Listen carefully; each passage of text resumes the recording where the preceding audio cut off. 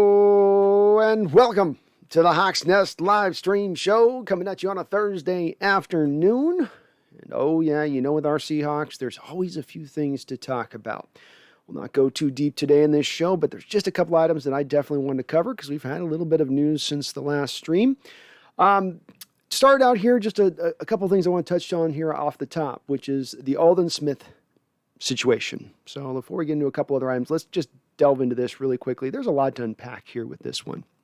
Now, when the Seahawks signed Aldon Smith at the time they did, it was on a one-year deal, low-end contract, and one of the things I lauded at the time, and I'll continue to laud, was the fact that you are taking a low risk on a high reward player, and you're not putting a lot of money to him. If you have to cut him at any time, you're basically out maybe a couple $100,000, really. It's not a significant cost, and again, for the potential upside, if you miss on 5, 6, 7 of these guys and you're out a couple $100,000, which is cumulatively maybe $1 million in dead assets, but then that one guy does hit and gives you a spectacular season. It's one of those, Vegas-like bets where the other one, the back end, makes all the other losses worth it, and so it's okay. I would argue when it comes to character risk players that this is still where I land on more often than not. Now, I also have to admit here that our Seahawks have had not the greatest of luck with high-risk, character concern type players recently. It seems like every one of them has taken a left turn, starting about Malik Turner onward. Every one of them, none of them are paying off for us. It's always going kind of in the opposite direction, where they're fitting to type a little bit. And that does seem to be the case here with Aldon Smith, where reports are supposedly, can't confirm a lot on this, that he violated some team matter or some matter of trust within the team, something very nebulous, and who in the hell knows what exactly that is supposed to mean. It's probably, I think we can read into it, something to do with either off the field or study habits, or something has nothing to do with him. It's never a question of on the field. It's a lot like Josh Gordon. It's never a question of when he gets on the field if he can perform. It's a matter of can he get to the field? And that is a big what if. So it does appear now Aldon is out. So on the front end of this, I don't have an issue with still taking risks on these type of players when you don't have to pay a lot. With that said now, the defensive end or the defensive line, however you want to read this one, which was really coming into this camp as one of the real true strengths of this team and still remains so, now takes a hit as we go into the season. A hit before we've even played our first preseason game. And that's where we can start to get into a little bit of attrition down the road on this, where the strength starts to get weakened. And do we have enough here now remaining on the board? One of these young guys now further has to step up. I've been mentioning for a time, because you've had Aldon on the roster, really you only need one of Darrell Taylor, Alton Robinson, LJ Collier, and Rasheem Green to pop. Whereas now you probably actually need two. Not to fully pop into a star, but pop into a productive football player, not just this developmental guy that you're going out and running out onto the football field for the hopeful returns you'll get from him down the road. So that's a little concerning from my standpoint, is just on that front. We already know a little bit Dwayne Eskridge is fighting through a toe injury that I maintain will probably be, no matter what little specialized shoe they've got him fitted into, he's going to probably be dealing with that to some degree throughout the season, and they're going to have to probably keep him maintained with it throughout the season. I would not be the least bit surprised if we come to learn with Dwayne down the road, it was this nagging thing I just could never get over, but I just fought my way through it, which is great. Great, you're fighting your way through it, but can you perform at 100% fighting your way through it on these toe injuries? I hear they hurt. I hear it's hard to run. I hear it's hard to cut. Can you pull that off? Don't know. Bottom line point on just this matter is that we need to continue, as I've said for a while now, push this ball forward. Don't get into a place of complacency. My team's done enough. It's good enough. I'm excited about this season. I'm over the moon about this potential season. I've forecasted 13 wins on the board for this upcoming season. But I also know that you've got a couple teams in front of you here in Green Bay and Tampa Bay who can nullify that 13 wins in a minute if you aren't on that field matching them step for step on the talent standpoint of things. And I'm a little concerned when we take a little bit of a step back with that. We'll see where Aldon goes with it. I'm sure we'll talk a little bit more about that on here in the chat, but kind of just my opening thoughts with that. I'm not super horrifically worried, but I definitely think now you go from a team that's probably in the 50 sack range to probably the lower 40 sack range outside of one of these young guys really blooming. And it's time one of them did. Rasheem Green's going to be 4 years into this league here. LJ is coming into his third year now. So somebody should pop. Darrell Taylor's looked great in camp. Somebody should, but we're going to need them too. Next item of business I want to discuss a little bit is the Michael Thomas situation. I won't go too far on this because, as you can probably read from my thumbnail, I don't believe that there's really any chance, looking now further and deeper into this, that there's any way that this deal could be made to happen. And there's a couple of different reasons, which is why I don't think it will happen. Not just one thing, but a variety of things enter into this. First and foremost out the gate, the Saints are going to have to eat $20 million in cap space to move on from Michael Thomas. That's, as we learned this offseason with our own Seahawks, and then being asked to swallow the $39 million of Russell Wilson's contract should they move him, that became the sticking point by some accounts out there, by some reports out there. And what it really boiled down to, for if you were a Bear team wanting to trade for Russell, is you have on the front end 3 first-round picks, where that's the cost that Russell is worth. You're paying that on the front end bare minimum, but you also now have to pay us additional capital for the $39 million dead money hit that we're going to have to sustain. So no team was willing to step up to the plate for that type of thing there. I think that's a little, not the wholly reason why a deal didn't get done, but that became, I think, a bit of a sticking point. Hard to believe with the Saints that they're in the cap hell that they just came out of this offseason, which is still brewing up ahead of them, because they just they took a little bit of the pain. They didn't take all of the pain. They took some of the pain and went, ow, that hurts. Let's push it to next year. So still next year now, they don't have the greatest of cap situations facing them as they're moving forward. And so now, eating this $20 million in dead money hit from Michael, they're going to want top money for this guy. By top money, I mean top draft money, draft capital. So instead of him being a guy who's, he looks like a guy's a little bit of a malcontent. He got paid. He's kind of like took his foot off the gas as soon as he did. He did this surgery, Scottie Pippen style, where it's like, I'm not going to ruin my summer and I'll wait till the last second to do it. There's been clashes with coaches. We'll give you a 3rd round pick for him. You ain't getting away with that now.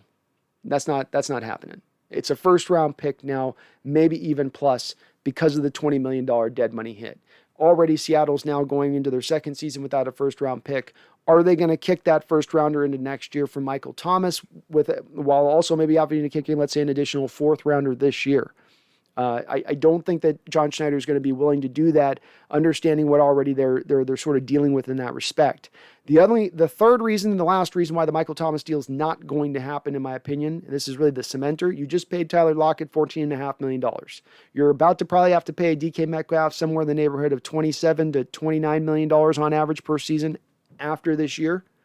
You can't afford to pay 3 receivers, and even Michael Thomas, having had all that bonus money bleed out of the contract the second the Saints move him, you still can't have Michael Thomas out there at like $14, $15 million on his base money, hitting your cap with those other 3 guys there, while you're also paying a quarterback who also wants to be paid top of the market every single 4 years.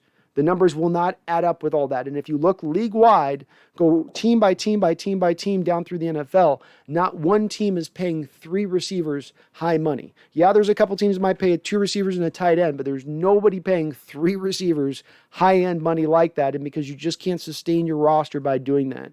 So no Michael Thomas in this case. Too bad, so sad, unless he's willing to restructure, unless you can pull some kind of voodoo magic out of New Orleans on Sean Payton and Mickey Loomis and company down there.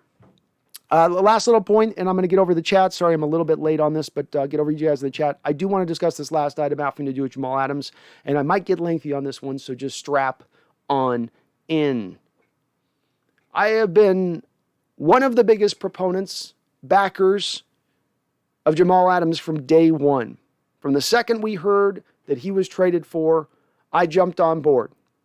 I didn't think it was a perfect fit, but I've always maintained you're getting a Hall of Fame talent in the middle of his prime, and that's hard to find. It's hard to draft. It's hard to locate. It just is. Especially when you're a team that, let's face it, it's always picking in the back end of the 20s of the 1st round when you got a 1st round pick. And he went out his 1st year, and he was a warrior. And I think we've got a Pro Bowl mention, Pro Bowl whatever deal, and set the sack record, doing it on a lot of blitzing. Fought through a lot of injuries. And certainly has earned a contract extension. I've maintained for a while here that I thought this extension would get done because I thought Seattle would be fully willing to go above what the last highest paid safety in the league was, and maybe even go a little bit beyond that, which should at that point placate Adams enough to know you weren't just paid up like the next man up. You were paid up like you were the next man up plus. But Jamal's wanting to go even more beyond that, because now we're starting to get a little bit of details about what Seattle's willing to offer. which is the neighborhood of $38 million guaranteed and $17.5 million per year. That's not just setting that. Any of you who've watched my videos know that the safety market has been set for the last 10 years. And whether you're a free safety or a strong safety, whatever it is, if you're a high-level safety, a Pro Bowl level safety, and you're due to be paid, you will make $500,000 more on average per season than the next safety behind you. That is the way the market works for safeties, much like running backs. It happens to be one that's depressed. It happens to be a position that's hard to get paid in. Go talk to Marcus May of the Jets. Go talk to Williams of the Saints. Ask them how they're doing in their contract negotiations and getting paid.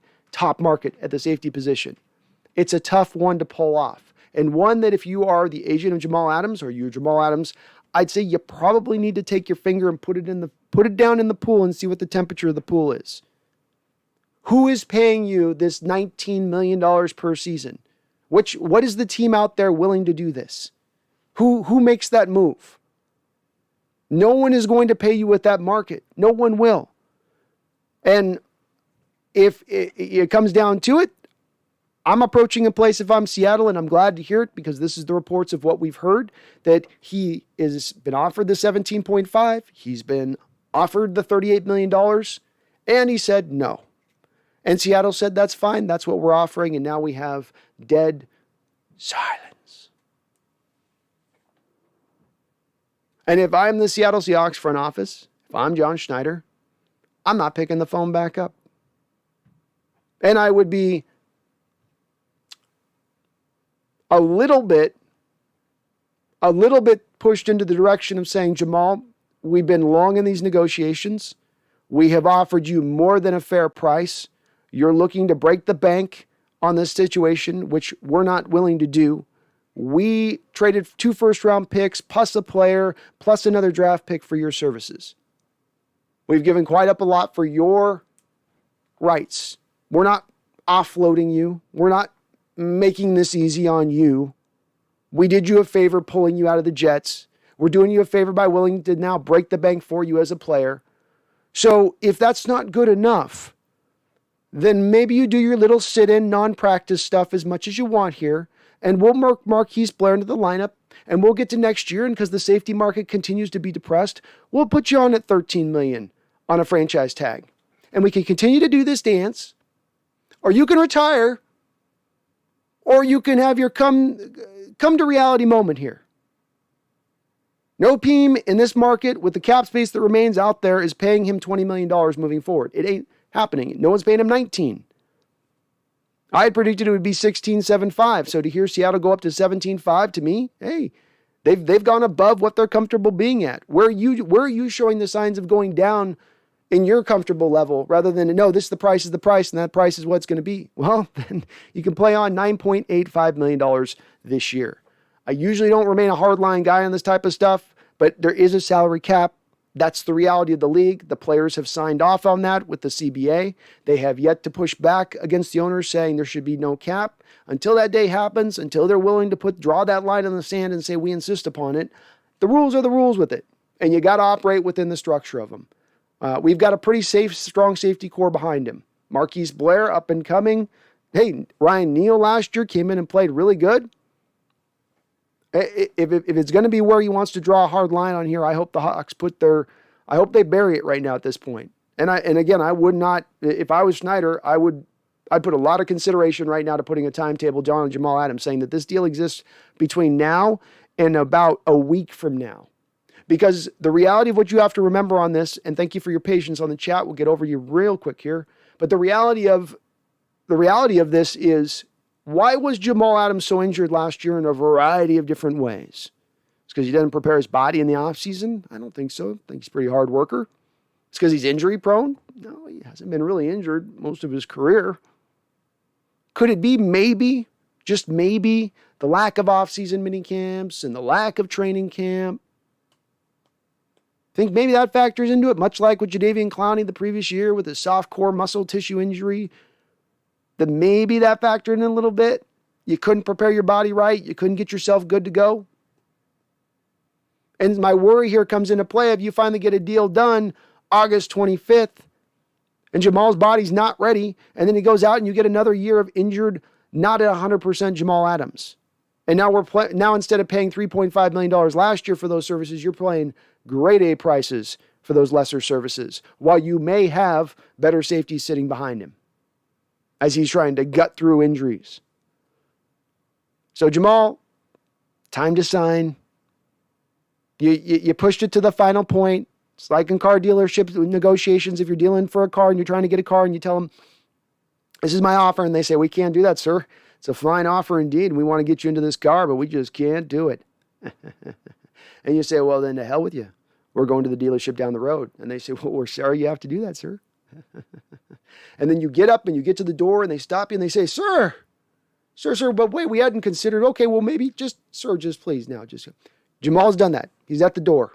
He's pushed the door out open. He's like, I'm on it. Come back inside.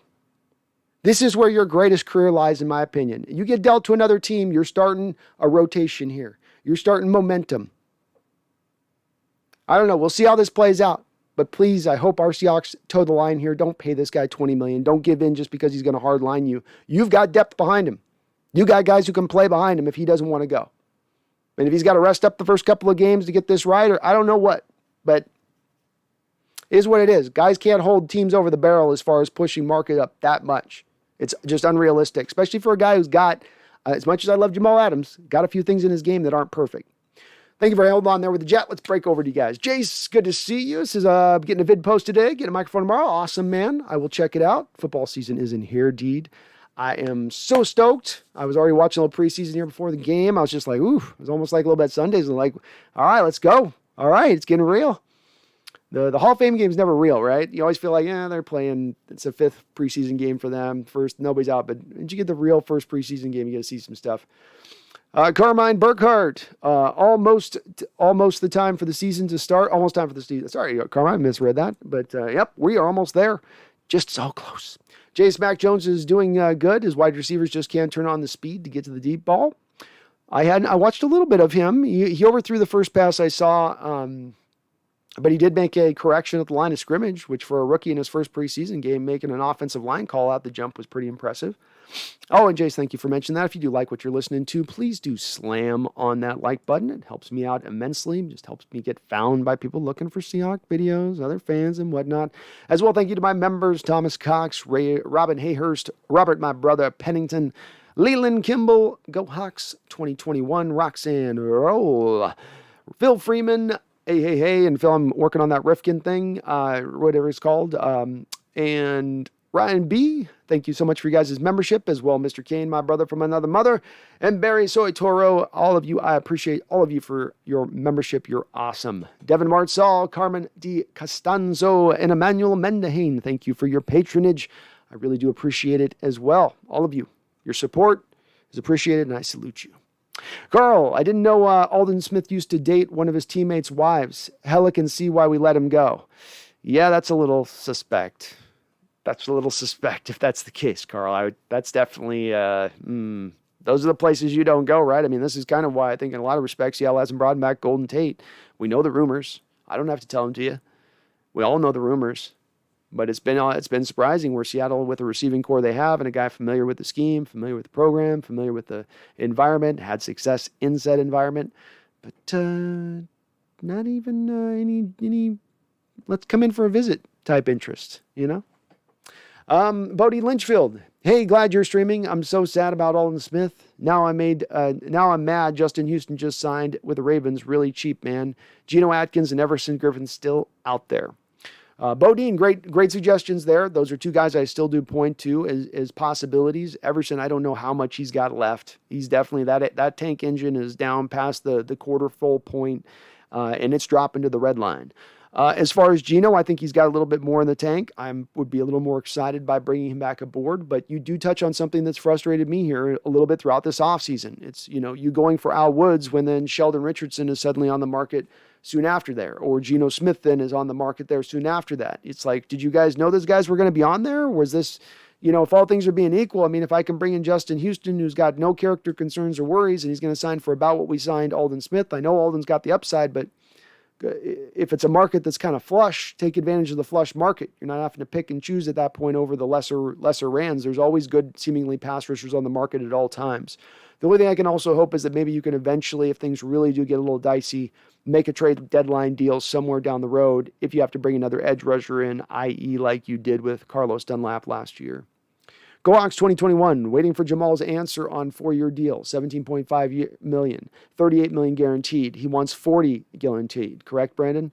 I don't know consistently. I don't know what all he's asking for as far as where that's the part we don't know about. We know what Seattle's offering at this point, but we don't know exactly what it is Jamal is seeking. I know before he talked about the $20 million mark, so I don't know that it would be just necessarily guarantee. If it was a matter of it being him needing to get to $40 million guaranteed, to me, at that point, you could probably make it work by, okay, then we're going to lower down, the first 2 years of the salary by a couple $500,000 to give you the $2 million. I can't imagine $2 million is what's holding this up, but rather more likely something like he's asking for $18.5, $19, $20 million per season. And so that there's still this non-compromising gulf that exists between the two parties. Leland Kimball, disappointing news with Aldon today, but it doesn't feel like a shock or surprise. Well, and let's remember too, as I've been predicting and do still suspect with Aldon this year, before it's all said and before the season starts or at some point during the year, you are probably going to see him suspended. He's got a prior history. He's done this before, or not done this before, but he's been suspended by the commissioner's office before. Being down this road, a repeat offender, you're going to get slapped a little bit harder than just a guy who might have this incident happen in a vacuum as a one-off. So probably I think you're end up looking at an 8-game suspension. And if they are already kind of anticipating that, if the commissioner's office has given them some insight into that, and then there is some stuff as well that off the field has entered into this, if he has some kind of misconduct or does something, suspect as far as the team goes, then that's just enough. You've already used up your one okay, we'll look the other way thing with this off-season situation, and now you're doubling it up. Well, now that's a pattern of behavior, and you got to remember too, right now, we have to always keep this a little bit in the forefront of our mind with Coach Carroll right now. He's given a little ground up with the offense he's bringing in and doing certain changes, but Carroll's not changing at this point. He understands this is his, essentially his last dance as a coach over these next couple of years. He's going to do it his way. He's going to make sure he's not got players that are sort of, upsetting things or rocking the boat a little bit too much. He might have put up with some of that stuff in the past to a degree. I think he's got a lot more less patience with it now because there's a sense of urgency and a sense of this thing is not going to last forever as a coach. I'm in my 70s now. This is, you can see the finish line. So I think these kind of moves are a little bit indicative of that, where he's going to have probably even a little more of a quicker trigger than maybe he even normally would have in the past. I will say the one weird thing with is the Aldon thing, and whatever he did, we don't know, but it is odd that, they release him here and then back Quentin Dunbar in the same way, as they stuck with Dunbar throughout, even after Dunbar got to camp last year and admitted he hadn't even really worked out throughout the whole off season. Kind of a weird dichotomy in how you treat two different circumstances that to me were a little bit similar. Leland says, just popping in to say hi in the chat. I'll listen to your show tomorrow at work. Everyone smash that like button. Go Hawks. Well, it's good to see you in here, Leland, and thank you so much for membership. Appreciate it. Austin L. Hey, man, do you think we should try and get Dunbar on the cheap after the Lions cut him as depth, or do you think he's done? He didn't really, he's got good ball skills. He can jump a route. He's got instincts out there at the corner position that aren't easy to always find. He understands how to play zone. I don't know where his health is at. That's the thing I would wonder. The Lions are not exactly swimming in cornerbacks right now. So if he can't make the Lions, where is he really at? I would tend to think with what you're rolling right now with the depth you've got with the backup guys and kind of what you might like in their potentials, being even a guy like Pierre Desir or Demarius Randall. Dunbar's probably a better player when everything's right than those guys, but is he ever going to get back to a right spot? How is that knee? Is he back up to snuff as far as his rehabilitation concerned? It's hard to say without a little bit more of that information, Austin. If he's healthy and 100%, and you have the guy that was ranked number 2 by Pro Football Focus as a cornerback in the NFL in 2019, then I'm a little more open to it. if he's in that state of place, because he's not going to cost anything. So it doesn't cost you a lot to bring him in, but I need to know where he is health-wise. That would be the key thing with him. And I imagine with the Lions cutting him, there's something wrong with still something probably wrong where he's not completely back to 100%. Jonathan Dela Cruz. Hey, I went to training camp yesterday, and Jamal seemed very upbeat and energetic, throwing balls to the fans. He doesn't seem stressed about his deal. It's good to hear. That makes one of us. Because I am stressed about this deal. It's getting past the place of where I thought that this was going to get done. I'm a little bit surprised. Even now hearing this news, it makes me a little more concerned to hear Seattle going a little bit above what I know is their comfort zone and where they want to sign this deal at. So to know Seattle's gone kind of above what they've wanted to do, and yet still we don't have a deal done, that starts to really worry me. It really does. And again, then the part that really factors in here is just that he misses training camp. The injury susceptibility, the injury likelihood chances start going through the roof for these players. I don't have the statistics readily at hand, but if there's some study that was done on players who went through training camp versus players who didn't, and the injuries, probability and all that stuff, I bet it's like double if you don't get through training camp and get your body ready and right for the upcoming season, especially a season where we're going to be playing 17 games. Seahawks Network says, I got an email from the YouTube forwarded from the senior coordinator of trademark protection at the NFL, and they filed a trademark complaint against my channel. Jeez. Goodness gracious. I'm sorry to hear that, man. Because they don't want people thinking that I'm official Seahawks channel or making official Seahawks video. I found this message messed up since they're making money off my videos, but they're complaining. I'm really sorry to hear that. That's something that I'm Seahawks Network very much worried about, potentially at any point in time myself with that type of stuff. So it's like, oh goodness, oh my goodness. That sucks. Again, I'm with you. I don't understand if they're making the money because they claim the monetization. I don't understand what the problem is at that point. You're making money. You're not doing the brand any harm. And the NFL tends to like money. But I'm sorry, man. That does suck, bro. Go Hawks 2021. Hawks looking into cornerback from Jags. C.J. Henderson at all? ?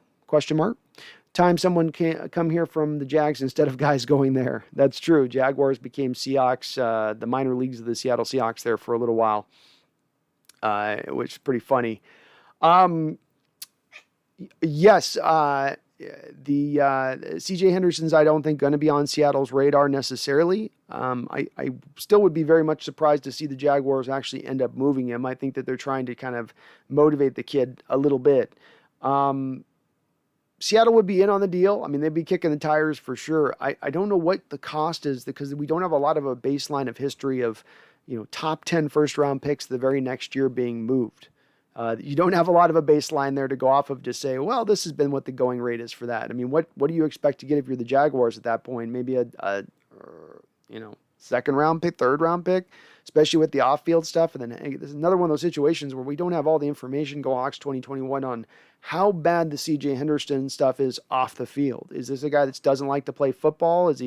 We're getting some of these like Isaiah Wilson out of Georgia types that are just, they like the idea of being in the pros, but now they're like, I don't think I really like this that much. Do I really want to be a football player anymore? I mean, you've got to get down to those bottom line items with these guys to figure it out, Beyond balance, what do you think of reports saying Pete isn't prioritizing extending Brown?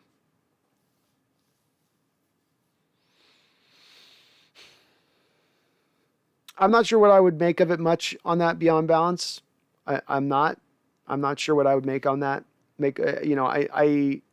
I've thought for a while here the reason you don't see the Brown deal being done is because they want to get the Adams deal done first. And the reason that that's important to do that is because of the fact that when you sign Duane Brown to a new deal, unless he's just asking for a god-awful sum of money, which is not the baseline like I was talking about. You got a baseline with Whitworth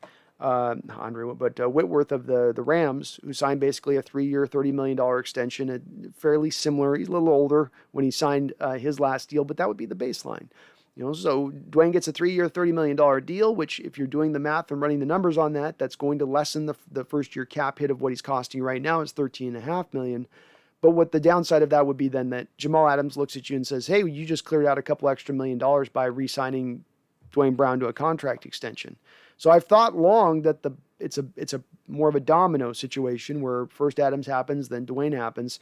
But with that said, maybe Pete's in a place where, we know he doesn't like necessarily spending a lot of money on his offensive line. Like, let's face it, right? Like, let's face it.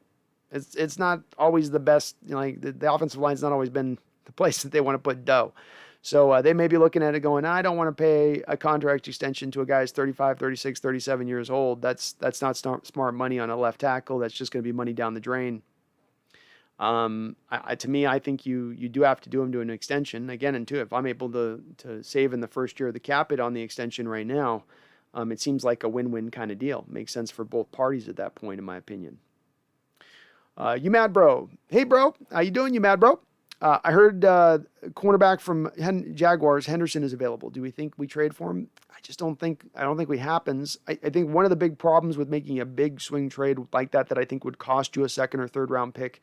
Really, third round pick's probably the floor, or probably the floor at least. That's the minimum you're going to be asked to have to give up. We have to think that Schneider is going to be a little hesitant to make that type of big swing, considering he just came off a prior draft where he had 3 draft selections. He was down a first and a third in this last draft. Does he want to come into this next draft being down a first and a second, or already again down a first and a third once again?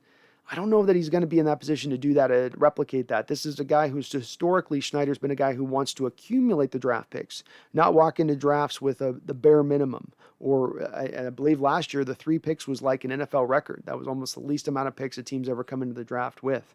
So maybe outside like the Saints and their Mike Ditka trade for the running back out of Texas back in the day, where they gave up their whole draft for the running back. But I don't think they'll do that again. So I like him as a player. You mad, bro? I really did like CJ coming out of college. I don't know where he's at right now, but he was my favorite corner coming out of last year's college. I will say that. I liked him better than Jeff Okudah as a player.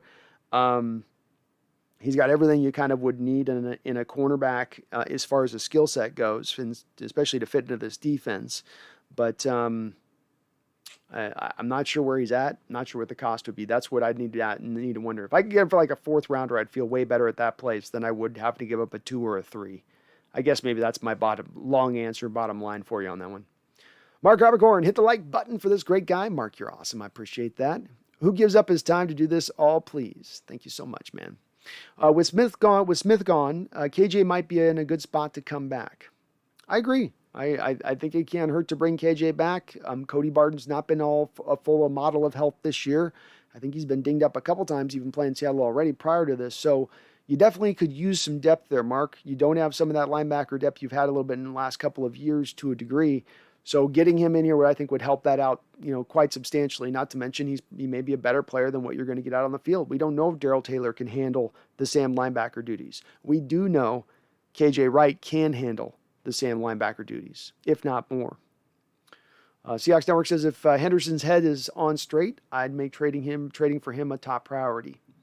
That's the question, though. And I think that's a little bit of I think the answer is a little bit on the side on that one, Seahawks Network, of a no right now. Of you having to take the risk on him of he's a character risk. We don't know where his head's at. We don't know if he's committed really to football. We're just looking to get him out our door right now. What will you guys give us for him? And if that's the case, then it's got to be a pretty low draft pick at that point, or a conditional pick at that point, if that's the case, in my opinion. So you got to go that direction with it, I think. Thank you. Seahawks Network says, yes, hit the like button, guys. Thank you. And I hope you're able to find, maybe if you just change your name or something on your name channel, they'll like back off a bit or something, I don't know. It's official Seahawks channel thing is weird. Paul Third, and thank you, GoHawks 2020 for hitting the like button. Paul Third, no biggie on Aldon Smith. The per snap production wasn't there last year for Dallas, which is why he got such a cap-friendly deal. It was always going to be on the young guys to step it up. Can't disagree with that, Paul. I mean, it's a good point. Part of what I liked with Aldon Smith was the potential of him tapping into a little bit of what he once former was, especially if he could get back to a little bit of that normal playing weight. I think the Cowboys definitely overplayed him last year, then asked him to play a lot of snaps. And once you're asking a guy to play 80, 90% of the snaps, you're going to see a guy who's going to wear down, and it's going to have, I think it really does impact the production, much like we saw with Jaron Reed last year, where when he's playing 80, 90% of the snaps early on in the year, he's giving you nothing, and then suddenly you dial that back and keep him fresh, and he's actually giving you a little bit of pass rush as the year goes on, at least to a tiny bit of a degree. But I can't argue with the fact that, look, no other team out there, Paul, was willing to sign him, right?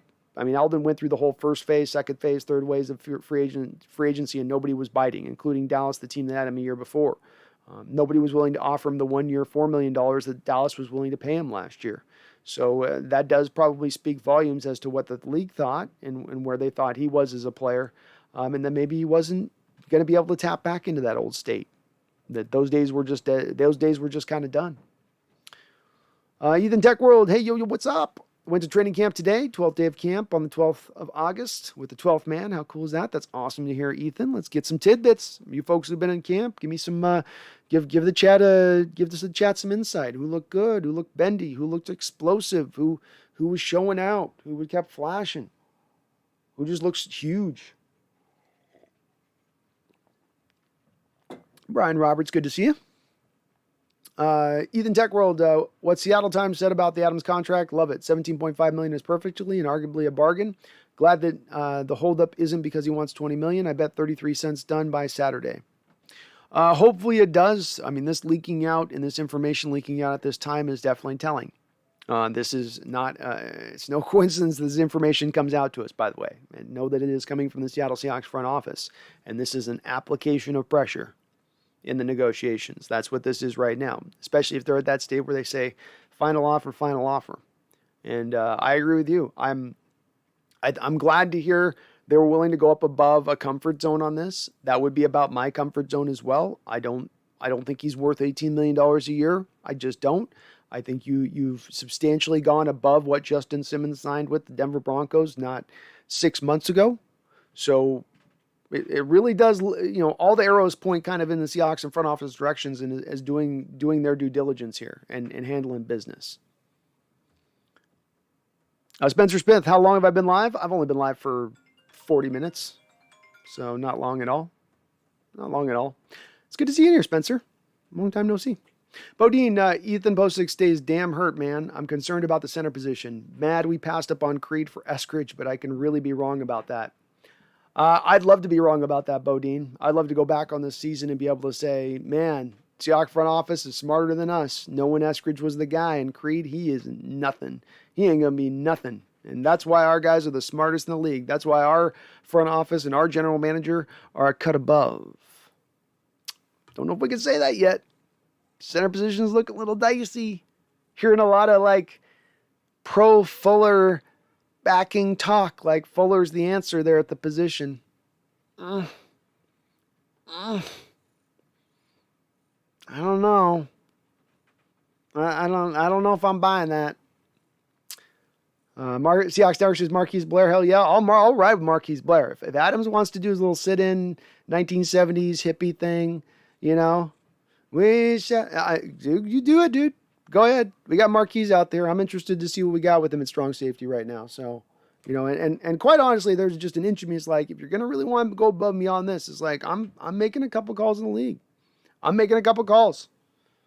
I'm like, what is out there? Who out there, if you were interested, what would you do?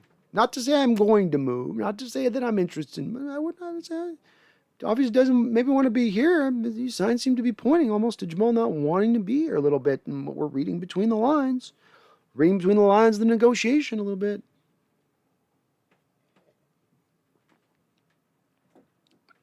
Spencer Smith says, making my triumphant return today.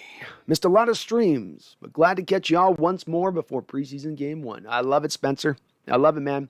I'm trying to do my 2 now a week. I'm going to try to stay committed to this for you folks, especially you folks that I know sometimes we can't quite align up schedule-wise, and Sunday afternoons are weird. So I'm going to try to do it at different times to give people a little bit of an opportunity to get in and make sure everybody wants to catch live can. So you're not always having to watch around replay, though I do appreciate you always catching on replay, of course. You guys are awesome for that. Truth is, I know it says trade his ass. I'm not to the point full on saying trade him by any measure, but like I said, I'm gonna take my fish finder out on my boat, right? I'm going to skim the top of the lake a little bit, see what's down beneath the surface. I might do that. Because, I mean, look, you do move Jamal. That's $10 million off the books instantaneously. And you do have, I don't want to do it yet. I'm just saying, Jamal, the time has come.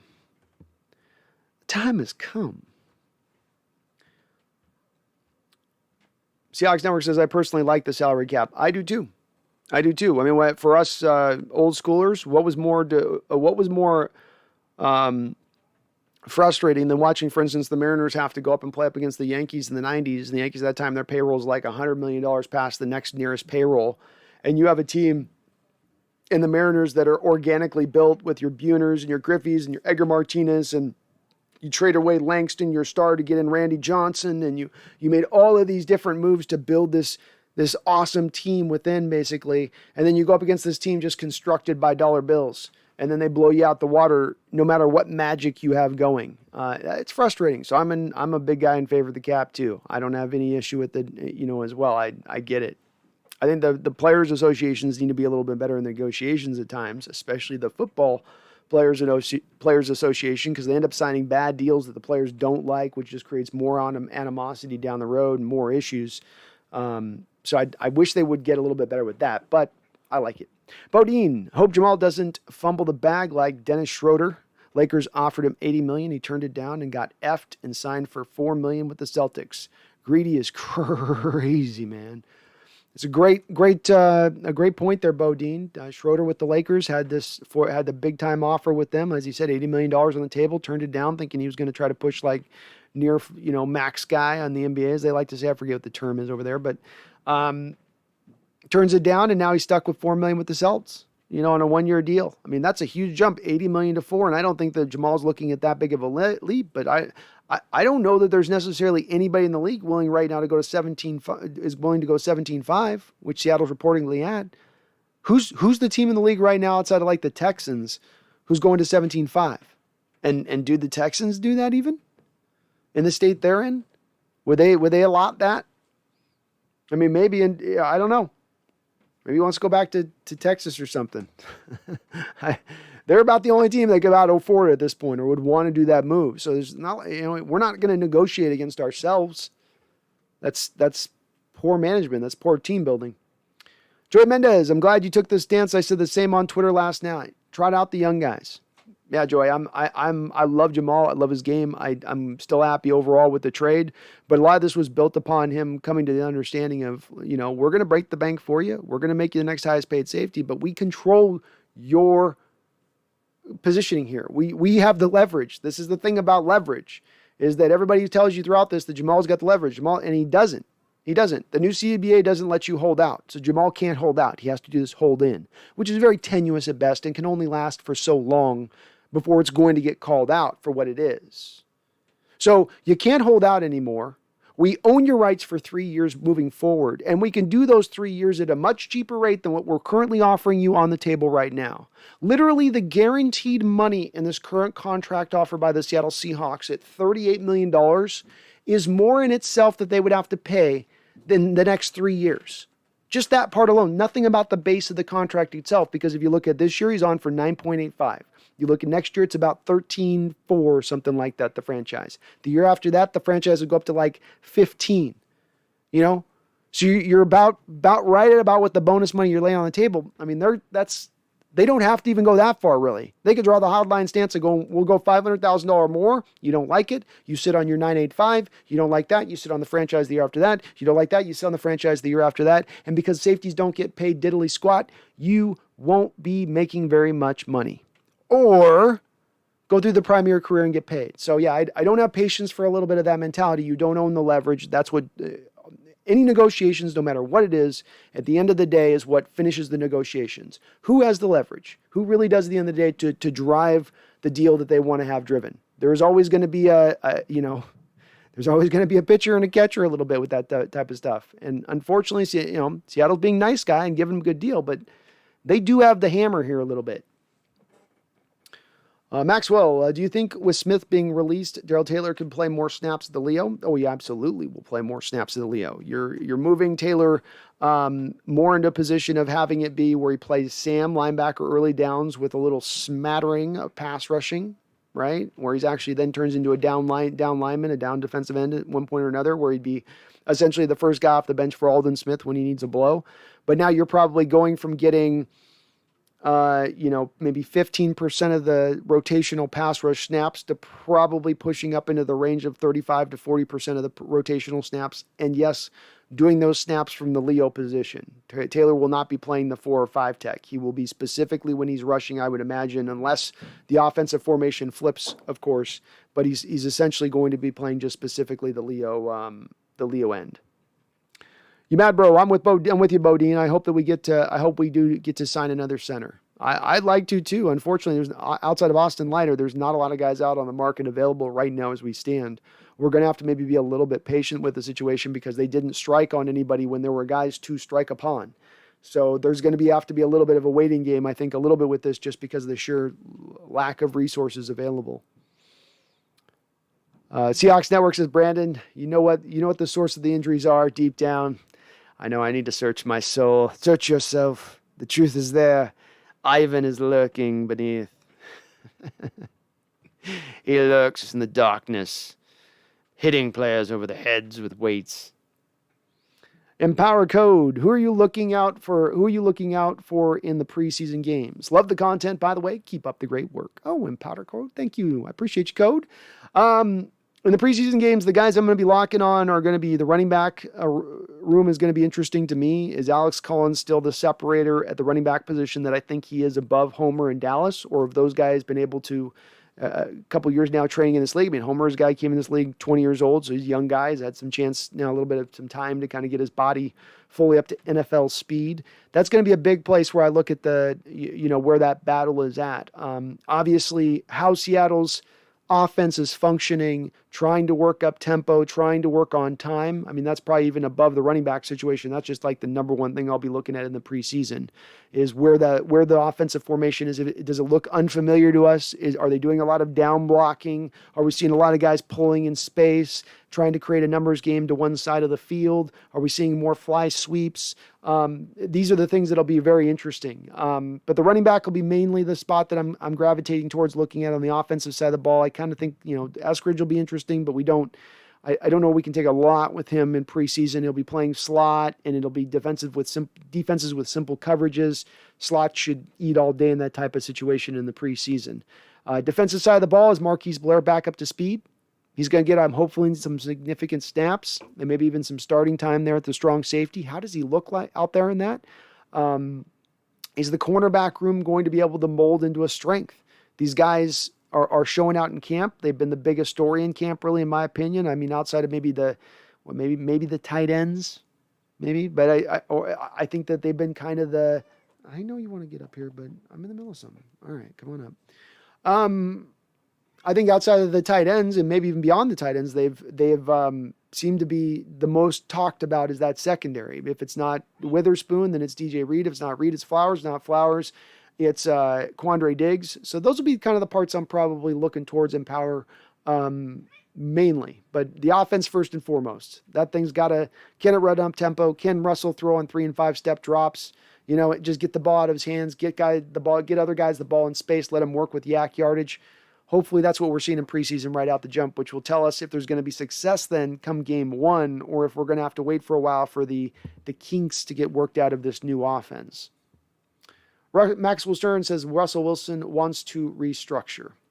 And this is where, folks, you always got to pay attention to the words of what is said, because things are said with a certain specificity. And in that specificity, you can understand what is really being said. With Russell Wilson right now, he has a component within his contract where he can, and this was built in the last negotiation, he can convert his base to bonus and save Seattle $10 million instantaneously. When he's talking about restructure, though, he's not talking about the words he'd use differently instead of restructure is it would be take less money. That's what you would be seeing as the headline, not restructure. So restructure with take less money to understand what it is Russell's saying. Because what he's saying is I'll convert more of my base money to bonus so that you can have more money right now in the interim. But Russell's not coming out of pocket for any of that cash. He's still getting every last dollar, bill, and dime. So this is a little bit of a public relations ploy on Russell's part to say this, but it's also a little bit dishonest, right? Because Seattle goes out right now and they convert this base to bonus and they convert more of his base to bonus in future seasons.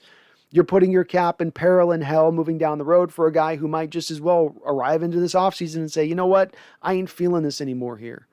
So he's not going to be the one left with that check at that point. It's our Seahawks that will be. So while it's good to hear he's willing to restructure, I sure would like to hear a little more of take less money, take a little bit of a pay cut so we can have an extra guy or two that we wouldn't be able to have if you weren't asking for every last dollar, bill, and red cent. Austin L., you hit the nail on the head with your sentiments about Jamal. He needs to sign for 17.5 and end this nonsense. I'm very glad we agree on this, guys. I felt like this is where we're kind of we've been pretty patient with this and pretty understanding. And okay, I get it. You're not just a conventional strong safety, and you can rush the passer, and there's some positional flexibility. You put yeah. You blitzed 7% of the time with the Jets in your career to average about 6.5 sacks for a season. With us last year, we got you up into about the 13-14% territory. And look at that. You doubled your numbers. Is that because you were a more efficient rusher, the light turned on for you as a pass rusher to get better, or you just got more swings at that particular baseball? Yeah? So, I mean, I love Jamal, is what he is. He's not a guy you're going to go, let's go 35% above what the last safety signed for because he's that much of a difference maker. Let's, ease our brakes on it, Let's just tap the brakes a little on that one, Jamal. The truth is, I know it says Aldon was popping pills or drinking firewater. Taylor didn't have anything to do with why he was cut. I agree. I don't think at the end of the day, Taylor drove this decision. I think in a lot of respects, Seattle knows they can kind of get pass rushers somewhat whenever if you really, have a mind to it or you want to. Sorry, my cat's crying out here. But I don't think it was Taylor. I think Aldon must have done something in the background that wasn't copacetic. I do take from that there's something extra here. This is beyond just the stuff this offseason in the field, that they saw something. Because look, I mean, according to the reporters, you heard all the reporters talk about this the second he was cut. They're saying, man, he was really showing out in camp. He was really flashing. This is a shock. So something must have happened. Carl Durney says Cam is done. Mac Jones was lighting it up. Mac went to the right team.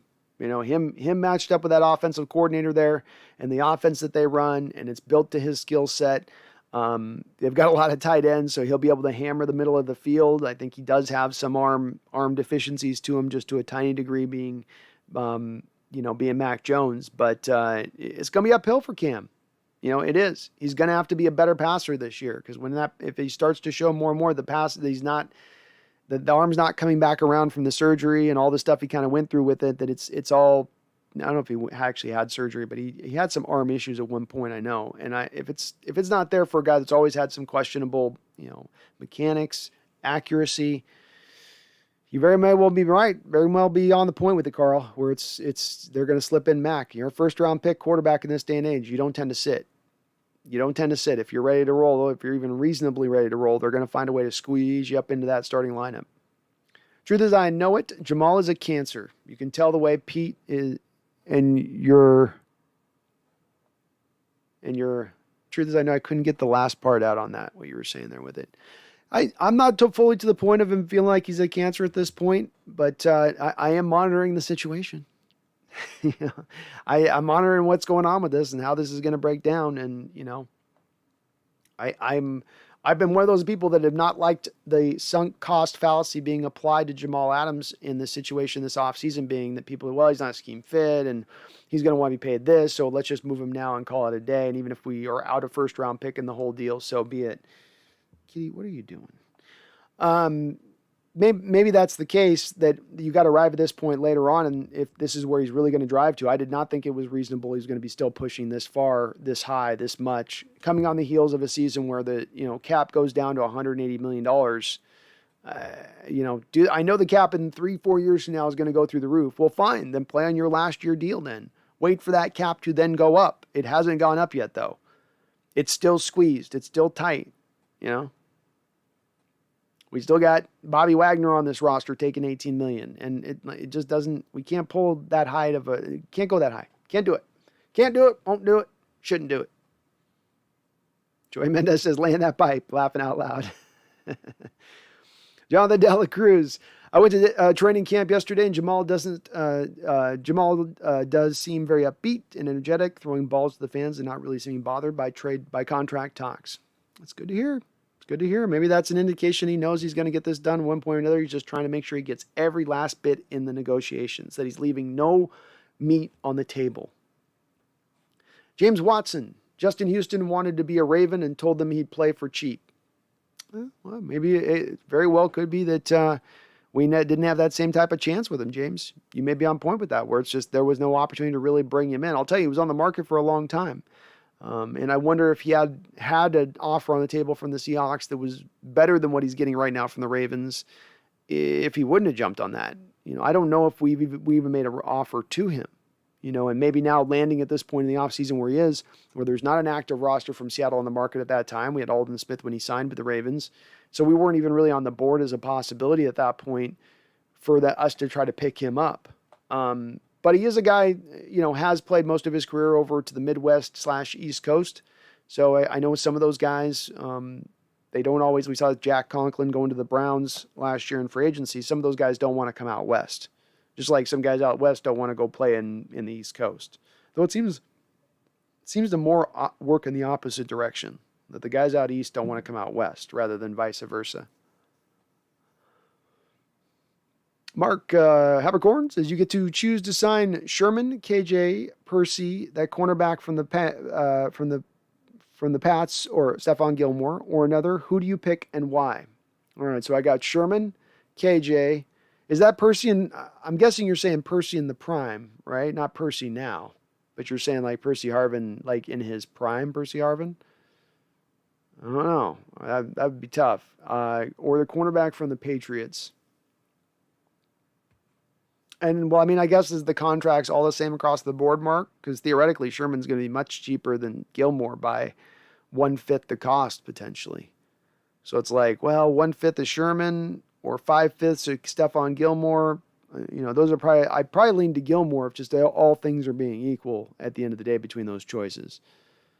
But I also need to know what you mean by Percy, if you mean like prime Percy, like Minnesota Vikings Percy, like Brett Favre throwing to Percy. That might interest me a little bit more. Spencer Smith says, Paul Gallant, and yes, I know how you feel about him, laughing my ass off. Recently pointed out Russ publicly drawing attention to his willingness to restructure as an attempt to put the front office in a bad light.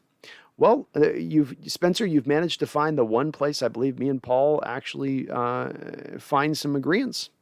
So I'm with Paul on this one. This is done. I mean, I don't know if it's done just specifically for the reason of putting the front office in a bad light, but I think it's putting Russell Wilson in a good light, because most people won't understand the difference between the words restructure, pay cut. People will think when he says restructure that he means pay cut, which is not what it actually means.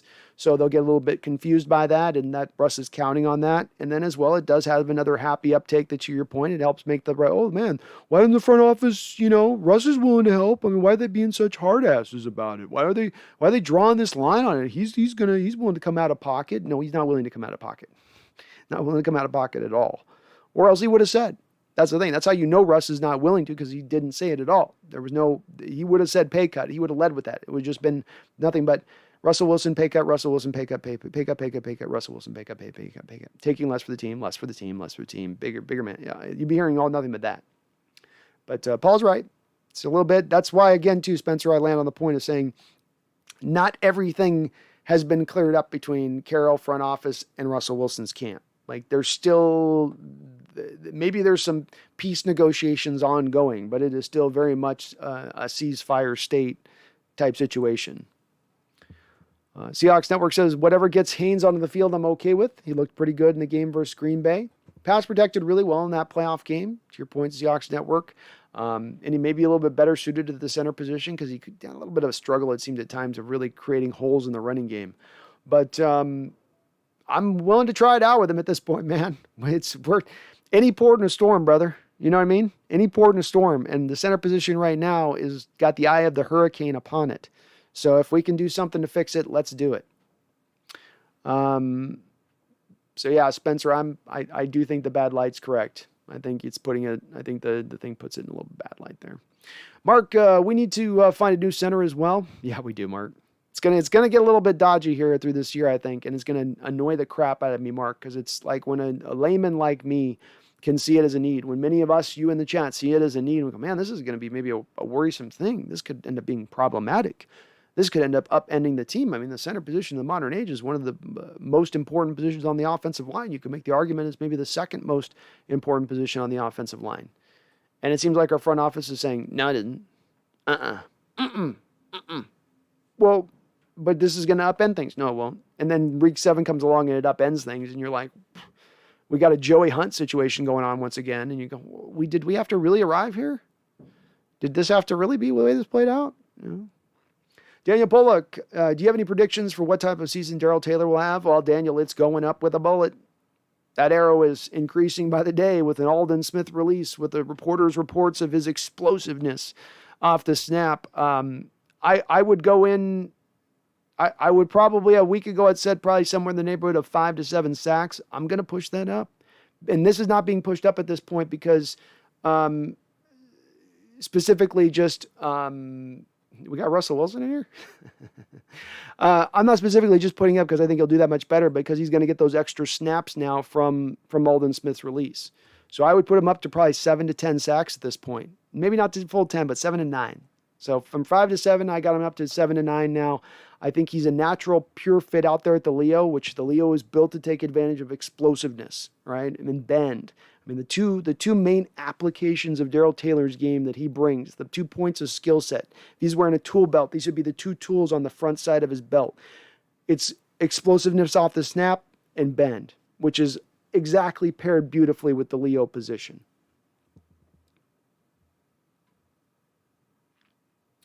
Randall McDaniel in the house. What's up, Rando? Good to see you, buddy.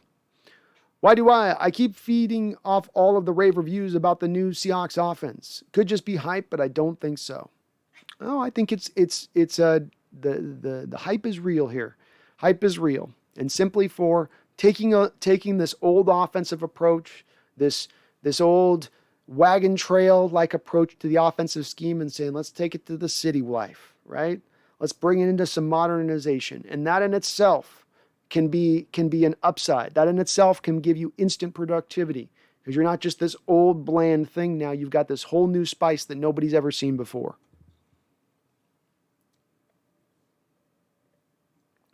Spencer Smith says, to clarify, we know Seattle can restructure Russ at any time with or without his consent, so these comments serve to point the finger solely at Schneider and company for not closing the Adams deal, talking to the defensive back. Agreed. I think that there is a large part of this, Spencer, that's what is happening here. I think some of it is a little bit of why I don't think that's the main thing. I think that's a secondary thing. It is a thing of this, but the main part of this to me is more of Russ repairing a little bit of the PR damage he took this offseason, right? Where he comes off a little bit this offseason where it doesn't exactly land, I think, the way his people and he thought it would, with the media tour and talking about taking too many hits and wanting to have a say on personnel decisions and say on the new coach, which I understand why he wants all those things. I'm not knocking that aspect of it, but it didn't exactly land with fans. And I know, and I could say 100% that Russell, you are one of the more savvy dudes out there as far as, paying attention to stuff and knowing how things are being received. So I think that that's at more of the head of this, but again, I don't discount that other aspect of it. It's probably a happy other aspect. It's probably a sealer for why he did it and had it released. Is this will also make them look like they're not really, being as committed as they blah blah blah blah blah could be. Russell as well. So, but when wake me up when Russell says he's not willing to take just a little bit less. Take $2 million less this year, Russ. Just do that even. I'll be up here standing and applauding. Oh, wow. Okay. Randall, what do we think happened with Aldon? Broke curfew or something? maybe. I mean, it could have been as much as brought a girl back to the room, right? Like that could have easily been it, maybe. And with this COVID stuff and how Seattle's been so good about keeping things protected last year, they didn't have one person test positive, all that other stuff. So they're very like on it, right? So could have been something as innocuous as that, really. But we don't have any information. We would be just completely guessing, Randall. Nothing's really broken on about it. I'm sure that Aldon will have his side of the tale, though. Seahawks, should we bring KJ back, or is it time to go with younger guys? We need to bring KJ back, in my opinion, because you need depth. You're playing a 17th game this season. I don't trust Cody Barkin at the will. I don't even know what we really have at the Sam linebacker role at this point if Darrell Taylor goes down. Where with KJ, you're getting a guy that can back up two positions in one. Not to mention, as I've said, I think he can be better for you potentially at the end of the day at the Sam linebacker position, which now, let's face it, with Darrell Taylor now having to pick up these extra snaps over at the Leo, you may be wanting him actually over at the Leo and not at that Sam linebacker role. I mean, the original reason you moved Bruce Irvin from a pass rusher to the Sam linebacker was to get him on the field because you had a stack of pass rushers and no way to get him out on the football field. Well, now, Darrell Taylor, very well as we stand right now at this moment, could be the second best pass rusher on this team, for all we know. And at that point, should he not be playing, if we're talking, maybe on early downs, you'd want to go more your Kerry Hyder types and the bigger body defensive end types down there at the Leo to do more of setting the edge and stuff. So some of this is a little semantics because he will get his snaps there, but it's just part of what I wonder with it as well.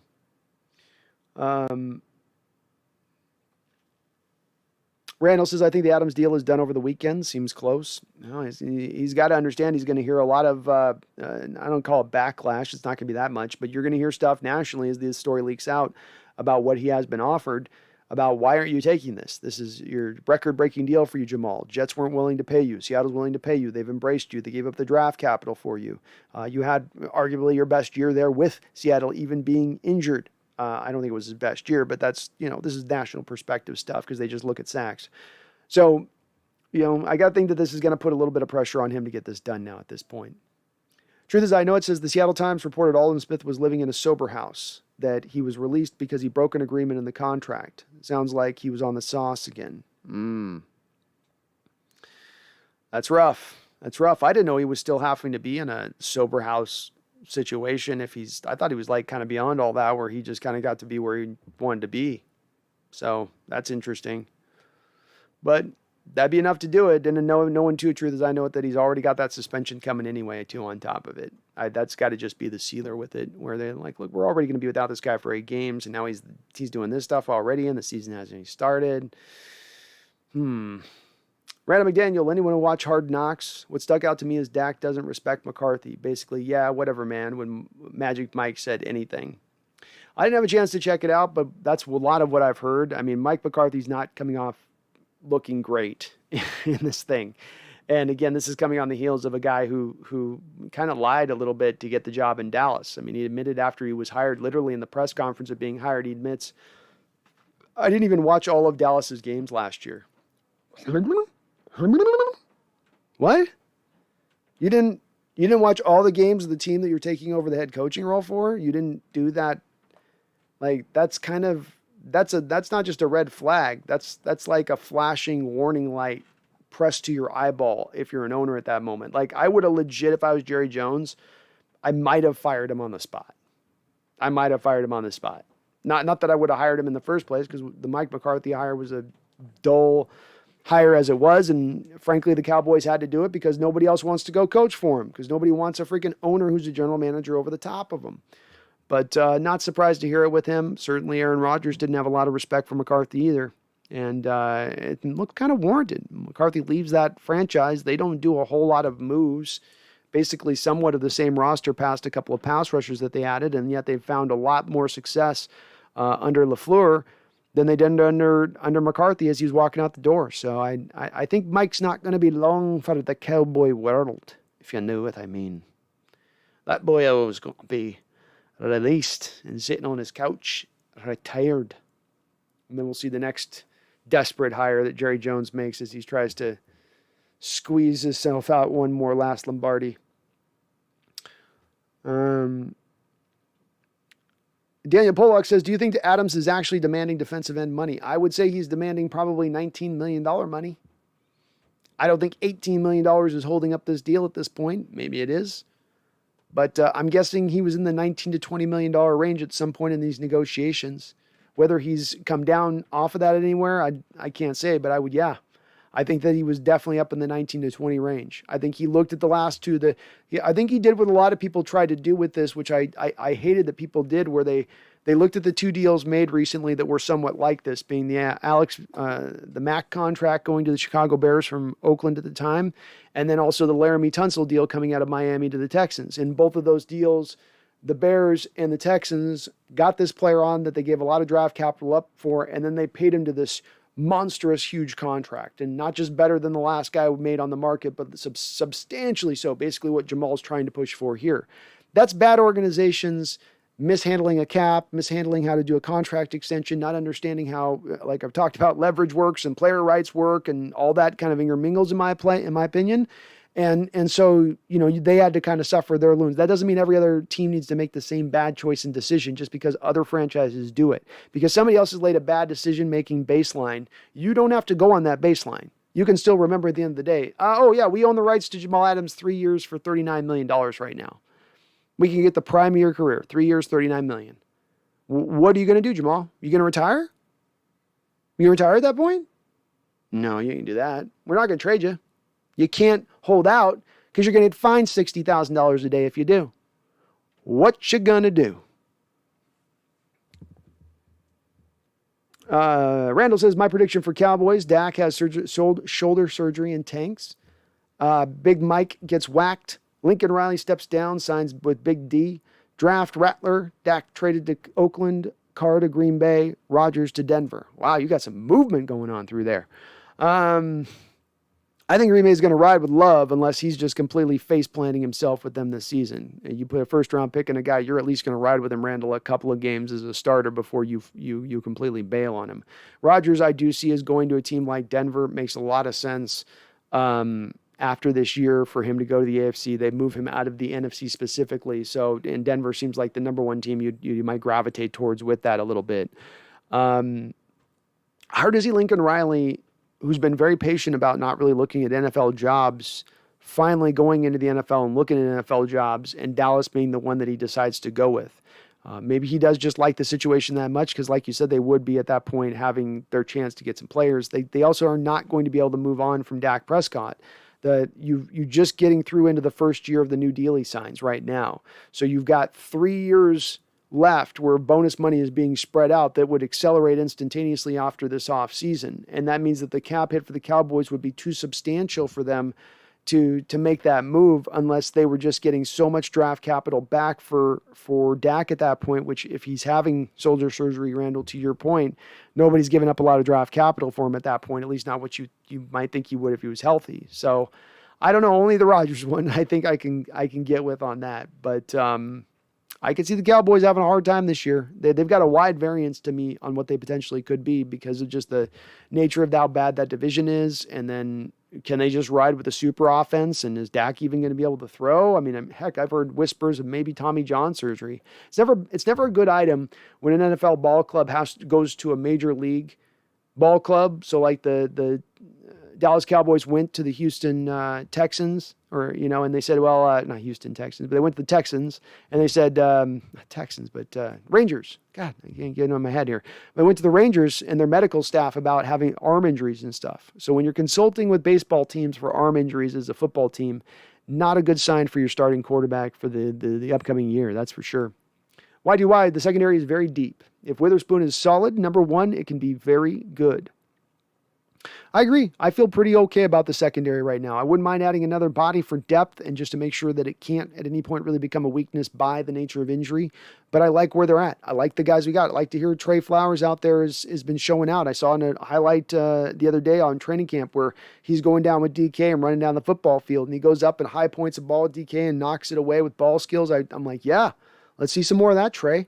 Let's see some of that. Let's go. So I like what I see right now from these guys. I think it's a sneaky good positional group, maybe just almost at the end. We might end up finding it's right there behind the defensive line as being one of the true strengths of this football club. Randall McDaniel says Witherspoon looks a lot like Busy Bone from Bone Thugs and Harmony. we got to do a matchup, I guess. I got to look at Randall at one and the other to see. But yeah, he's rocking the. I don't know. I'm gonna have to look that one up, man. I got them all confused though. But they're too busy this, Wizzy that. They got their names were too similar, I think. Tobias, how you doing, Tobias? God, I hate Russell Wilson's press conferences. Come on, dude. Tell us something real. Have a personality. Damn it. I scared for Russ. Scared that he's going to tug the ball again too much this year. Hold the ball again too much this year. Sorry, I mispronounced. I know. The cat is intent today on upsetting this thing one way or another. She's going to find a way. So,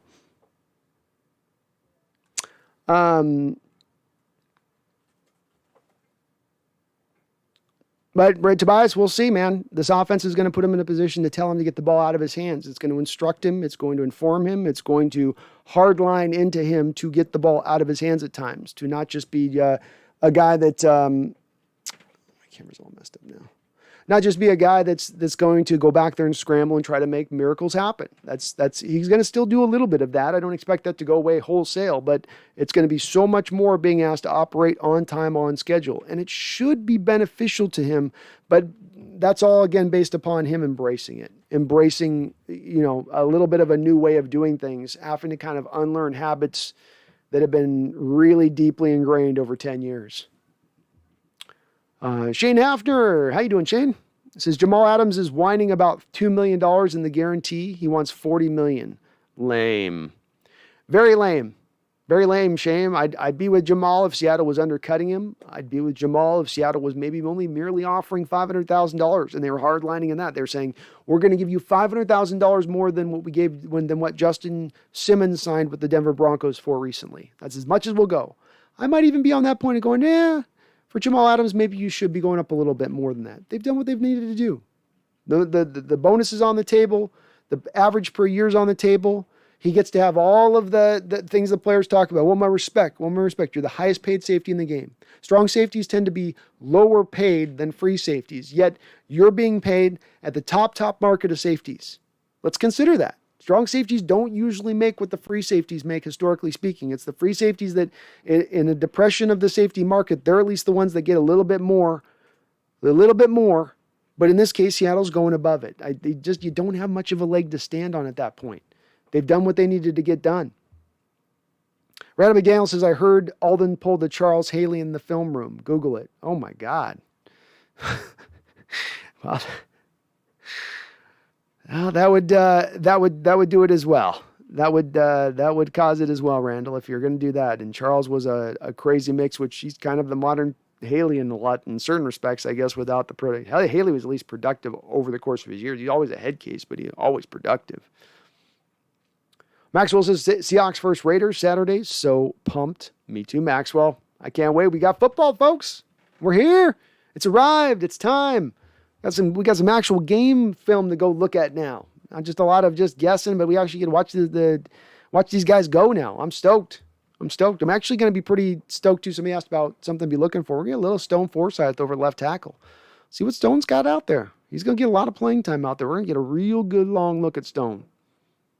Shane after Seahawks cutting out Aldon for personal reasons. Yeah, the very specific personal reasons excuse, Randall, Mike McCarthy seems really unlikable. Talking about that Lombardi from 11 years ago, sounding like Al Bundy scoring 4 touchdowns in a high school football game. Very, very apt comparison. And yeah, there's not a lot about him that just screams to me, I want to hire that guy as my coach. He's a guy I've always kind of just shrugged at, like, I don't get what it is with this guy. I'm surprised he got another job after Green Bay, quite frankly, because he didn't look like a guy fully in control of that team at the time. Maxwell Stern, the Rams have no run game. Yeah, well, Cam Akers is gone, and that offensive line is as weak as it's been in 4 years there. What's going to be an offshoot of that? Your run game is going to probably struggle at the bare minimum, if not your pass protection as well. That's just part of the realities with the Rams that we talked about this last offseason. Randall McDaniel says, I bet Carroll has a vape pen, if you know what I mean. I could see him having a vape pen. Yeah. I can see him being old school too. He's going like with a pipe or something. You know, he's got some like super exhaust in his office that just sucks the air out. Drunk Squidward, will the Seahawks sign KJ Wright or pass? I'm leaning in the direction of softly saying Seahawks would be in the lead for signing his services, Drunk Squidward, but it'd be a lot of, I see the Seahawks with like a 60% chance. It's barely over a 50-50 for me at this point, and it's really largely based upon, I think, KJ having a feel in New York, having a feel in Las Vegas for those teams as he went to meet with them, and still kind of coming back away from those meetings going, yeah, but I still would really like to just go back to Seattle. And I think I do think it does come down the track. I think some of what's held it up is a little bit of you have other bigger fish to fry if you're the Seattle front office right now between Duane Brown and Jamal Adams. And so you got to wait and maybe almost ask KJ to wait a little bit here to get this stuff done while you try to figure out where you can find all the cap space and all the ways to kind of make this all work.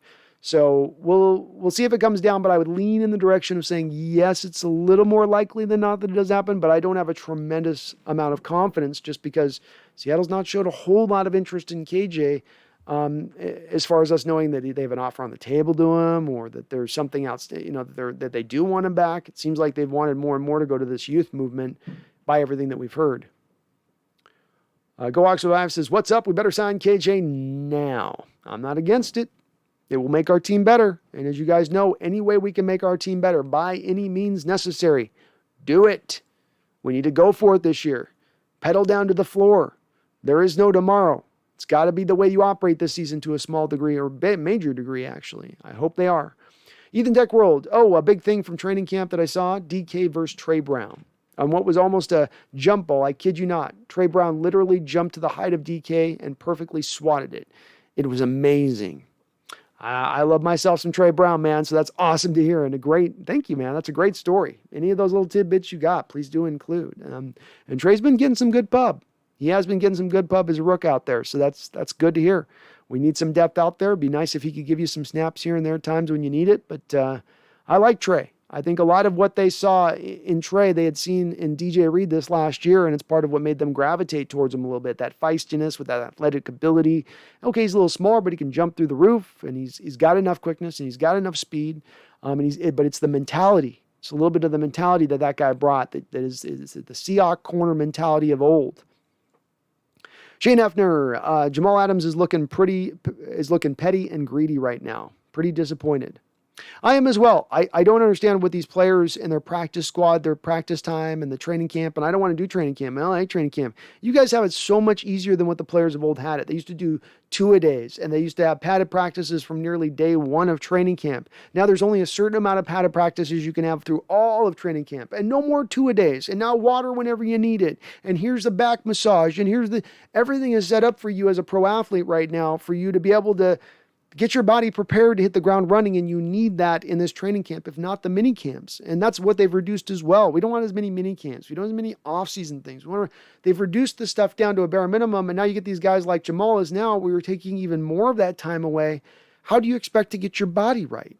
There's like a disconnect as far as understanding. Like when you get that eventual ACL injury, when you get that torn hamstring, when you get that pulled groin, that's coming out of your lack of training, and you need that time. And that's what really, above all else with this whole situation, is really most bothering me, him with it.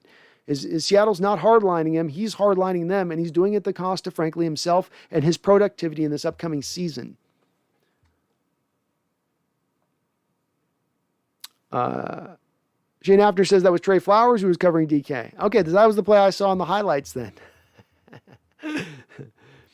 Ethan Techrow, correction, it basically was a jump ball. DK had a vertical jump and extend his arms. Vehicle had to vertical jump and extend his arms fully. Trey Brown made an incredible play. He made one or two good ones as well. Oh, all right. Nice. Nice. You mad bro, hit that like button, y'all. Thank you, mad bro. I appreciate that. You guys are awesome today with that. Reminding me on that. I'm always forgetting, Ethan Deck World, overall, the defense is looking real nice. Offense is definitely doing Waldron's stuff, but unexpectedly, it's a learning process for them. Yep. Makes sense. And then you'd expect, look, beginning of training camp here, we haven't hit one preseason game so far. So you'd expect things to be in a more rougher state than they're going to be, let's say, 3 weeks from now, or as we're leading up to the season. And that it will get better and more ironed out as we go along. Lilaban says, how do you feel about the Seahawks waiting till the end of the season to see what to do with Duane Brown?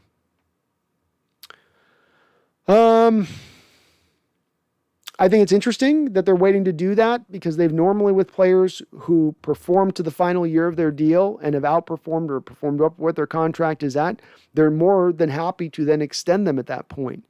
The road is open to extending him here because you could lower his cap hit this year, which is all the way up at $13.5 million per season. You could get that down a couple million by putting him to a contract extension. Not to mention solidifying the left tackle position as we move into the future, where when we look into this next upcoming offseason, Shell's due to be a free agent. You're going to have to address something with the right tackle position, and now you'll have Duane Brown as a free agent. So you're now going to have to fix both your tackle positions in this upcoming offseason just to begin with, just to start things off. That seems a little bit unnecessary, especially if Duane Brown wants to continue playing past this season. And he has still continued to play at a very high level. He's not the top left tackle in the sport, probably not the top 3, but he's top 5, top 6. And it's hard to find these guys. How long did we go after Walter Jones retired looking at the left tackle position before we finally got a decent guy in Duane Brown there? It's a little bit like a quarterback position, and it can be hard to find those guys. So I'm surprised a little bit by it, Little Mon. Very surprised by it. And I don't know what the thought process is outside of they're just scared to death of signing a guy who's going to be 36 years old to any kind of significant money, and that they don't think that he'll hold up, especially being a guy who at least through a lot of his career has had his share of injuries. He's not been a guy that's been clean as a whistle all the way through. Or, a guy like Whitworth, for instance, with the Rams, went his whole career with no injuries and then finally sustained his first injury last year at like 39 years old. So maybe they're just looking at all those aspects of it and they're going, yeah, this is just we don't see it working with this. Spencer Smith, I remember a while back we tossed around a Hawks Nest Fantasy League idea. Did that ever come to fruition? I'm interested in playing. It would be a super dope way to get the community more involved. Well, if you guys are open to it, I can definitely, I'm definitely down, Spencer, to create like a deal with it and put somebody in charge as far as a commissioner goes. I just won't have time during the season to put much time or energy to it. It's why I don't do fantasy the last couple of years is once we get into the heart of the season, it's going to be live streams and putting together the episodes and trying to just be on this, doing the channel basically 24/7. So it gets like my days right now, even as it is, I'm like, the time just leaves and you end up with, I need more hours in the day sometimes. But I'm down if you guys are open to put it up in the chat. Let me know what you guys think. I can create a fantasy league. Let me know what you guys lean towards as far as an online one. And we can take some folks into it. I'd be happy to kind of get it set up and at least put something, get a commissioner in charge and get everything, get all the deals set. It's just hard for me to track that stuff because it's like almost a full-time job with fantasy teams and paying attention to players on waiver wires and all that stuff. And man, I don't have the time. I wish I did. Shane Hafner, Kitty, I know. Can you wait till after the show? Just after the show. Shane Hafner, Schroeder wasn't happy about the minute he played and wasn't feeling the Westbrook trade. I don't think Schroeder's situation is the same as Jamal. No, I mean, Schroeder may have. Well, here's the thing with Schroeder though. When he turned down the $80 million, Shane, wasn't the $80 million offered before the Westbrook trade? If I'm not mistaken. And maybe I'm off on this. Admittedly, I've got to raise my hand to ignorances, but as I understand it, that the Schroeder $80 million was offered far before the Westbrook trade. And that he's getting the $4 million now far downwind of where, the availability is. Okay, you can come up here. Just don't jump on the keyboard. GoHawks05. It's so stupid Adams' team is haggling over $2 million in guarantees. It does seem it seems like somebody else put the word petty up there. It seems a little petty. It seems a little bit like I want the, I want the clout of saying I was given $40 million guaranteed because 38 doesn't have that kind of ring that I want it to have. It feels a little bit like that, doesn't it? At that point. Yeah, so you think so. Shane, Brandon, do you want to see Russ restructure? It feels like a PR stunt. I don't like it. Restructure does nothing for me as far as Russ goes. Restructure, and if you guys take one thing away from this show, do not take anything as far as, he's restructuring. That's such a kind, noble thing of Russ to do. When Russ does something kind, noble as far as his contract situation goes, I will be the first jumping up and down and applauding him and saying, thank you, Russ. This is going to help you on the line to winning. Watch how this impacts your ability to now win. Watch your win total as a team go up because you have done this. Watch us add players we were not able to add in totality before because you have done this. I will be the first one to do that. But when it's this Mickey Mouse stuff, when it's this kind of stuff, no, I'm going to call it back the other way and say, that's not what you're trying to mean it to mean. It's like the Princess Bride. I think you keep saying those words, but I do not think you know what they mean, what you think they mean. And you're trying to mean taking a pay cut. You're trying to mean, hey, look at how altruistic I am. I'm taking less for the team. No, you're not. In fact, it's quite the opposite. You're getting all that money that you were going to have to wait down the road to get. You're getting it now. That's what restructure means.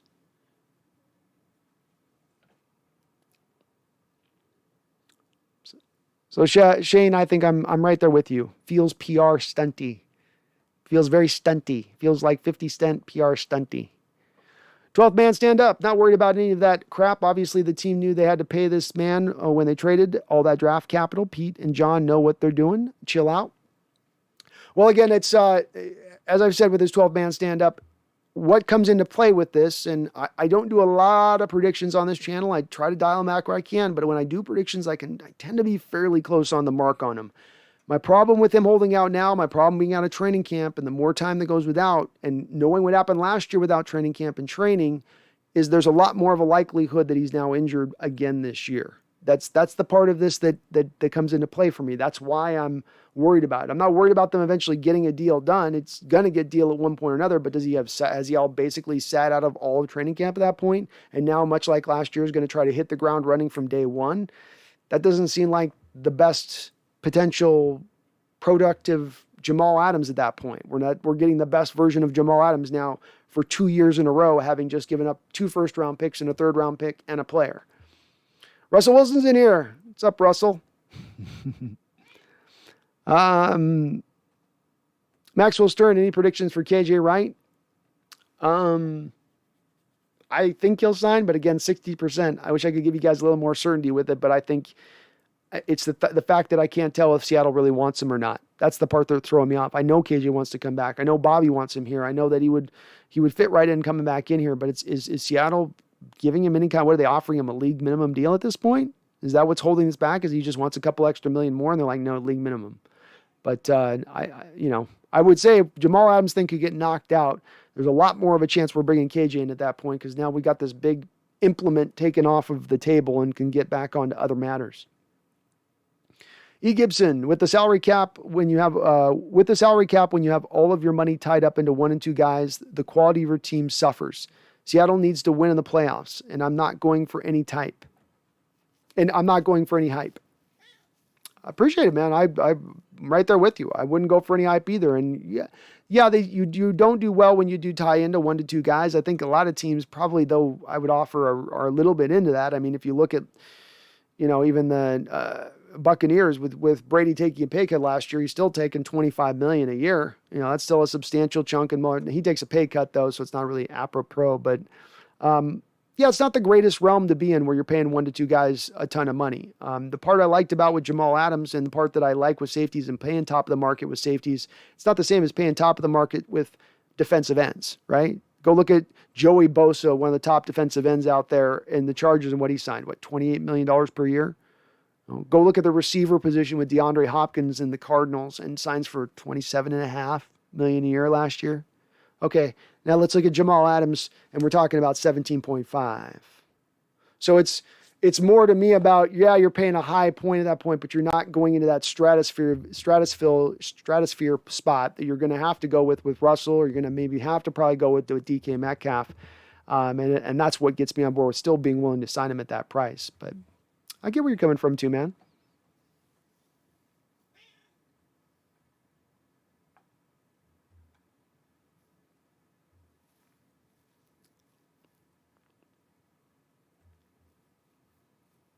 Clara! How you doing, Clara? Good to see you. Hello, Clara from New York. Hi, handsome. Well, thank you, Clara. You always come in here and make me blush. Your thoughts on the Seahawks this year? Damn, Prescott, second MRI. Yeah, Clara, as I was saying a second ago, when you're going to the baseball teams for advice on how to deal with the arm issues, that means something's not in a good state. And my instincts on this is that Dak's a little bit worse than maybe they're leading on right now, maybe just a little bit. My thoughts on the Seahawks this year, Clara, is I still have us winning the division, even with the loss of Aldon Smith here. I put us in the realm of 13 wins, 13-4, maybe 12. 13 is going to, it'll be in that fluctuation state. I don't know that the division is going to be as strong as it's been recently. I'm not quite buying into the total hype of this division this year necessarily. And I don't think the NFC conference is going to be as strong as it's been recently as well. So I think that does open up the door as to whether or not, Claire, we're better than Green Bay or better than Tampa Bay when it comes down to the final point of the year. That's probably going to be driven more by injuries than anything else at that point. Who's the most healthiest team?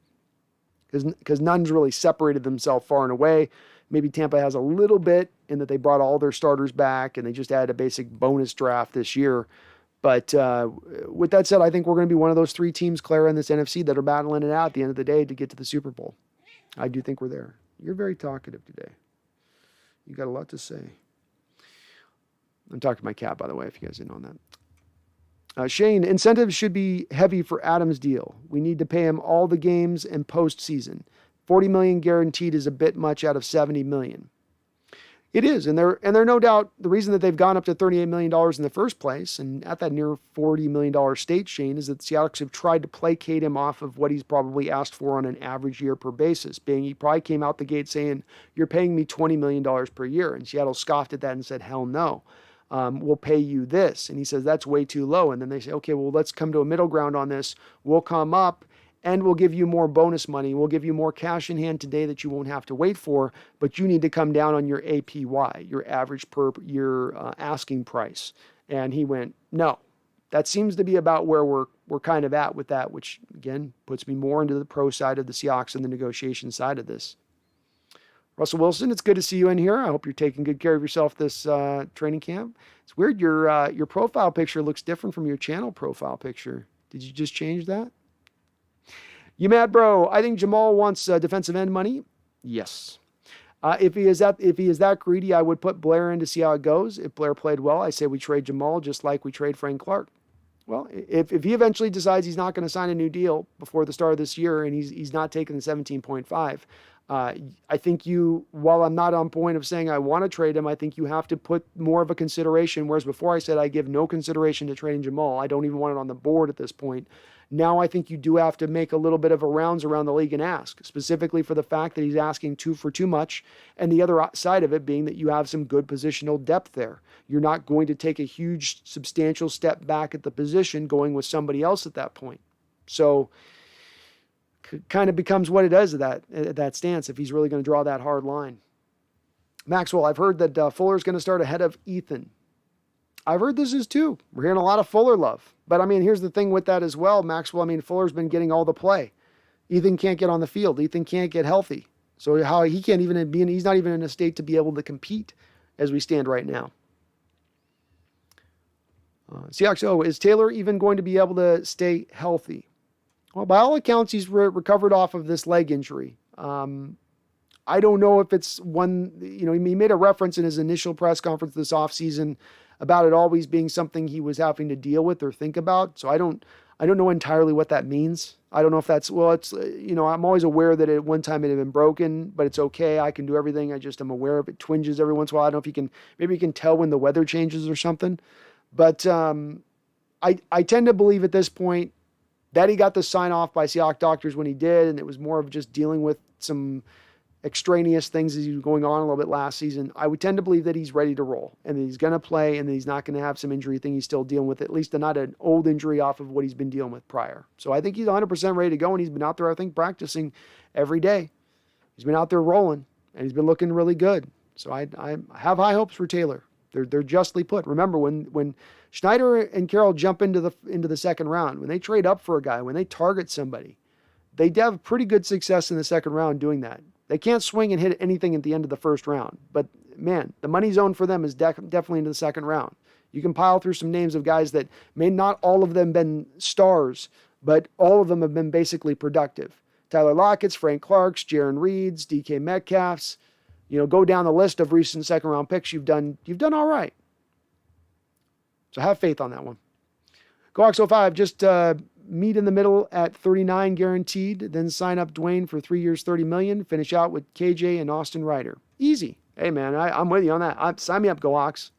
Sign me up all the way with those four guys. Makes your roster better, deepens you out, get your guys placated and happy. we good. We good at that point. So love it, man. I'd be fine with that. Delusional Warriors fan, 2022. I don't want KJ with Jordan to start. I don't know if Jordan's going to be able to hold up in coverage necessarily, but it's more with KJ, me bringing him in delusional. It's to bring him in to maybe eventually here play a little more Sam, so you can then move a little bit more of Taylor out to the Leo more often. I look at it more in that respect of things. So it's more about him getting in and sliding into the Sam than it is him taking Jordan's snaps. Weird Derp, 21.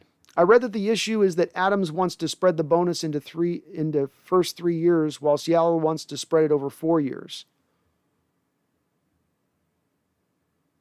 That would be incorrect. There's no way to, unless he's only signing Weird Derp, the only way to do that is if Jamal Adams is looking to only sign a 3-year deal, which at that point they wouldn't be talking about $38 million in bonus money. So if you sign a contract and you sign a contract at 4 years, the bonus money, no matter kind of how you structure it, is basically the only thing I can think of that they would do is that they would back in the bonus. I just don't see how that adds up. I don't think that adds up. Because why would a player want the bonus money spread at the back end? The point of the bonus money is to get paid on the front end. And sometimes you'll put a bonus money lever into a contract. If you're signing a 5-6 year deal, maybe you'll have a bonus money lever in year 3 at that point. But that's done usually by the team in order to better structure the deal out, in order to keep some relief off the front end to push it to the back end, which I don't think Seattle would really look to do. And I don't know why. I mean, they would be the ones to look to do it above Jamal wanting to do that. He just wanted to be paid all the money up front. 12th man stand up says, I love KJ as much as the next Hawks fan, but he's not the same anymore. His speed has suffered drastically, and Jordan Brooks needs those reps if he's to learn and succeed. I don't discount the folks wanting to keep Jordan Brooks on the field. 12th man stand up, understand there, and can agree with you and understand where you're coming from with that. To me, it's more about the Sam, and then it's just more about, okay, we're taking Darryl from like coming in this year with Aldon out there, where Alden's the starter, and you got some rotational guys, and you're going to kind of mix Darryl in as a pass rusher, but let him do some of his damage really off as a Sam. Now you got to have him doing a lot more work off the Leo in a load balance nature of things, and understanding that he's coming off the injury that he is last year that kept him out all year. Maybe it's better to bring a guy like KJ back over to the Sam, and at the Sam, the speed stuff is lessened, because the Sam linebacker is really just taking away routes in the flat and running buzz coverage and just trying to sniff out screens and set the edge, whereas the Will has really got to like run up field with the tight end step for step. So a little bit of the speed issues get minimized. That's why it was such a good fit with KJ last year playing the Sam linebacker. That's why he slid really nicely over there when he was doing it on early downs. So it's more for me the Sam than it is the Will on why I'm kind of behind him a bit on it. Shane After says, nah, don't extend Duane for another 3 years. 1 to 2 year extension would be just fine. Hard to see. Yeah, you would definitely think, Shane, if you're signing him for 3 years, you're only getting him for 2 years. And you're essentially building into it then that you're going to take that hit in year 3 when he retires, to your point on that. So I think that they would be doing it from that standpoint, as if they signed to a third year. It's just to spread the cap hit down the line a little bit.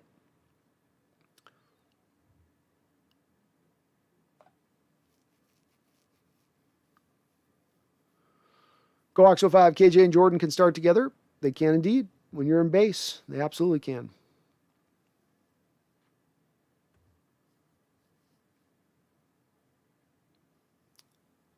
Shane After says, I thought Raiders were signing KJ. We heard at one point that KJ was imminently signing with the Giants, and then we heard KJ was imminently signing with the Raiders, but he left town on both of those 2 visits without actually a deal. So, kind of odd. Strange on that one. Go Hawks 05, KJ is your Sam, Bobby is Mike, Jordan is Will. That's what I'm saying, Go Hawks 05. That's exactly what I'm saying. Randall says 69 in the chat, 23 likes. Not a math major, but that's 1 and 3 you smashed. Come on, folks. Smash, smash, smash. Smash, smash, smash, smash, smash, smash. It takes just 2 seconds of your day. Just a little clicky click. Little just clicky click. By the way, guys, I got my... okay, so we got the Manscaped sponsorship, by the way, folks. So you guys are going to hear me hawking Manscaped. I'm going to do an uncomfortable commercial with me nearly buck naked, just showing you guys. I'm kidding. I'm not going to do that. But we're going to be doing Manscaped here. So you guys hold off on all of your manscaping purchases for the next month, because when we go live with my code we get like 7 of us hitting it up, I'm going to nail down the sponsorship in the near future, and then we'll be riding high here at the Hawks Nest. You know what I'm saying? Manscaped be cashing checks. 12-man stand-up. That is Darrell Taylor is going to get his reps at the outside spot. Shaking my head. Yes, so 12th man, let's go back on this just a bit. I think there's some confusion going into play. The theory was with why you moved Darrell Taylor to the Sam this offseason was that when bringing in Aldon Smith, Kerry Hyder, Ben Samayoa, the stack of young guys you have behind, Alton Robinson, Rasheem Green, you thought, he's not going to get a lot of attempts over there at the pass rush. But with some of the explosiveness he's shown in camp, with some of the instant lightning ability that he can seemingly put on the field for you in instant productivity, well then, if he's your second best pass rusher behind Carlos Dunlap, you're not going to be minimizing his snaps at the Leo. And Dunlap's not a Leo. Dunlap's going to be on the left defensive end side. He's going to be over there basically playing the strong side of the offensive formation. So you need a Leo. Kerry Hyder is not a Leo. Ben Samayoa is not a Leo.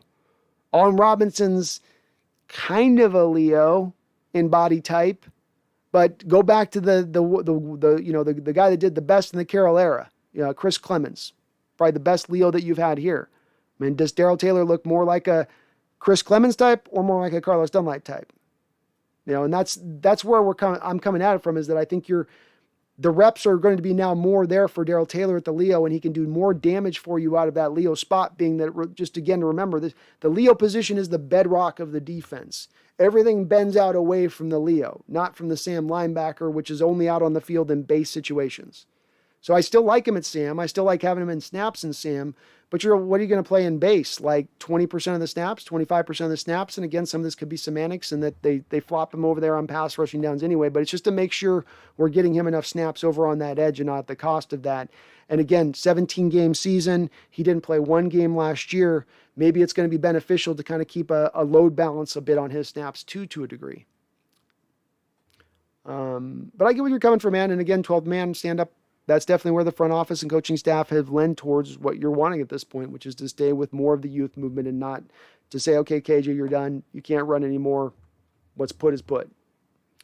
Go Hawks 05. Jamal is a playmaker at the line of scrimmage, but I'm sorry he doesn't force turnovers at a higher rate. To be acting like this, he needs to quit haggling. Agreed. A 12-man stand-up. What made KJ so good was his smarts. His body hasn't responded the same in some time now. He's super smart at sniffing out screens and flat routes. Besides that, I'm not sure about him too slow. Again, it's a little bit of a difference. I guess we got to operate from the standpoint, 12-man. Like, there's a difference between what the Sam linebackers has to do and what the Will linebackers has to do, right? Like, the Sam's off the line of scrimmage. You're playing closer to the ball. You're basically being asked to set the edge more often than not. So that really lends well into KJ's skill set because he's gargantuan and he's got super long arms. So when you put him up against a tight end and you tell him to set the edge, it's going to be very hard to run over his side of the football over there. We don't know if Darrell Taylor can do that. I know 100% KJ can do that.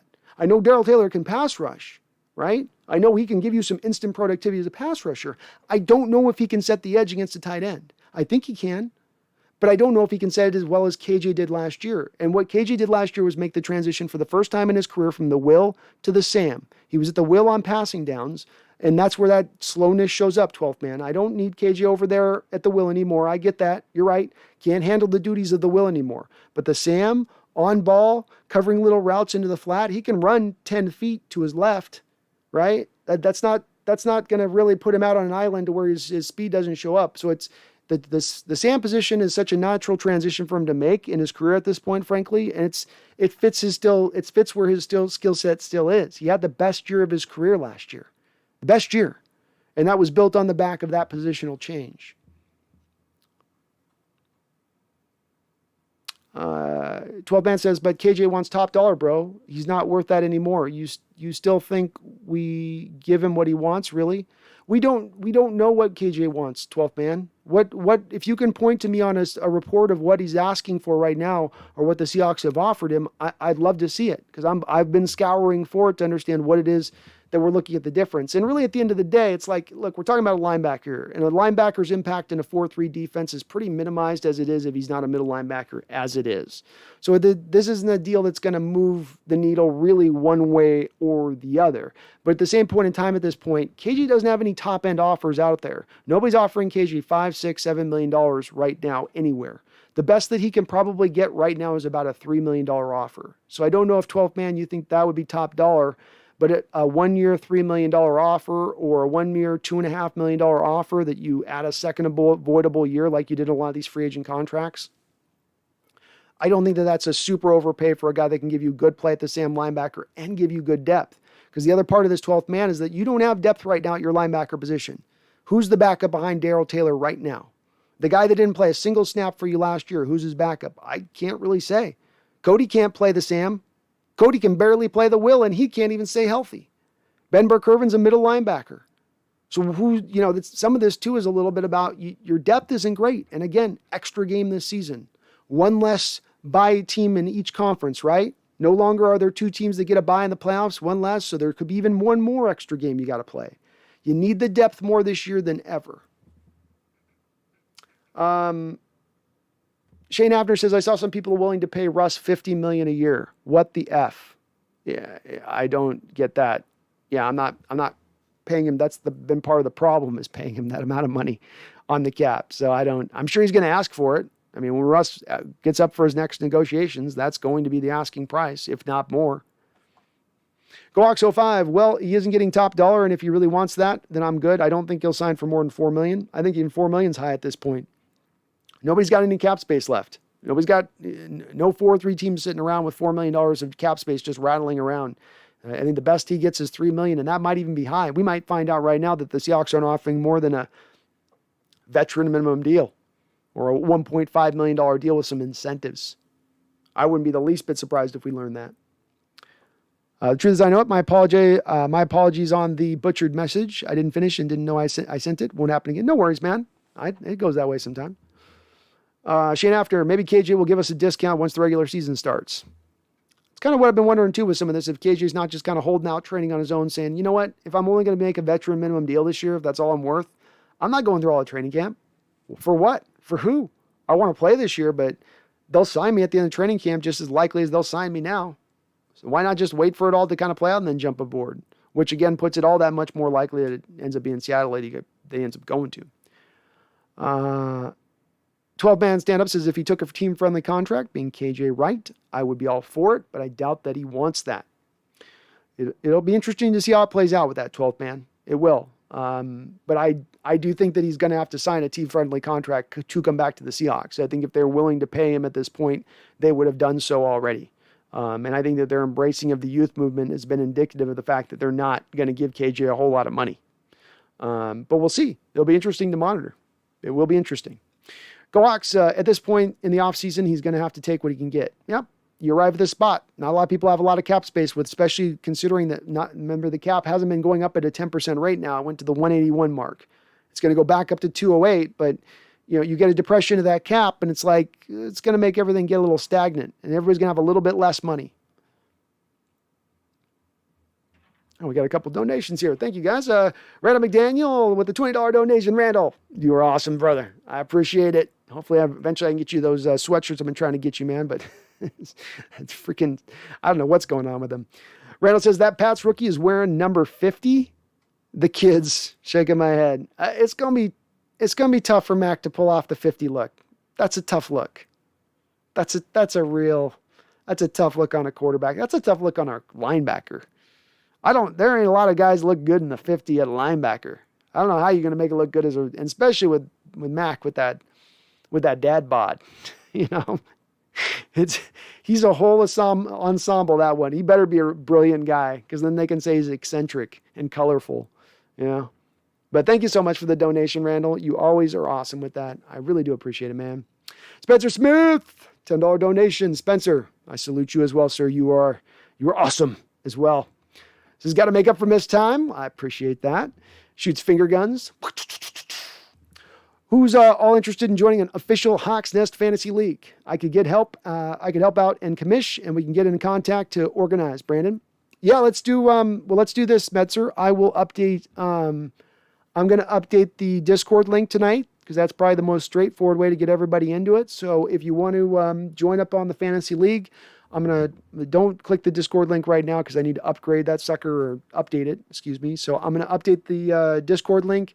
go on in there. Just let me know if you guys want in there on that, and then I'll contact you through DMs, and I'll set it up with you, Spencer. So if you can pop over there or that, or just hit me up on Twitter, Spencer, and we'll figure it out from there. But yeah, let's do that as a general plan. We'll hit it up on Discord and see if we get a few folks in there, and we'll drive it from there. So that'd be the best way. But I will update the Discord link as soon as the show's over. I'll do it at some point, maybe your night while I'm on live, if I'm not feeling too lazy. But thank you for the $10 donation. I do really, really appreciate it. Really appreciate it.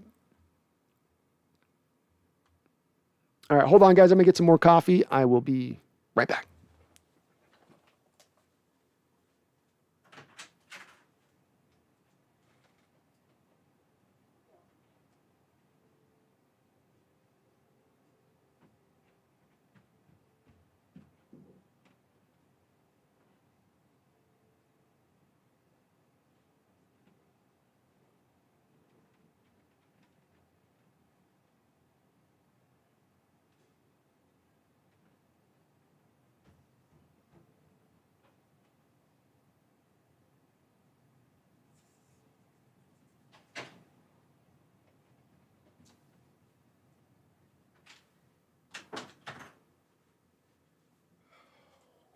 Thanks for holding on for me, folks.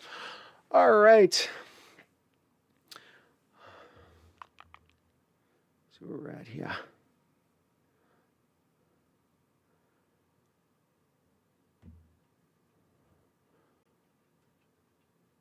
Randall says, "Don't be surprised if Aldon failed a UA and had it not hit the news yet.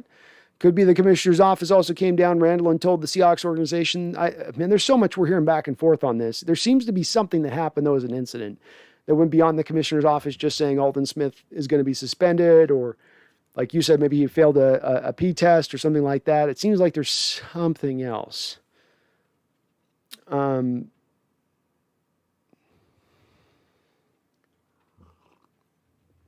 Hawks 05 says, Jamal in a third for TJ Watt. Thoughts? Boy, I would lean in the direction of wanting to do that deal. The only thing that would give me some trepidation with that Go Hawks is the fact that TJ's played really as an outside 3-4 linebacker, even going all the way back to college. Is he going to be able to do as well? He'd be one of those candidates I sometimes talk about of, I don't know if they're as ubiquitous as being able to go and rush as an outside stand-up guy or put their hand in the dirt and rush as the defensive end. Sometimes, those guys are more comfortable doing one than the other. And they're not quite as able to do as well when you transition him a little bit. But TJ seems like a guy who could do that. And, man, he would help out the pass rush.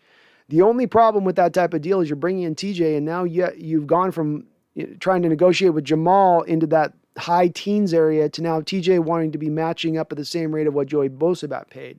So now you're going from, a negotiation that's somewhere between $17.5 and $19-20 million, and you're up at $28 million.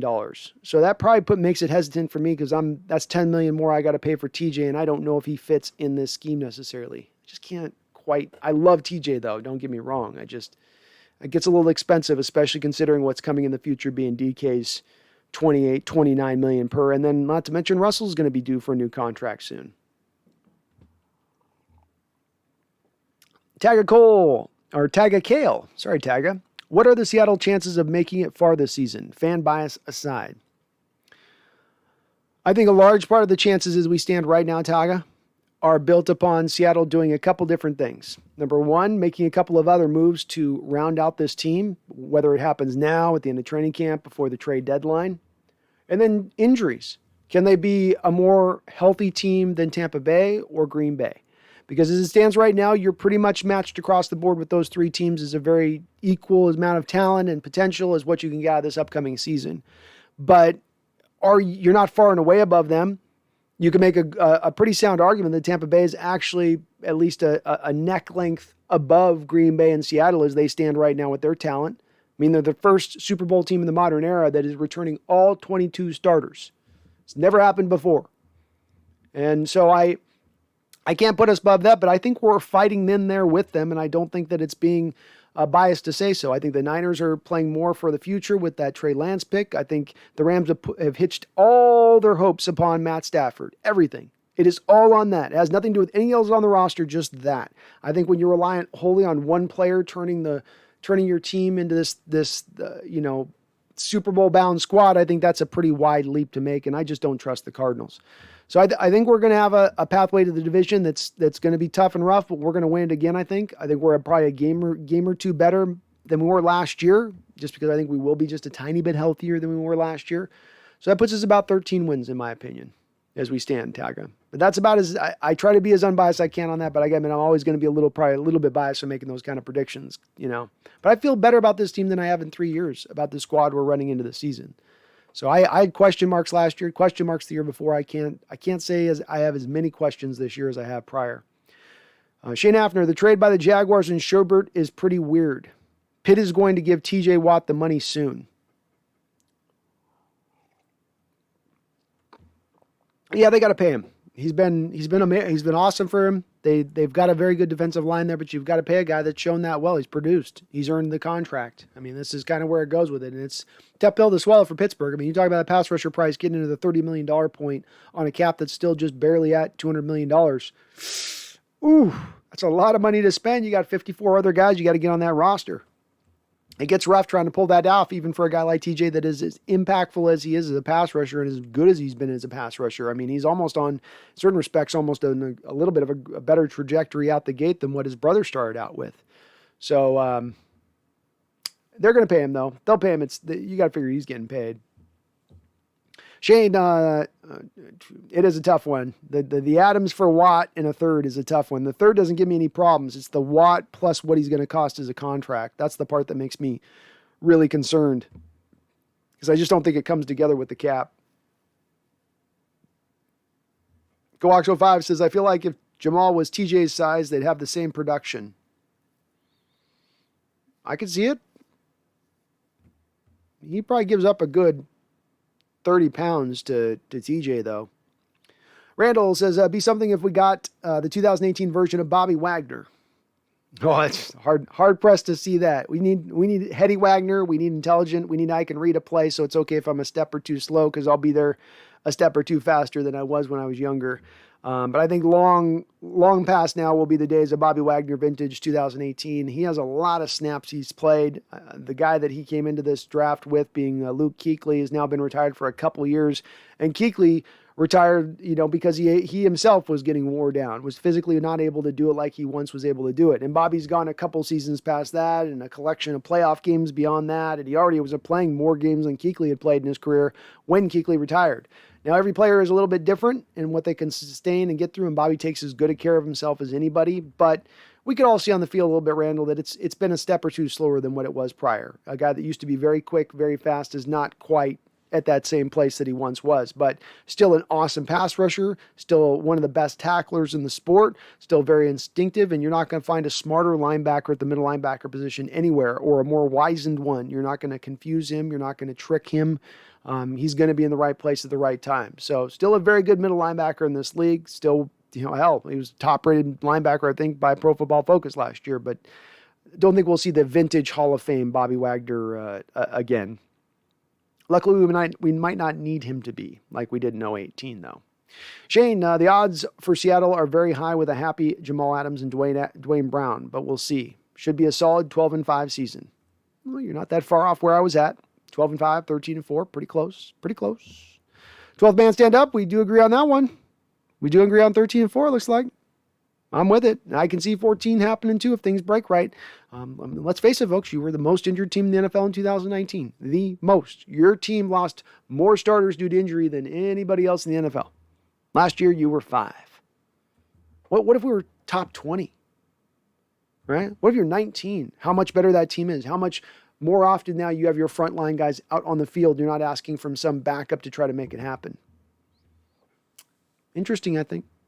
Shane Hafner, Lions released Dunbar today. Laughing out loud, that didn't last long. No, it didn't. And I got to say that the moment of commitment point where the really Dunbar fried me a bit was when he was doing his press conferences last year, and he talked about the fact that he hadn't been working out at all in the offseason because of this legal issue that he himself created. That to me is such BS, where it's like you create this off the field problem and then you don't work out as well and then you get injured. Bye. Bye. Don't let the door hit you on the ass on the way out. Like, be a professional. You're being paid millions of dollars. Take care of your body. This is not complicated. Shane After, I'm excited to see Eskridge, Taylor, Blair. I am. I'm stoked for all those guys too, man.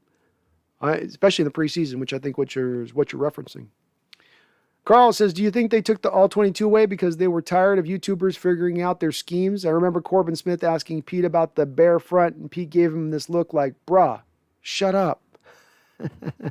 Yeah, I think that there's something at play. When I originally heard that they had the all-22 tape as available as the NFL packages, I always thought it was surprising for that reason. Like they're going to let the coaches get, because this puts more of a spotlight on coaches.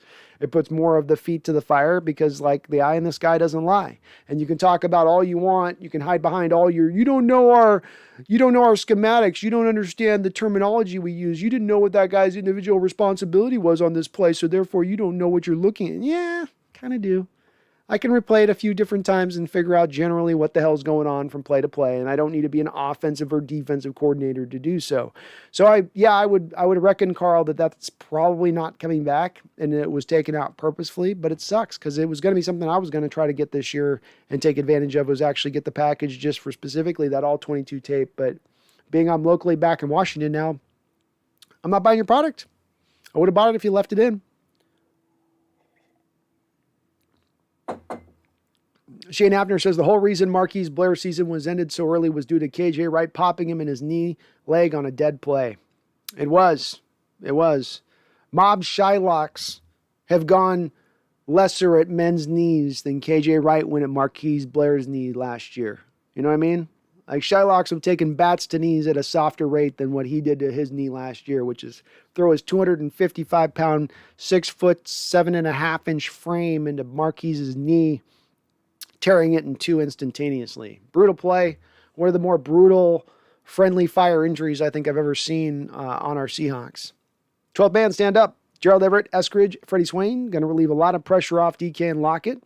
I'm hoping so, 12th man. And those are really guys that should fit well with some of the short passing schemes, specifically Everett and Eskridge.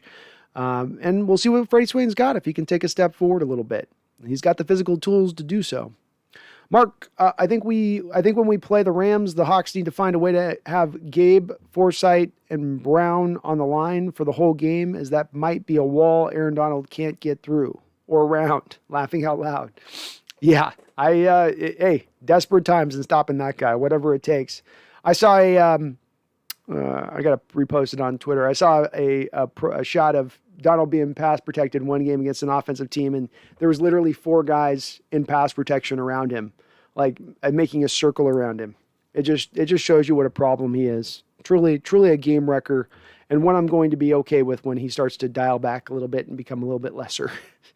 I'll be okay when that guy's not just wrecking shop every single play and destroying our offense every time we play him single-handedly.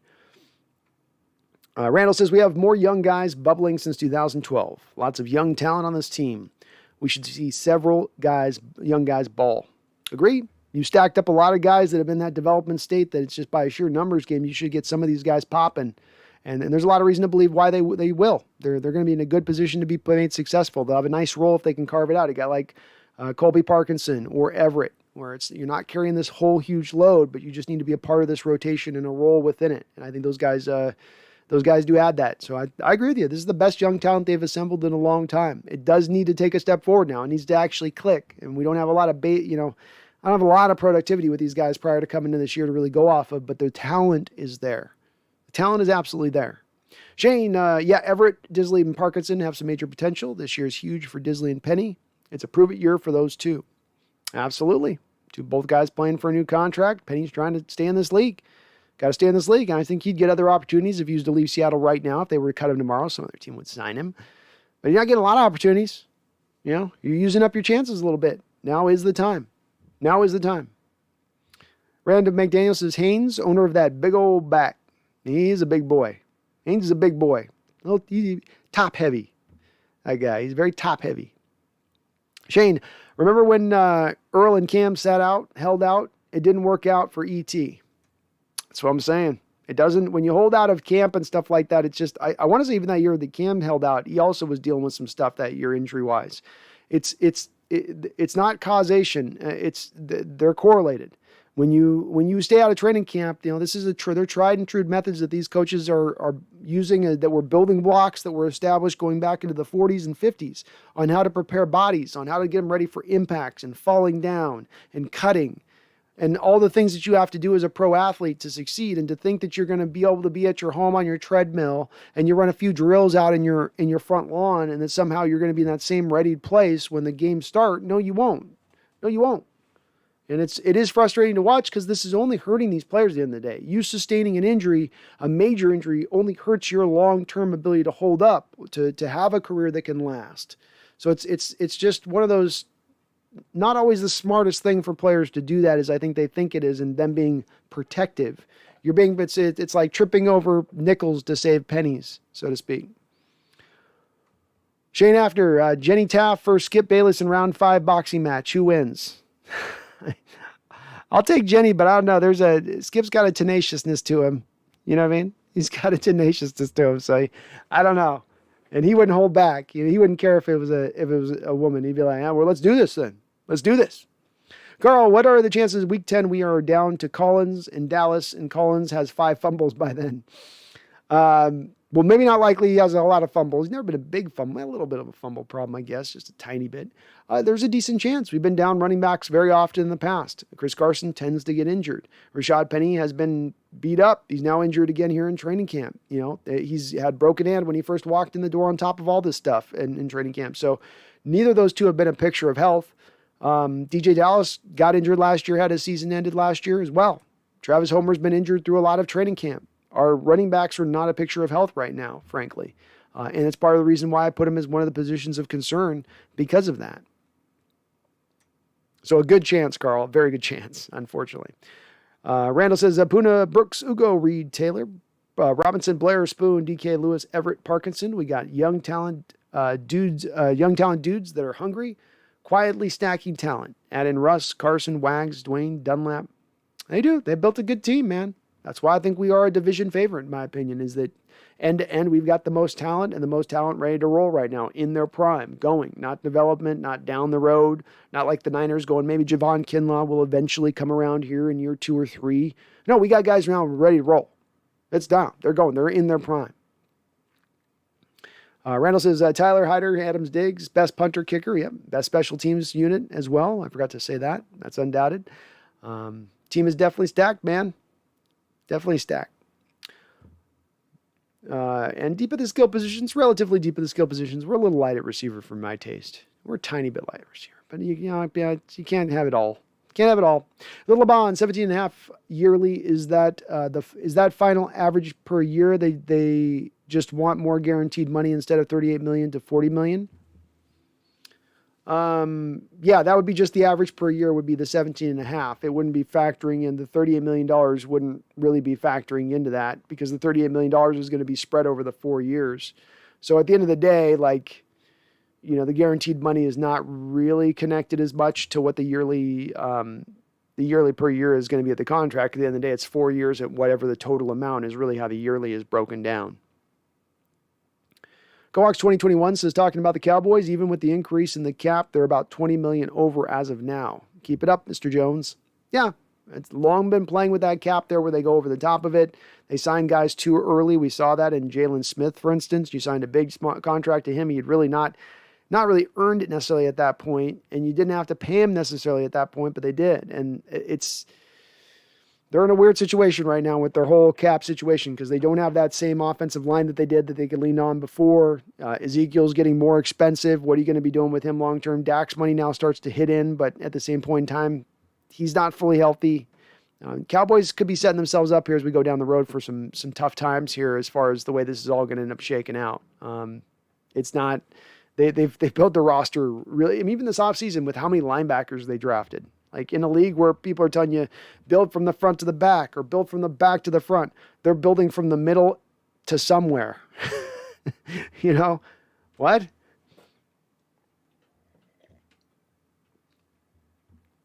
Randall says, imagine being in a sober house, a dude fresh out of jail or something, and you have Aldon Smith as your bunkie. Yeah, that would be weird.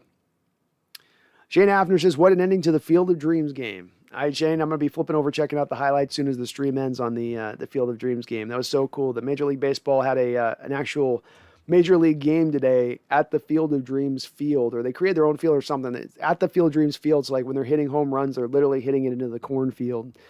Such a cool idea by the baseball to do that, by the way. I thought that was awesome. Randall says, the Zeke and Dak stuff seemed extremely produced on Hard Knocks. I got to check it out. I haven't watched any of this stuff, but I'll take a look at it. Cowboy fans were sure hyping up Dak after watching him on it. I was watching a few YouTubes and stuff coming up from Cowboy fans. Just, woo, Dak's the man on that. He's looking awesome. Okay. Is he still injured? Carl says, in October, we're talking Kraken. Kraken's coming, man. It is. I don't know anything about NHL, Carl, so I am completely as ignorant as it comes to the NHL. I'm going to have to be learning that thing slowly. I don't know. I might be too old to learn. This dog might be just a little bit too old for the NHL game. We'll have to see. Shane says, I can see Perez agreeing to the terms on Saturday so he can get some media attention before Seattle's first preseason game. Makes some sense. Sure is odd that this is held up if it is being held up by $2 million in signing bonus. That is a little bit strange. But, yeah, I would imagine it's either going to come down sooner or it's probably not going to happen at all at this point. We're arriving at that stage of things here, I think. Tobias, Russell needs to learn to read a defense, adjust the protections, throw the ball with anticipation. Last year, this was all something Russell didn't do well. Question mark. Russell's fault or shoddy? Those aspects of Russell's game have always been a little bit lacking. Early on in his career, they're lacking because he had such a plus skill in his ability to scramble and operate off script, being potentially the best quarterback of all time in doing that. And so it wasn't as necessary to have those secondary attributes that he had to accommodate into his game. He's gotten older. He's gotten less able to get away from guys. So now his lack of having those in as part of his game as much start to show up a little bit brighter because you don't have those wow moments where he's overcoming a little bit of that. So he does have to build onto it and learn it. And yeah, a lot of last year, especially in the back half of the schedule, was him not bringing those parts of his game up to speed. The offense is going to force him to do so now. Operating within a West Coast offense, you must do those things. You must throw with anticipation. You must read a defense. You must make the correct read pre-snap and go in the right direction. So while I don't think Russell's ever going to be amazing pre-snap or in some of the aspects of things that you talked about, he can improve. And he can improve by being forced to work on it, forced to operate within that structure. I think in the old structure of Shoddy's offense and where they've been for kind of the last 10 years, it's just been wild and free. Let's just run through the field buck naked and figure it out, And now it's time to put on a suit, get the tie on, get a haircut, right? Shave. So I think we're a little bit now at that spot of things, and it's gonna be now more required of him than it is in the past, and that's what will drive the change. Shane Hafner says, you already know DK is going to command $20 million per year next year. That's actually low now, Shane. And I thought, I thought this would be somewhere in the neighborhood of like maybe 23 to 25. But with DeAndre Hopkins signing at $27.5 million average per year last year, and we're talking about DK now signing a year out from now almost, right? He's going to look back at that contract and tell the Seahawks, hey, DeAndre signed this when the cap was back at 181. It's now up at 208 or whatever it's going to be at that point. You guys are going to need to come up off the 27.5. And that's why I think you're looking at more into the 28, maybe even $29 million range. Geez, God forbid, $30 million. We could be seeing those kind of funny money figures as far as DK is concerned. And I'm just going to pay it. I pay it at that point. You don't find many DKs rolling off the block very often. Carl says, I won the league. I call it. Sounds good, Carl. We'll get you in. I'll get you a spot. Daniel, do other teams have as much contract drama as us? It feels like a common problem for us. It's an interesting question. I think there's a lot to unpack with that kind of question, Daniel. And I don't know if it's a quick, easy solution answer because a lot of this is driven by the fact you're a successful team and you're winning. And whenever you're winning, players are going to want to be paid more often than the players that are on losing teams that are not performing are going to want to be paid. I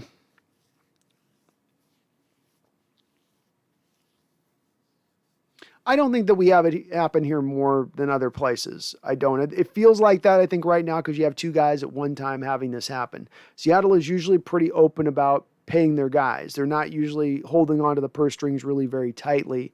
And when they do, there's usually a reason for it. Like with Frank Clark, where he's $23.5 million, he's nowhere near worth $23.5 million. So they usually got a reason when they don't do it, but they've usually been a team in the past. We can go through the history of players and who they paid, and Legion of Boom guys getting to third contracts even. I mean, they've been willing to pay guys, but I think that just this year right now, it just feels a little bit more than it has in years past. I mean, last year, who was our problem person last year? Who wasn't getting paid last year that was upset about it or not happy about it? I think we were okay. So, and I want to say, even if you go the year before that, we didn't have any problems then either. So it's just that this year feels like that, Daniel, because of this year with two guys. And then you got KJ still as well. And, it just feels like more. Randall McDaniel says Carroll has an antler pipe. That's it. It's an antler pipe. That or a USC Trojan helmet pipe. Or a helmet bong, one of those two. Ramon how you doing, Ramon? Good to see you. Russ is leaving and DK is going with him. Ramon, why you going to break my heart, man? Why are you going to break my heart? Why are you going to say things that are going to make me sad? I hope not, man. I hope not. That's part of why I've said I hope we go for it fully this year. I hope we got the pedal down to the metal this year. But as you saw with Davante Adams and Aaron Rodgers in Green Bay, certainly these quarterbacks and receivers are now can get a little bit hitched at the hip, and it's understandable why they would. You got all that time you've put in, all the chemistry you've built, why you would want to kind of continue to maintain it. But DK will have a little bit of a tougher time getting out of town than Russ potentially could, because with DK, I would fully expect Seattle to probably franchise him when all is said and done, if they can't get a deal done with him. Maxwell Zern says the Seahawks are underdogs to Las Vegas. We're underdogs? Really? To Gruden's crew? No. Jason Tudor, pet that damn cat, laughing out loud. I give her some love. I'll get her some more soon. Spencer Smith, Ramondre Stevenson just went 91 yards to the house. Would have loved that guy in Seattle. Yeah, I liked Ramondre Stevenson. You know what I like about this, Spencer, is I can always go back to my little list here and take out my scouting reports when something like that happens. What do I think of Mr. Stevenson? Yeah, there we go. I said here was what I said with Ramondre Stevenson. I said he runs like Hermes, but he's built like Hercules. Big back with nifty moves in tight spaces. Fits the Marshawn mold. The thing that jumped out to me about Ramondre Stevenson when I was scouting him, he's got Walter Payton's gait. So the way Walter Payton kind of ran, just the way his legs kind of ran, this guy's got the same type of thing, but he does it at like dang near 245 pounds. He's exciting. And I'm with you, Spencer. I would have loved that guy in Seattle too. Awesome. I think he'll be a really good back in this league. I don't know if he'll be a star, but he'll be a really good back in this league. B. Russ, Adams for Thomas. Michael Thomas. That's B. Russ. Sorry, that took me a second. No, I can't do that, B. Russ, because you end up arriving back at the same problem of you can't pay three wide receivers top of the market money. So if you're bringing in Michael Thomas, you're doing it with the advent or the thinking essentially you're eventually moving on from DK, which I don't like. But no team's paying three wide receivers top end money. You can't afford to pay Tyler at 14.5 and then 15 to Michael Thomas and then 29 million to DK. And then you have a quarterback making 45 million at that point on a $210 million cap. The numbers just don't add up. So it doesn't quite work in that realm. Though I will say Adams paired up with Williams there with New Orleans would be an interesting pairing in their secondary. But I just can't quite see that working, Carl says, don't buy Madden 22. 9 INTs on all Madden. They still haven't gotten it right, huh, Carl? You keep waiting for them to come with a legitimate game one year and not screw it up. I thought last year's game just every year seems to get worse. I don't know how they make it worse when they're just copying and pasting the same game over and over again, but they find a way. Brian Koski, hey, I finally got to watch a live clip. Hey, what's up, Brian? Good to catch you on in here. I'm hoping Josh Gordon gets another chance with the new CBA with the union backing him up. Thanks for the info. I'm right along with you on that, Brian. That would be an easy, straightforward way to add receiving talent onto the board at a low cost, no risk, That's the kind of moves as I started out this live stream beginning with Aldon Smith, and that going awry is I don't have a problem still making that type of move because it's all built on the bedrock of we're not giving you multiple years. We're not having to eat all of the bonus money immediately now when we release you, or if we do, it's a couple $100,000. So there's no risk involved with these type of guys, but the upside they can eventually bring, and you can be wrong on 4, 5, 6 of those guys, but if you're right on the 7th, oh man, are you right. Oh man, does that pay off on the football field, and for a very cheap rate. Say nothing of if they go on and then sign a new contract, because now we're talking about compensatory picks for a guy that you signed on a low-end deal for nothing. So I would like to see Josh brought back, but to me, Brian, it is based wholly upon the commissioner's office coming down with a ruling. You are now allowed to play football. Not this, sign this piece of paperwork and take this P-test and then sign over here and then sign this and then go in and do this counseling session. Can he play? Is he ready to roll now? Is he off your list? And if he is, I got no problem with it. Randall, the move would be to do a Hawks Nest weighted pick'em. $5 a week, $100 for the year. Brandon gets $10 per person off the top. Then be a weekly, midway, and a year-end payout. I'll draw it up offline. And if you do, Randall, I'll drive it forward on my end. So let me get the Discord going here real quick here, and I'll get a link so I can put it in the description for you guys, and then you can just pop into the Discord to then get it going, and we can do it. We can get it going. That sounds good, Randall. If you draw it up, we'll make it work. New phone. Who dis? The video in the background is just pure gold. I'm so happy I found your channel. I'm happy you found my channel too, man. I always am on the hunt. I go through, like Seahawks channel. I'm always looking for stuff I can find in the background for videos of old school stuff and everything. I'd love to play like old games if I could get away with it, but I know that they're not going to let me do that. That'd be too awesome. So, but I'm glad you found me too, man. Welcome aboard. Welcome aboard the Hawks Nest. Just updating a little bit of the deal here on my end. It's good to see you in, man. Randall, for some reason, I'm really unmotivated for fantasy this year. I have a league where I'm a commissioner, and it's a pain in the ass. Oh, it's tough, man. It's a commitment doing the fantasy. It is. You got to stay on it. And these boys are thirsty in their waiver wire pickups, and I mean, they're doing backflips and acrobatics, and you got to be on the ball at all times, and it can get a little bit much at the moments, you know what I mean? It can be just a little bit much, but it's also fun, and there's nothing like it when you win. That's for sure. When you outthink everybody or get that great signing and you're like, yeah, you guys missed that one. Always compete. Yeah, I will play fantasy football. Sounds good, man. Let me get this in here. Let's just get this in here right now. A little bit much at the moments. Oh, who's that guy talking? All right, guys. Someone posted here in the chat. There's an updated Discord link, and then we'll post it also in the description section here soon. If I can find it here. If I can find it. Let's see what we got here.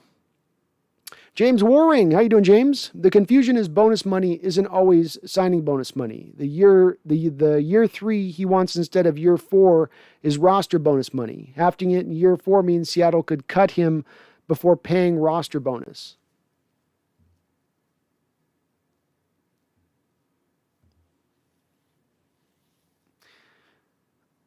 I don't know how it would work. Maybe walk me through a little bit more on that, James, because let's take this through. You sign a new contract, and let's just for nice round numbers, let's say Jamal Adams gets a 4-year deal or gets $40 million as bonus right now.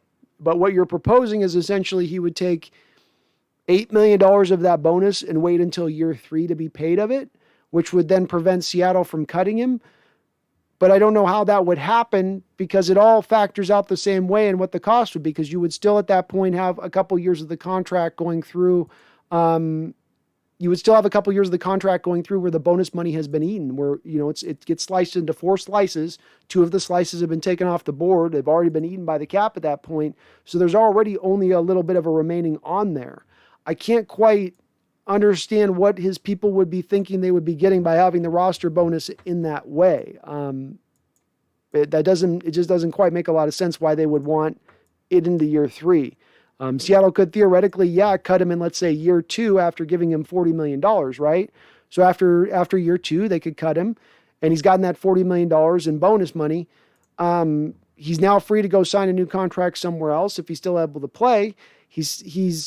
I don't quite understand with that. And Seattle it's going to be hard for them to cut him after year 2 because of all that money then accelerating. So that's $20 million off their cap by year 2 that they're having to hit, which teams don't tend to take a $20 million cap hit for a player at that point. There's not a high likelihood you're going to be released at that point. As well, look at the Seattle Seahawks front office recent history. Pretty much every player that signs their contract ends up usually playing through the end of the contract. Look at a guy like Earl Thomas. Did Seattle premature cut Cliff Averill? Well, not really. He had an injury. Cam Chancellor? No, had the injury thing. Marshawn Lynch wanted to be let go, so he go to Oakland. Russell Okung played through his contract. I'm trying to think, go down the board of guys for the most part, unless you're a Percy Harvin type. Seattle lets you pay all the way through. Jimmy Graham played all the way through that big contract, right? So I don't know why Adams would be thinking Seattle plays it so cutthroat. They're not the New England Patriots here. They sign you to a contract, they let you play through it. Tyler Lockett signed his contract extension, paid through it, paid him another one. They don't tend to get like that on guys. So if he is being like that, that's a little bit strange. I don't quite understand it, and I still can't quite get the protection thing. I might be a little thick right now, James, admittedly on this one, but I can't understand why his people would want to move the bonus money and how that would protect him from being cut any more further. Because the bonus money is the bonus money over a 4-year trek of a contract. It gets spread out evenly kind of no matter what. It's only when you get into a 5th or a 6-year deal that you'll then put a bonus money, you'll then put a bonus escalator in year 3, because then you have extra years of the contract to then massage out the rest of that new bonus money that it's been brought into the deal. Jace, we need to bring in a linebacker or 2 after this season, with Bobby probably retiring and Brooks going to middle linebacker. Agreed. It's going to be a position you're going to need to probably address in this next draft. That's absolutely for sure. And thank you again, Spencer and Randall, for your guys' donations. Awesome. Good. Jeff Rhines, I saw you had a donation down here too. I will get right into that. Sorry on that. A little slow here today, Jeff, on the donos, but I appreciate you guys. Jeff, thank you for the $5 donation. You're awesome, sir, and I appreciate you very much. Here's some more for all you do with your channel, Brandon. Keep on killing it. Cheers. Thank you so much, Jeff. I hope you've got the oxygen ready over there in Montana. We can barely breathe over there. I feel like we've got a forest fire on every direction from us, about 100 yards out of town in every direction is about how it feels right now. Hope you guys are doing a little bit better over here, but the inhalation is nice and deep. Let's just say that. But thank you for the donation. I appreciate you. And you're always very kind in that respect. John S., commentary is on point. Keep it up, Brandon. John, thank you for the $2 donation. Welcome on in. I appreciate you as well, Pound. Thank you. I'm glad we agree on this, man. I do appreciate it. I try to keep it intelligent as I can, but I'm never sure. And you guys do have a lot of points you usually bring to play that I haven't necessarily thought about. So it's a give and take here, John, but I do appreciate the donation and the kind words. D-Mac. What's up, D-Mac? D-Mac just got himself out of Vegas. So D-Mac is currently coming back home, I'm sure, and getting himself a lot of Purell, a lot of God knows what you're up to in Vegas, D-Mac. GoOx05. I love how huge, lengthy guy like Dunlap at big end, 6'6", 280. Oh, he is. He's an ideal type for that end spot, GoOx05, because you're a strong side at that defensive end. Most plays offensively when they're going to run are going to run usually to the right side. There's some teams that play left-handed, but most teams are going to play towards the right-handed side, and so that means that you've got to be a guy that can hold up over there, who's not going to get pushed off the ball, who can lock out a tackle. And as much as you're going to need the linebacker on the side of that defensive end to set the edge, you're not always going to be in a 4-3 base. And sometimes the responsibility is really going to lie on that defensive end on the left side to set that edge. Whereas the Leo gets a little bit more freedom to kind of freelance a little bit because of the way that you set up the down lineman there and how that all kind of is put out a little bit, at least as far as on pass rushing downs. But I love him. He's a great pickup by us. I think he potentially goes out there and gives us a 12, 13 sack season this year. He was one of the more efficient rushers in all the NFL when he came overboard last year. And if you look at his rating last year, if you can split it up into 2 parts where the Bengals are running a 3-4 and he's not really misplaced there and they've got a youth movement going, whereas he comes here to a scheme that's ideally suited for him and what he can do, and he really takes off, and then it's kind of no surprise at that point. So if he can stay healthy as a little bit of an older guy, I see that guy as being the guy who's really the most likely of any of the guys we have on our roster to get into the double-digit sack territory of things and do it efficiently, by the way, not require a whole 80-90% of the snaps to get it done. D-Max is reporting live from Vegas. Nice. Did you get crazy down there, D-Mac? On a scale of 1 to 10, how buck wild did you get? Go Hawks 05, Bobby, KJ Jordan, best linebacker core in the league by far. Make it happen, Johnny boy. I love it. Go Hawks 05. Let's do it. Let's do it. And I did post, by the way, I updated you guys. The link on Discord should be now live for you guys and should be a good link if you want to drop into Discord and then just say, hey, this is, I want to be in on the, action, and we'll start getting some stuff set up offline here to get this ball rolling. But Spencer, you're on as commissioner now, so you're gonna have to own that one, big guy. You're taking on those duties.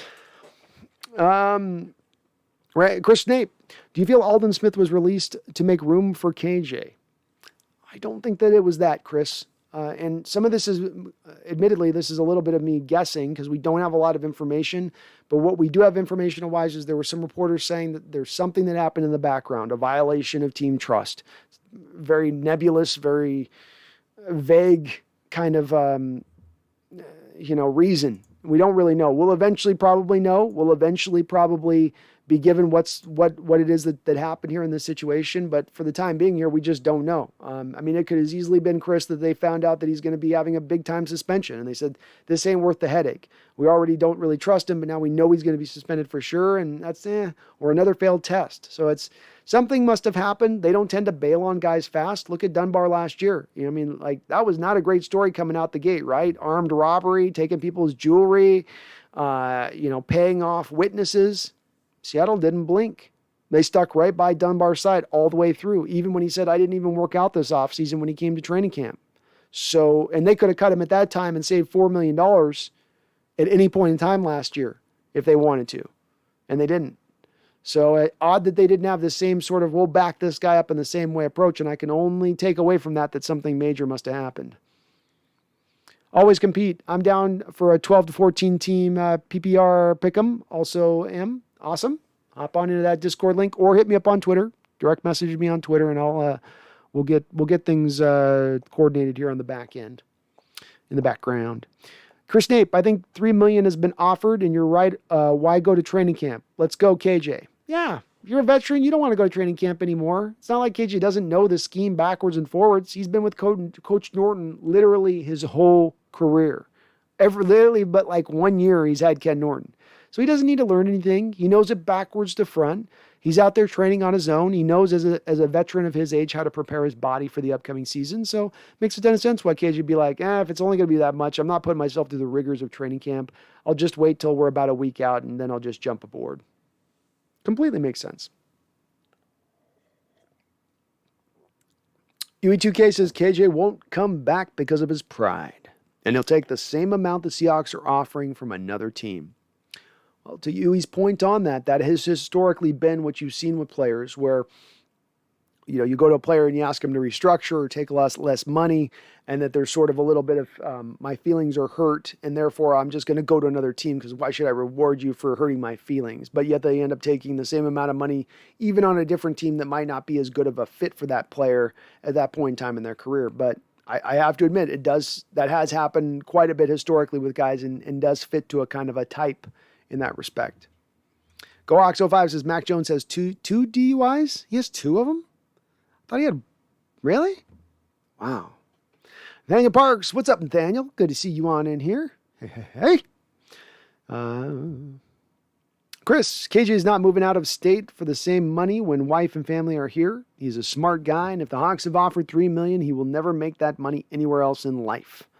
Agreed. What leans me into believing, if you really think this through, of going, it probably leans to the Seattle at the end of the day. He's going to move him out of town. He's going to want to move him out of town for at least somewhat of a substantial offer. And I would probably reckon to guess that nobody's offered a multi-year deal to KJ. Everyone has probably only offered a 1-year contract, and nobody's really offering a significant different amount as far as what they're willing to pay him. So I think that does sort of just at the end of the day drive him back into Seattle's arms. Like a scorned lover that has learned and just figured out that I do just love her. Damn it. She won't treat me well, but I can't quit her. Jeff says, doing good, Montana. Still hot and smoky, though. I bet, man. Jeez, so much smoke.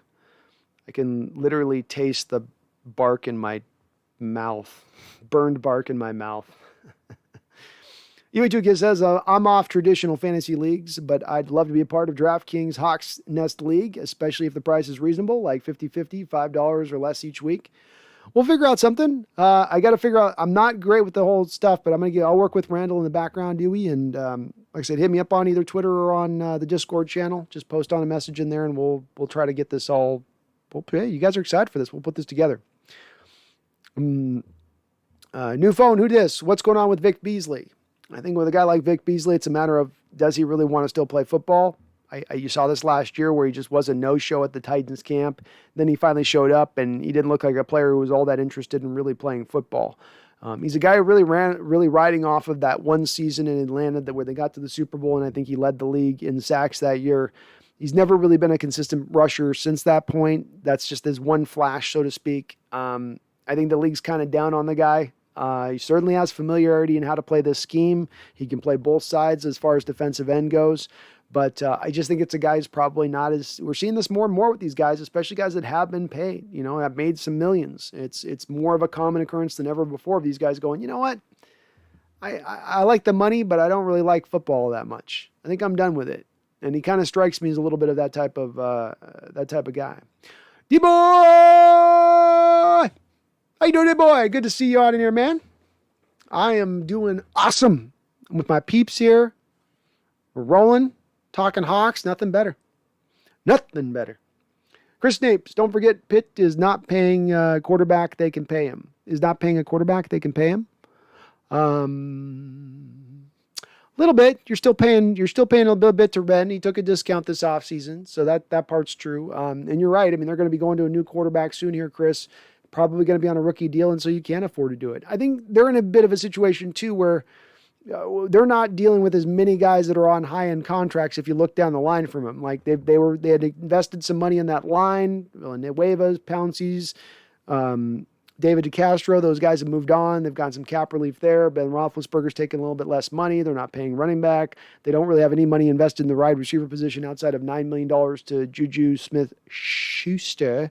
They do have to pay Minkah Fitzpatrick here pretty soon, but he's kind of the only other guy on defense, right? I mean, I think they're paying Stephon Tuitt.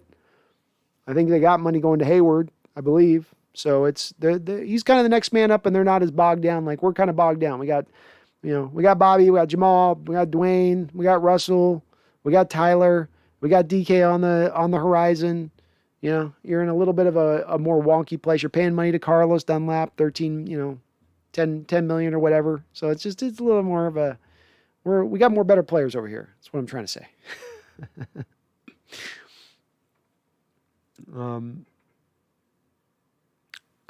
Sound keeps cutting out every 30 seconds on you, Nathaniel. Let me know, folks, if you're hearing sound cutting out. I don't think anybody's mentioned that yet, Nathaniel.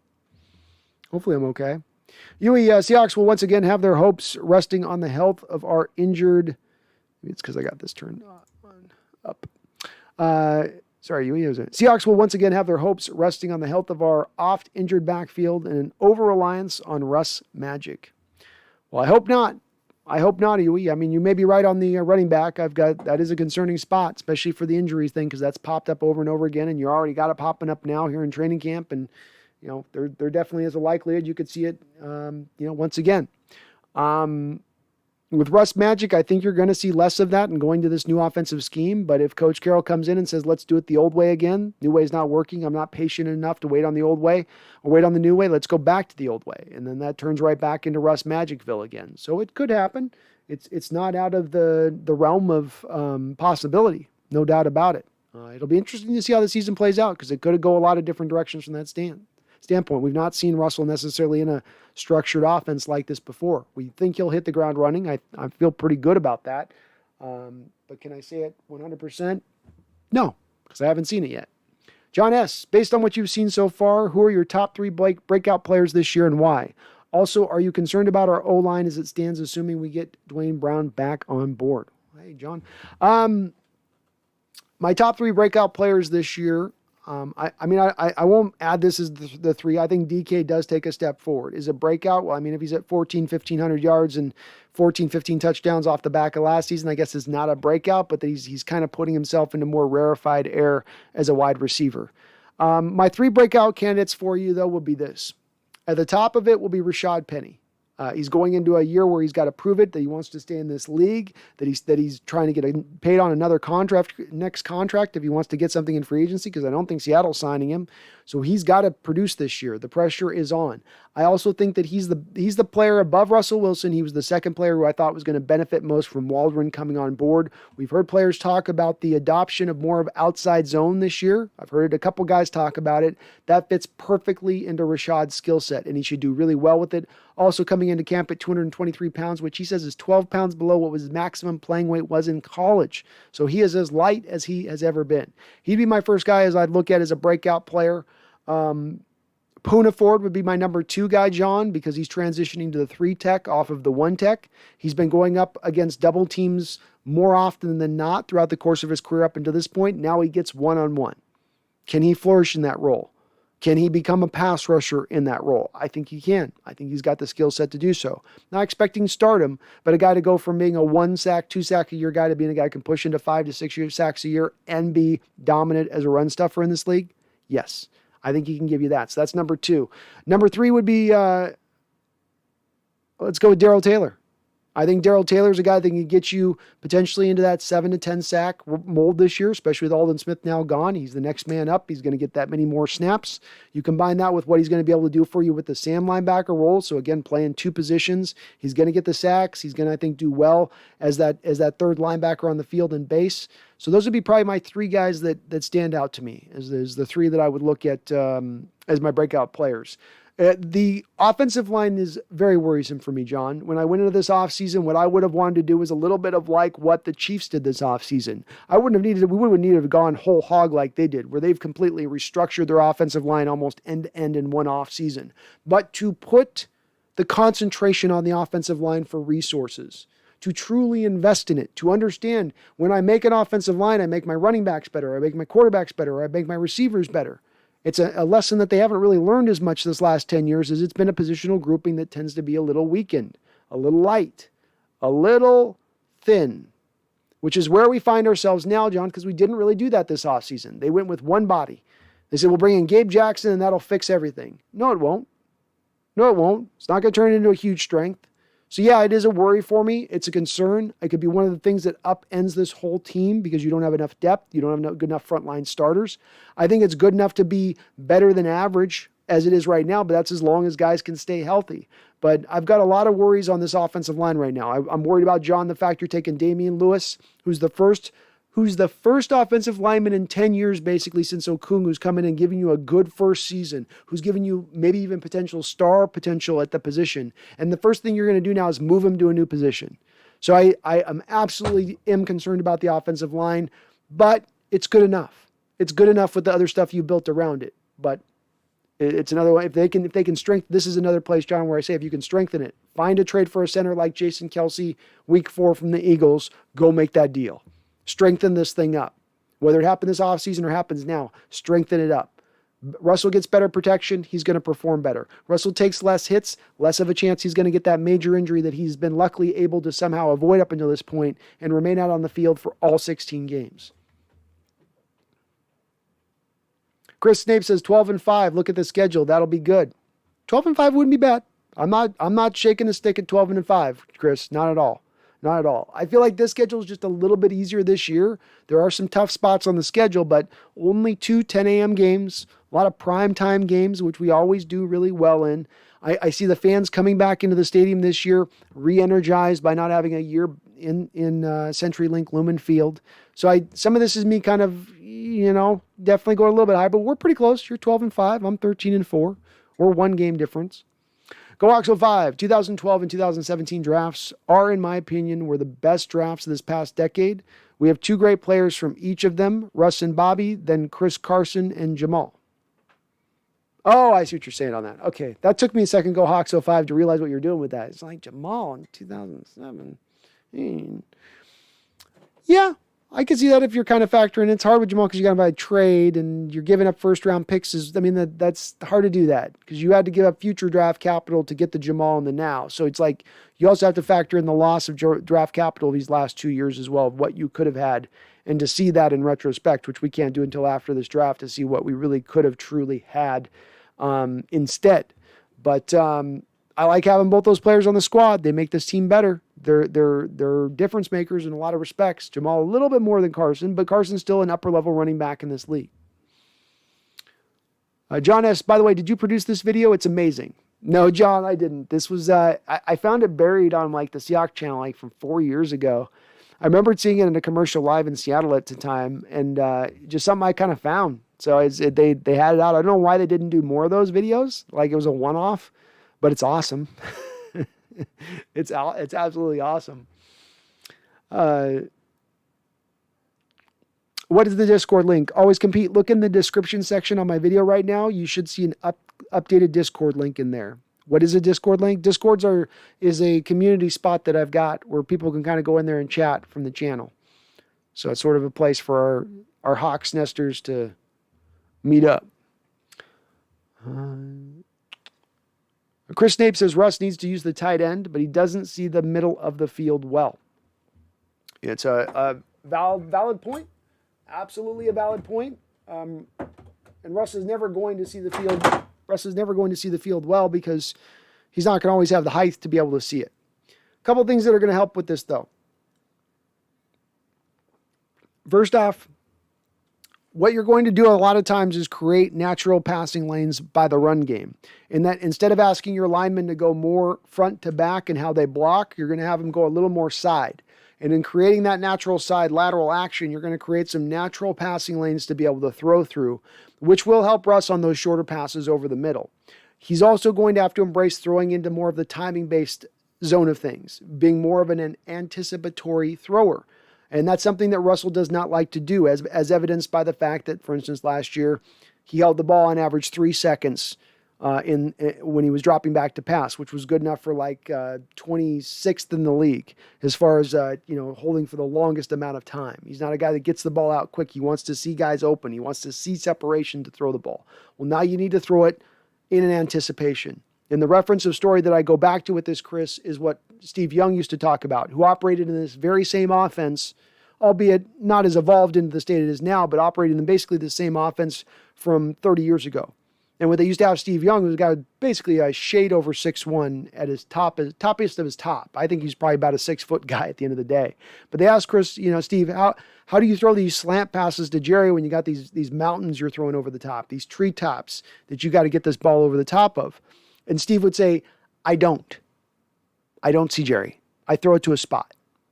That's partly based upon the precision that you now ask these receivers to run with that you might not have asked them to run with before. That is one of the bedrocks of the West Coast offense.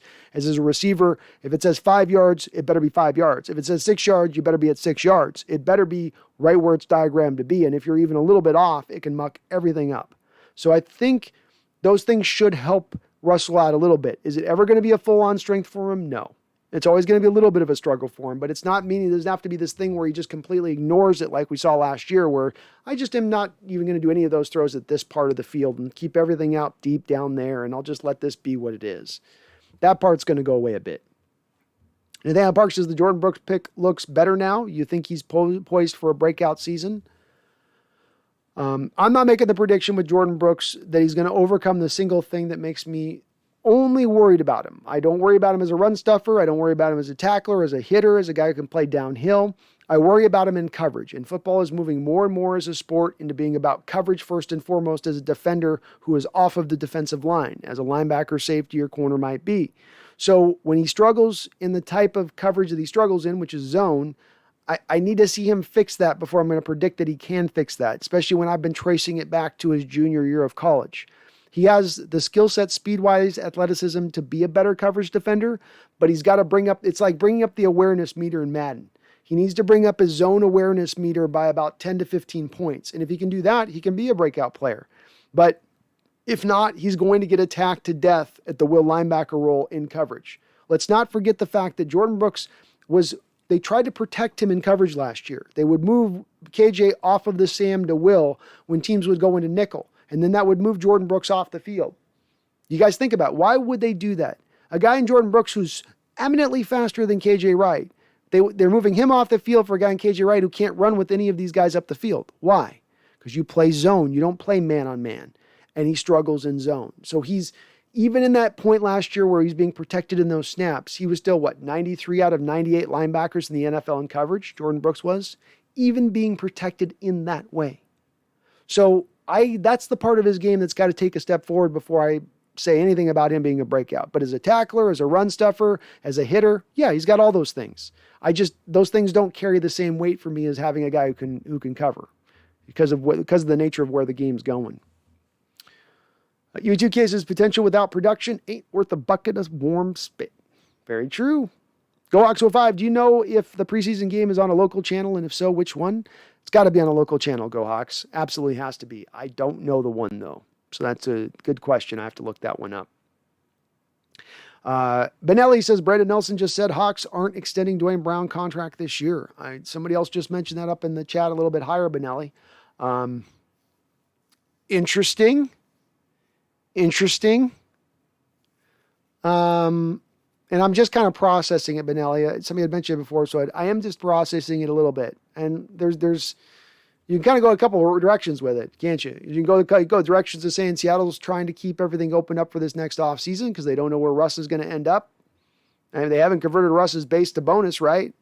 So they still are like trying to minimize the dead money hit potentially down the road on that. And if you were going to do that, and if you were looking to maybe potentially transition to a new quarterback, and you already knew next season that you are going to be eating some dead money hit, I don't know. That's weird that they wouldn't do that because it's not been the MO of Seattle not to extend a guy that's outperformed his contract, who's earned the new contract extension, as evidenced by what we saw in Tyler Lockett this offseason.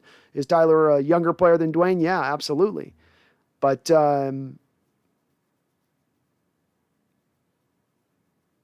strange. Maybe they just don't think injury-wise he's going to hold up. There's not a lot of left tackles playing at 37, 38 years old in this league. So it's understandable you want to pay him in that, but still a little bit, there's a bit of an oddity to that one. That's for sure. Chris Snape says they want Adam says he wants the bonus money spread over 3 years.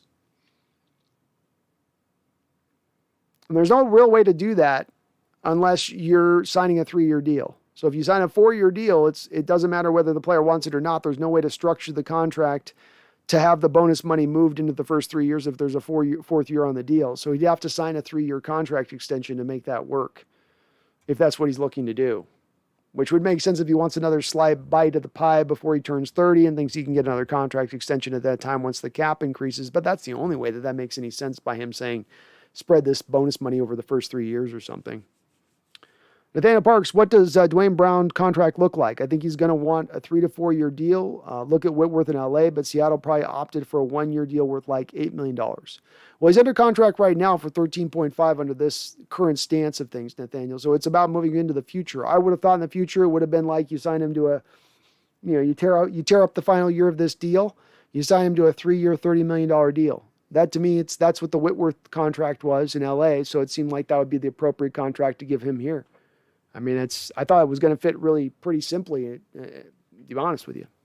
D-Boy, Brandon, who do you think are biggest losses on both sides of the ball? Good question.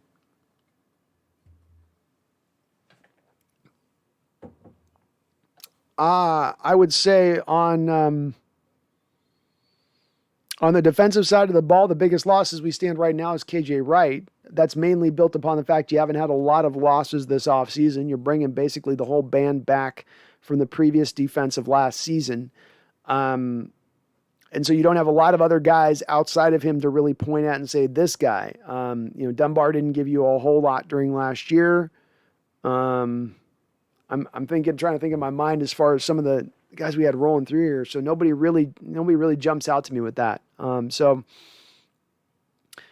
I would lean towards KJ just because he's a 2-for-1 guy. And like I just talked about with some of the things that he covered up for Jordan in coverage last year at the Will, and then what he gave you with the Sam, you've got a lot of uncertainty with those two things that we need to see. We think the guys have talent to make it happen there, but we got to see it. We're going to have to see it with both those two guys.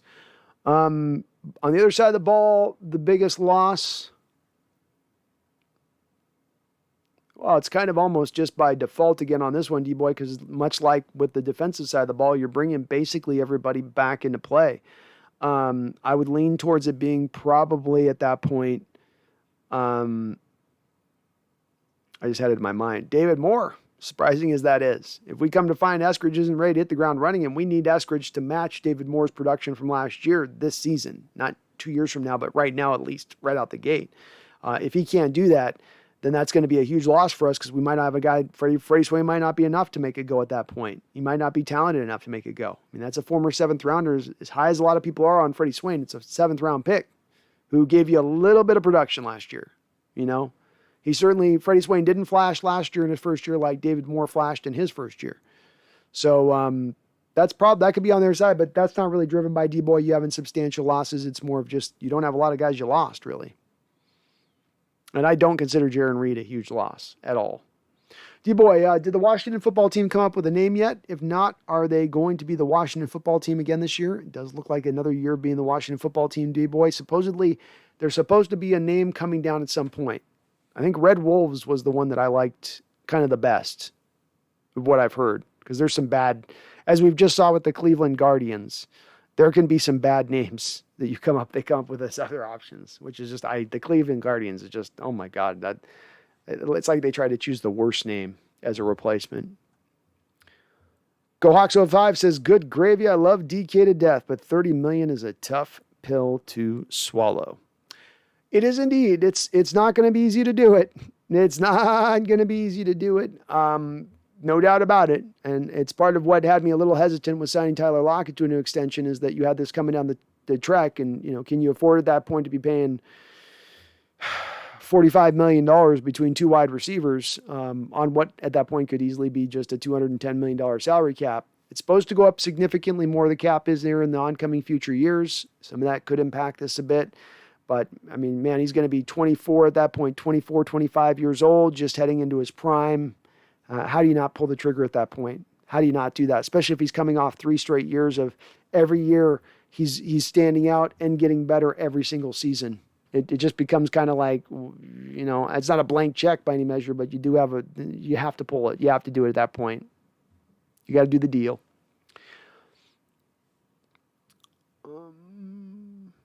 D-Boy says, Brandon, how do you feel about Michael Dickinson kicker? Do you feel like he's a good kicker? Do you feel like we should do better or like a new kicker? What's your overall thoughts about him? Well, Dickinson signed a 4-year extension this offseason, D-Boy. So he's going to be our kicker now and into the future. We've had some good kickers come through Seattle in our time. Rick Booten-Tooten of the late 80s and early 90s. You had, of course, John Ryan had a lot of longevity here with Seattle in the Legion of Boom era days. I think, though, that you can make a very sound argument that Michael Dixon, even on the heels of just 3 seasons, is the best punter in Seahawk history. He's had the flashier seasons than those other 2 guys. When you look at there's not a lot of stats you can go off with punters. It kind of is what it is, right? It's net and gross, basically yards and inside the 20. Those are your three stats. Maybe hang time you could do, but he can do any kind of punt that you need a punter to punt. He's equally, it seems, good at being able to boom the ball as he is at kicking it inside the 20. I like that aspect of him. He seems pretty consistent in that respect.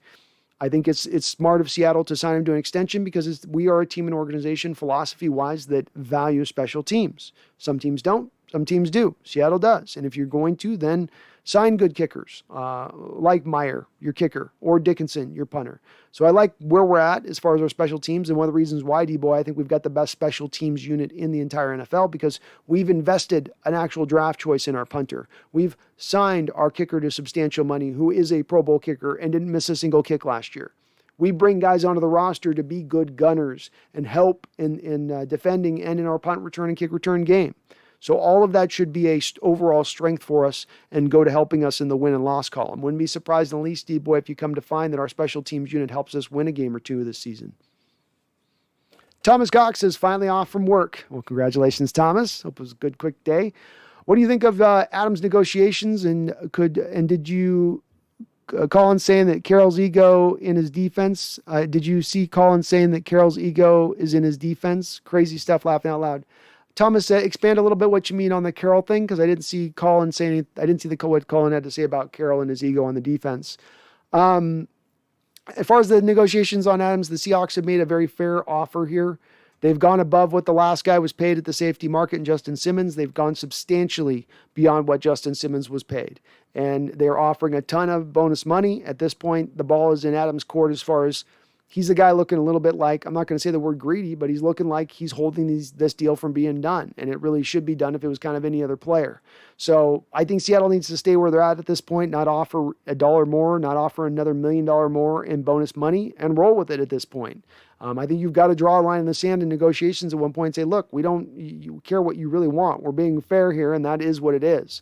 And if he really wants to continue to drive harder than that, then I'm going to get a little bit into the realm of, okay, now we need to look at all the options on the table, Thomas, because I'm really worried right now with the length of time that he's missing in training camp and that's going to lead to injury this season. Jeff. Jay says, I think DK has a monster season. I agree. I think he does too. Food Gamer. How you doing, Food Gamer?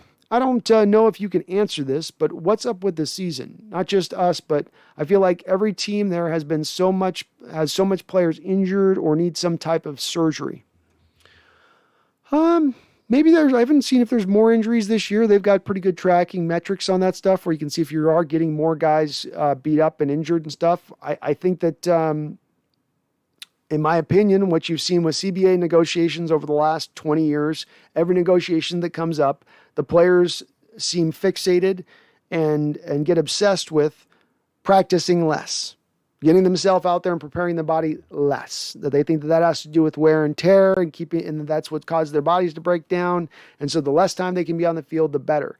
But what I think that ends up causing is they don't prepare their bodies as much and that there's more injuries that then happen because of that. And certainly over the last couple of years with some of the situations we're dealing with nationally, having these guys doing Zoom meetings over less of the mini camps and stuff like that, I think there's a cumulative tally that starts to add up with that. And I'm making a guess here, but I think it starts to, there reaches a point where you start to see more and more injuries because you're dialing back the practice time to such a bare minimum where it reaches that line where it's not enough. You're not able to get these guys prepared enough to really be able to take the hits on the field and get their bodies in the way it needs to be. This again, just to double back around to why I'm starting to get a little dismayed on the Jamal Adams negotiations, because it's the same thing is going to fit here and you can see it coming. Jeff Ryan says, dude, Carson is a beast. Love how he's a workhorse. Hoping for a great couple of years and staying healthy. I love his running style. Still a fairly young cat. No reason to believe that he can't still go out there and be really productive for us. He's not yet really gotten, though he's been beat up and injured. He's not had the major super big injury outside. I think of it was rookie year with the broken leg. But he's been good outside of that. Man, he looked like he trained his butt off this offseason and he's ready to roll. And we need him. We're going to need him to go. And man, I still come back to him and Rashad Penny are such a nice 1-2 punch. If we could just get these guys working right and get them finding a role, they could really, I think, work well off of each other. Jason, I'm excited for your mic tomorrow too, man. I'll try to check it out and catch you live if I can. Nathaniel Park says Madden 22 finally fixed franchise mode, but they aren't dropping the update that will fix it till the end of September, supposedly. Yeah, why would they want to release that fix at the live launch of the game? Why would you want to do that? Why would you want to have a game that just works off the box? That's just crazy talk.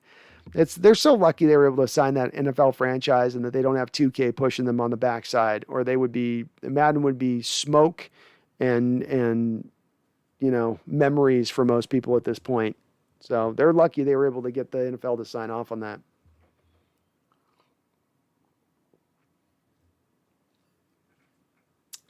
Thomas Cox says, I'm sorry, Gordon isn't going to play. It's better getting Tate or Fitzgerald.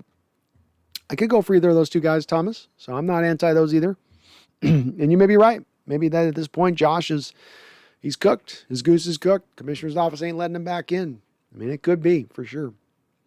GoOx05, I made a sneaky trade for David Montgomery. Carried me at flex when injuries hit. Helped me with the league. Nice. Montgomery's going to be a good pickup, I think. He might have a decent year for them this year. They're going to be able to do a lot of read option stuff too there that they haven't been able to really do as much of. Fields. The Food Gamer says, Max Kellerman said, we have been wasting Russ's career. I saw him say that as well. I was literally going to throw my phone from how stupid that hot take was. If he really wants to say that, then the Packers and Saints wasted their Aaron Rodgers and Drew Brees' career. I can't sign on. I'm right there with you as far as that would make me want to throw my phone. It likewise got me annoyed with Kellerman saying it. Kellerman is one of those guys to me that really, he's an East Coast guy. Anything basically west of the Mississippi becomes kind of a fog for him. You know, he's like one of those locked in New York type guys as a former boxing analyst, I believe. So I don't really take much of a measure away of what Kellerman's got to say. He's not to me that guy in that respect. Seattle Seahawks have not been wasting Russell Wilson's career. And this comes down to really something very simplified, in my opinion, at this point in time. And I don't think it's any coincidence that the two guys you mentioned below that, being Drew Brees and Aaron Rodgers, fit in the same category. If you as a quarterback are going to hold your team over the barrel and decide that you're not only a great player, you're so amazing that you should be paid double what the next person on your team should be paid. You're that awesome. You're going to operate from that standpoint of things, then you need to be facing the criticism and not deflecting away from it.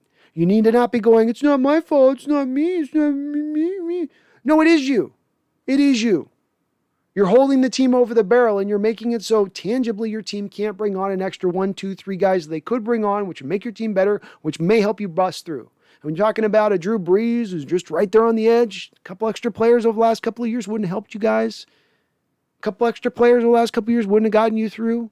Same thing with Green Bay. Same exact thing with Green Bay. And it's not those organizations' fault. It's those quarterbacks at every single turn, every 4 years, pay me again. Every 4 years, pay me all the money. Every 4 years, top of the market, break the bank. It's cause and effect. You can't do that as a quarterback and not think that there's not an effect downwind that's going to raise itself. The team's in a bind. Team's going to pay the quarterback. Hell, look at the Cowboys, who held out with Dak as long as they could with paying him, keeping him on that rookie contract as long as they possibly could. Then when he broke his leg and was like, he's broken, they still had to pay. Because that's what you got to do at that point. You don't have that flexibility to say, no, let's go rookie. It's up to the quarterback in that moment to have a little bit of self-realization. Again, I'm making $45 million. What if I just made $37.5 this year instead of $45? I'm not telling them to take pennies. I'm not telling them to not still be the highest paid player on their team. I'm just saying that when you take that amount of money, you can't go back and say the team's been wasting your career at that point. You can say it if you take a little bit less and then they muck up the assets they bring on the other side of it, but you certainly can't say it. You damn well better not say it when you're trying to talk about, like Russ did, saying, I want to be paid 20% of the cap in the last negotiations. When you're going to draw those negotiations to the 25th hour every single time, ensuring and making sure you're squeezing every last dollar bill out of the front office. No, your career's not wasted at that point. You've got full control over it at that point, and you've chose money. And I don't below you of that. I don't knock anybody at all if you want to be paid top of the dollar in the NFL. It's a short NFL careers, even not for quarterbacks, but hey, it's America, man. Go make your money. But then don't bitch and moan when I come back to you and say, you made this bed, sleep in it.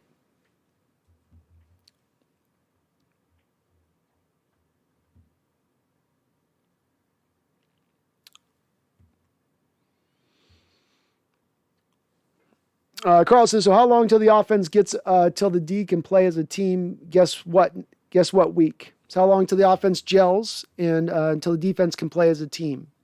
I think the defense will come together quicker than the offense out the gate. I do believe that.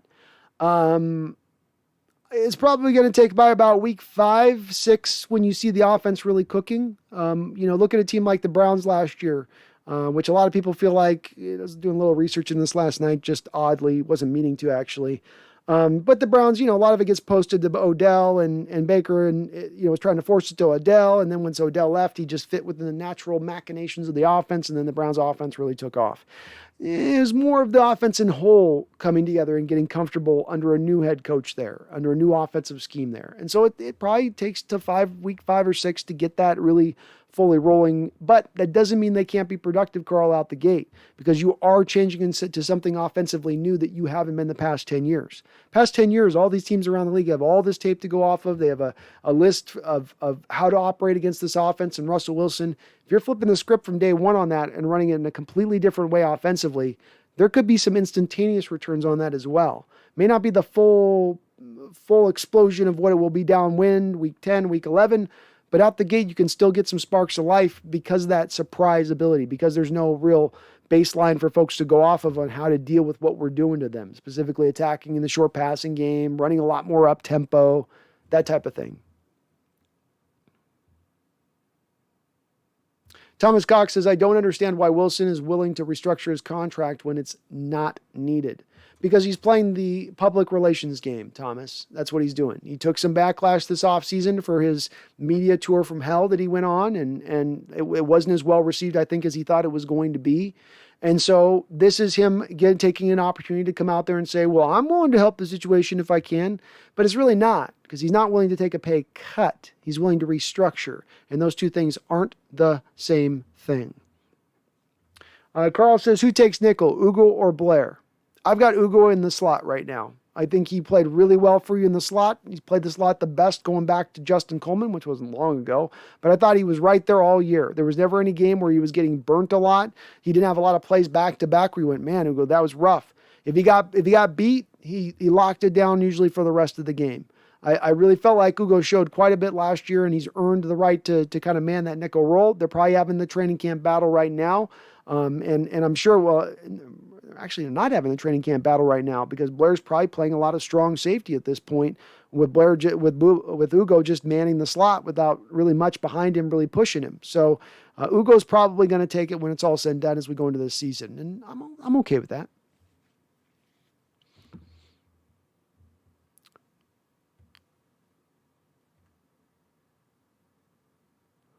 Carl says, how do you feel about Deshaun Shedd coming back to coach the DBs and some special teams? I love it. It was one of my fave players on that run. I like it too. There's some guys, you tend to hear about these coach guys, former players that become coach types. It reminds me a little bit of what you heard with Chris Rashad when they brought him as a defensive, former cornerback at USC under Carroll, had a cup of coffee in the pros for about a good hot minute, including with our Seahawks for a short time there under Holmgren. But Deshaun's got a little bit of that same flavor to him, right? A little bit of that same feel of like, maybe a guy that was an overachiever as a player, got more than what his natural physical capabilities would have allowed him to usually get.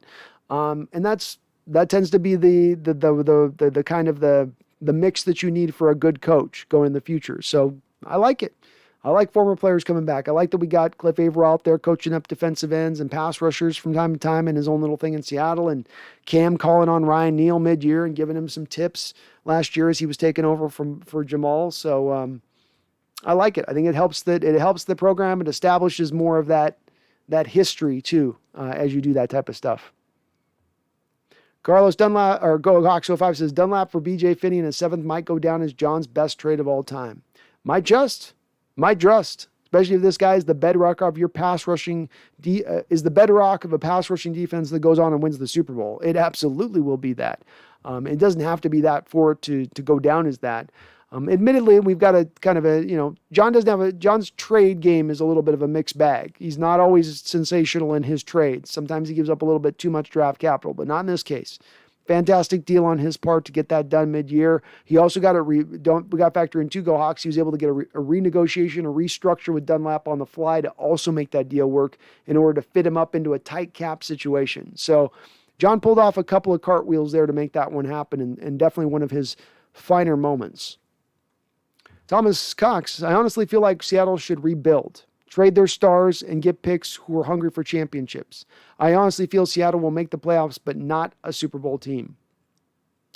Well, I think that the first part of what you talk about will come true, though after the second part.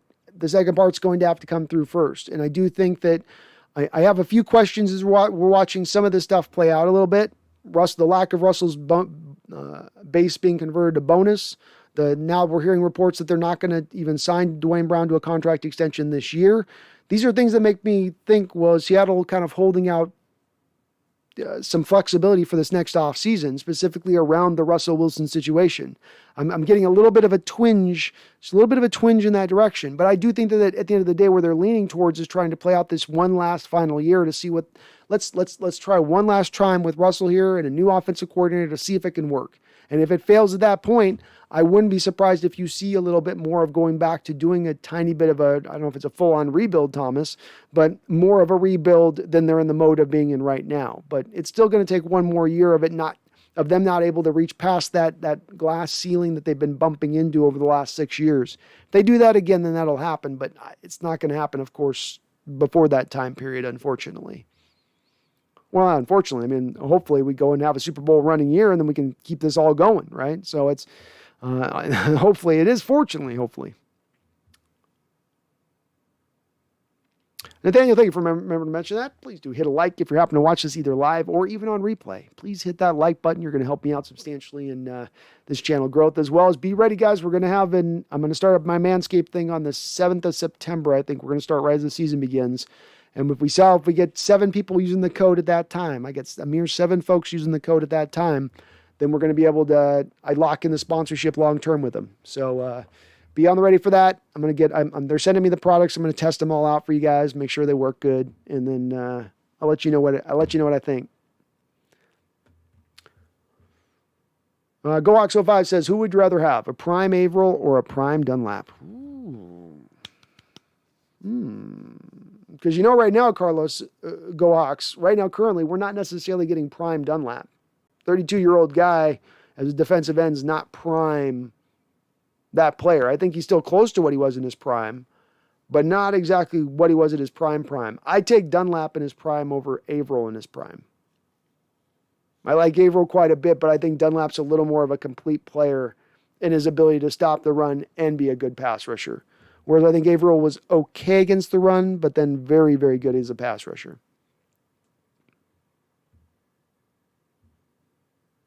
Just my opinion. Apparently the Seahawks have informed Duane Brown they will not extend him before the 2021 season. What are your thoughts? Shock. Just my opinion. Shock. This is not the fit to type of what they normally do. Every player that outperforms their contract, basically outside of Frank Clark, every player that has outperformed their contract over the last 7, 8, 9 years in this organization gets a contract extension as they head into the final year of their deal, as again evidenced recently by Tyler Lockett. So that they don't choose to do this is a little bit strange to me, especially for a guy in Duane Brown who has been everything you hoped he would be when you brought him over via trade and more. And while he's had a few nicks and bumps here along the way as far as injuries, he's stayed out on the field. He's been more often than not getting out there and playing for you, and he's been a gamer when he has. So it's surprising to me that they're not doing that. There's one of two things going on. One, you're creating the flexibility for this next offseason to go in a variety of different directions. You're going to let this season ride out as it is, and then you want complete flexibility to move in whatever direction you want to move at that point. Be it to offload the old guys and just start going with the youth, buy Bobby, buy Russ. We're going now back to the youth thing of this. We're going to rebuild, as Thomas Cox just mentioned above. That could be one thing on this, which is discouraging to me, because I think when you're in a mode of going for it this year, you should be truly in the mode of going for it, not in the, we got an eye towards 2022. So I hope it's not that, but I have to acknowledge that it possibly could be that. The other thing that this could be, though, which is just as likely, and I can't say for sure just my opinion because it could be either of these two things, is that Seattle is just not on board with signing a guy top market money at the left tackle position who's going to be 36, 37, 38 years old as he's playing through those years. That there's not a lot of tackles in NFL history who have been able to play up until that age. And while recently Jason Peters and Whitworth of the Rams have pulled it off, they're a little bit of an exception to the general rule of thumb in that respect. And that if you're going to sign him to a big deal, there's a good chance he's going to get injured on that deal, and you're going to be eating a lot of dead money at one point or another on that contract. So could be that that's just as likely as the former, and I hope it's not the former of what I just said there, just in my opinion. I hope it's not them trying to maintain flexibility, but I pair that up with the fact that you haven't converted Russ's base to bonus, and it starts to make me wonder just a little bit. Jeff, that's cool, Nate. Jace, are we doing a call-in? I've been holding off on doing the call-in shows, Jace, just because when I do the call-in, we seem to see the viewer count seems to drop by about 20, 25 people in the room. So I do want to bring it back in at some point. I'm just trying to find exactly, Jace, the way to bring it back in, because I just don't want to lose viewers when we do go to the call-in show, of course. Michael Bakimo, ever since your last stream ended, I can't stop thinking about Joey Galloway in the number 3 wideout role for us. Oh, he would have been devastating. You would have kept him on the outside, of course, though, because he was just raw, pure burner speed. But he was a legitimate talent. Galloway was a guy that's a guy that he wasn't refined, but he wasn't as raw as I remembered in retrospect. I always just thought he was a little bit of just a burner, and he always just kind of that throughout his league with decent, but he actually had good hands, and he actually could run good routes, and he was good with the ball in his hands after the catch.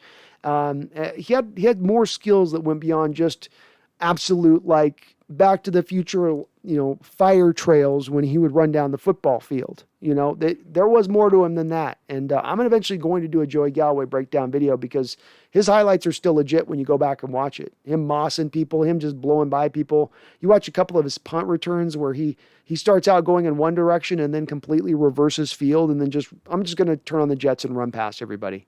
It's pretty amazing to watch. Sabinator, go Hawks. How you doing, Sabinator?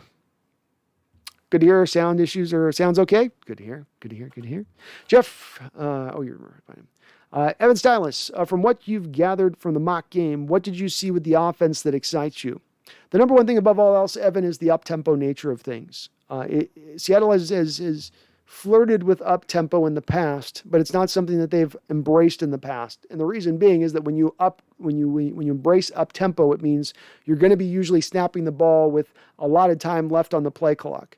What that tends to mean is that you're going to elongate out a football game. And that goes against Carroll's general nature, which is I want to shorten a football game. That's why he is so run heavy. That's why we've had years in recent history where we've ran the ball more than we've passed in a league where everything's moving towards passing the football. Because Coach Carroll values shortening a game because it protects his defense, a bend but don't break defense. So he's going outside that, it looks like, this year. It looks like they really are going to embrace up-tempo for whenever they want to utilize it. Not just in fits and starts, not just in little blips, but in actually, hey, we're going to do this for a quarter. This is working. Let's roll with it. So props to Carroll if he can fully embrace it. We're going to have to see it happen live action and see him be able to keep himself from holding in there saying, why don't you just take a little more time off the clock? Just, run the ball a few more times.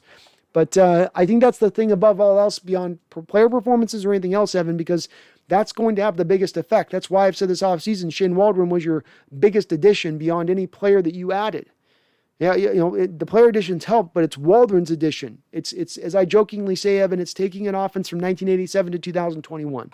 And the effect that should then have on the football field, the immediate effect that should then have on the football field. So that's the up-tempo stuff, playing more within script, the West Coast parts that we're adding now to this offense. Those things to me are the things that get me most excited because I think that those are going to bring the most benefit to this team and allow for us to maybe tap into a new upside on this football team, an upside where maybe we can get to a conference championship or even, dare I say, a Super Bowl.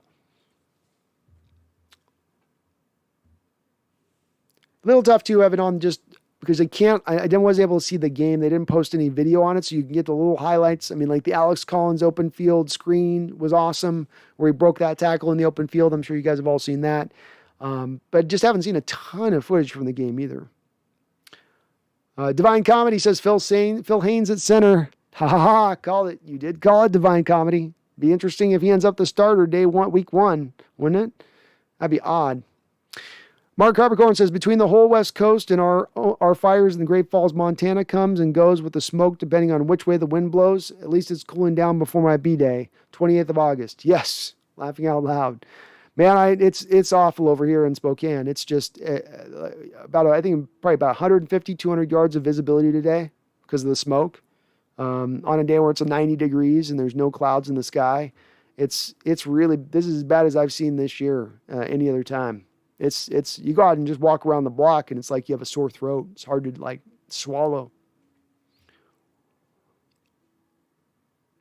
V Tiger, is Whitworth longevity a product of the Rams offense? I ask this because it's strange that after the summer of rust that Seattle would be willing to play hardball with Brown.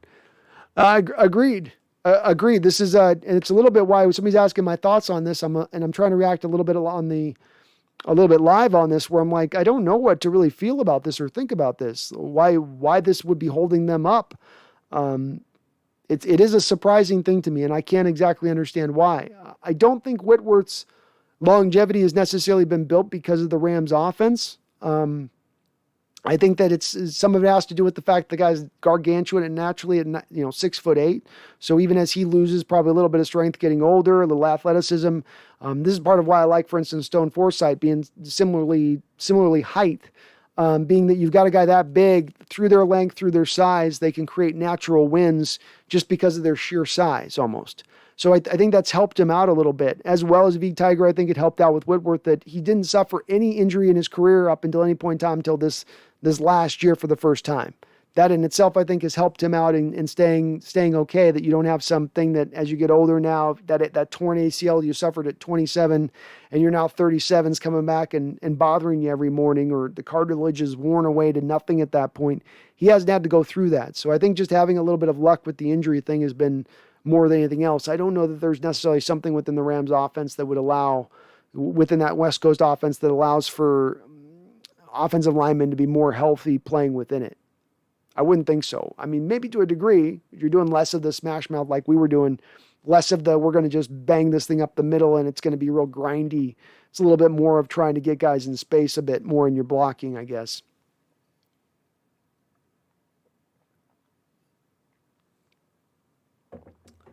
Jason McEward, good evening. Just getting off work. Hope it was a good day of work for you, Jason.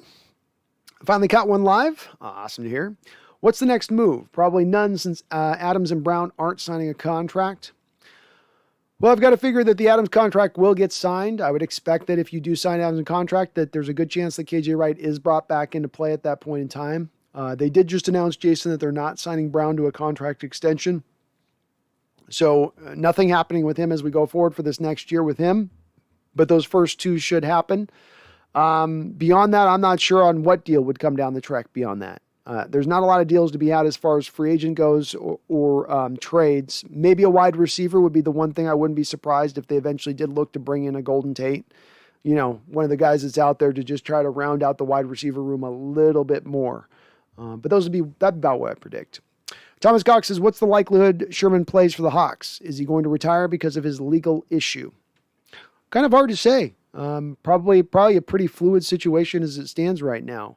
I think that there's a good chance he comes back to our Hawks. Probably going to have to wait a little while for it to happen. Probably got to go through all of his stuff in the background of his, I don't know if, I'm not going to use the word rehabilitation, but he's got to go through his stuff in the background here to get himself into the right frame of mind to be ready to get back onto the football field. With that said, I can see how Seattle would gravitate towards looking back at Richard again. He's not going to cost a lot of money. He's not going to cost you more than probably at this point a 1 year, $1 million, 1 year, $2 million deal, incentive-based maybe. It's going to be very cheap if you are looking at bringing Richard in at this point, because there's not a lot of suitors out there that are going to look at grabbing him with some of the stuff that just happened recently.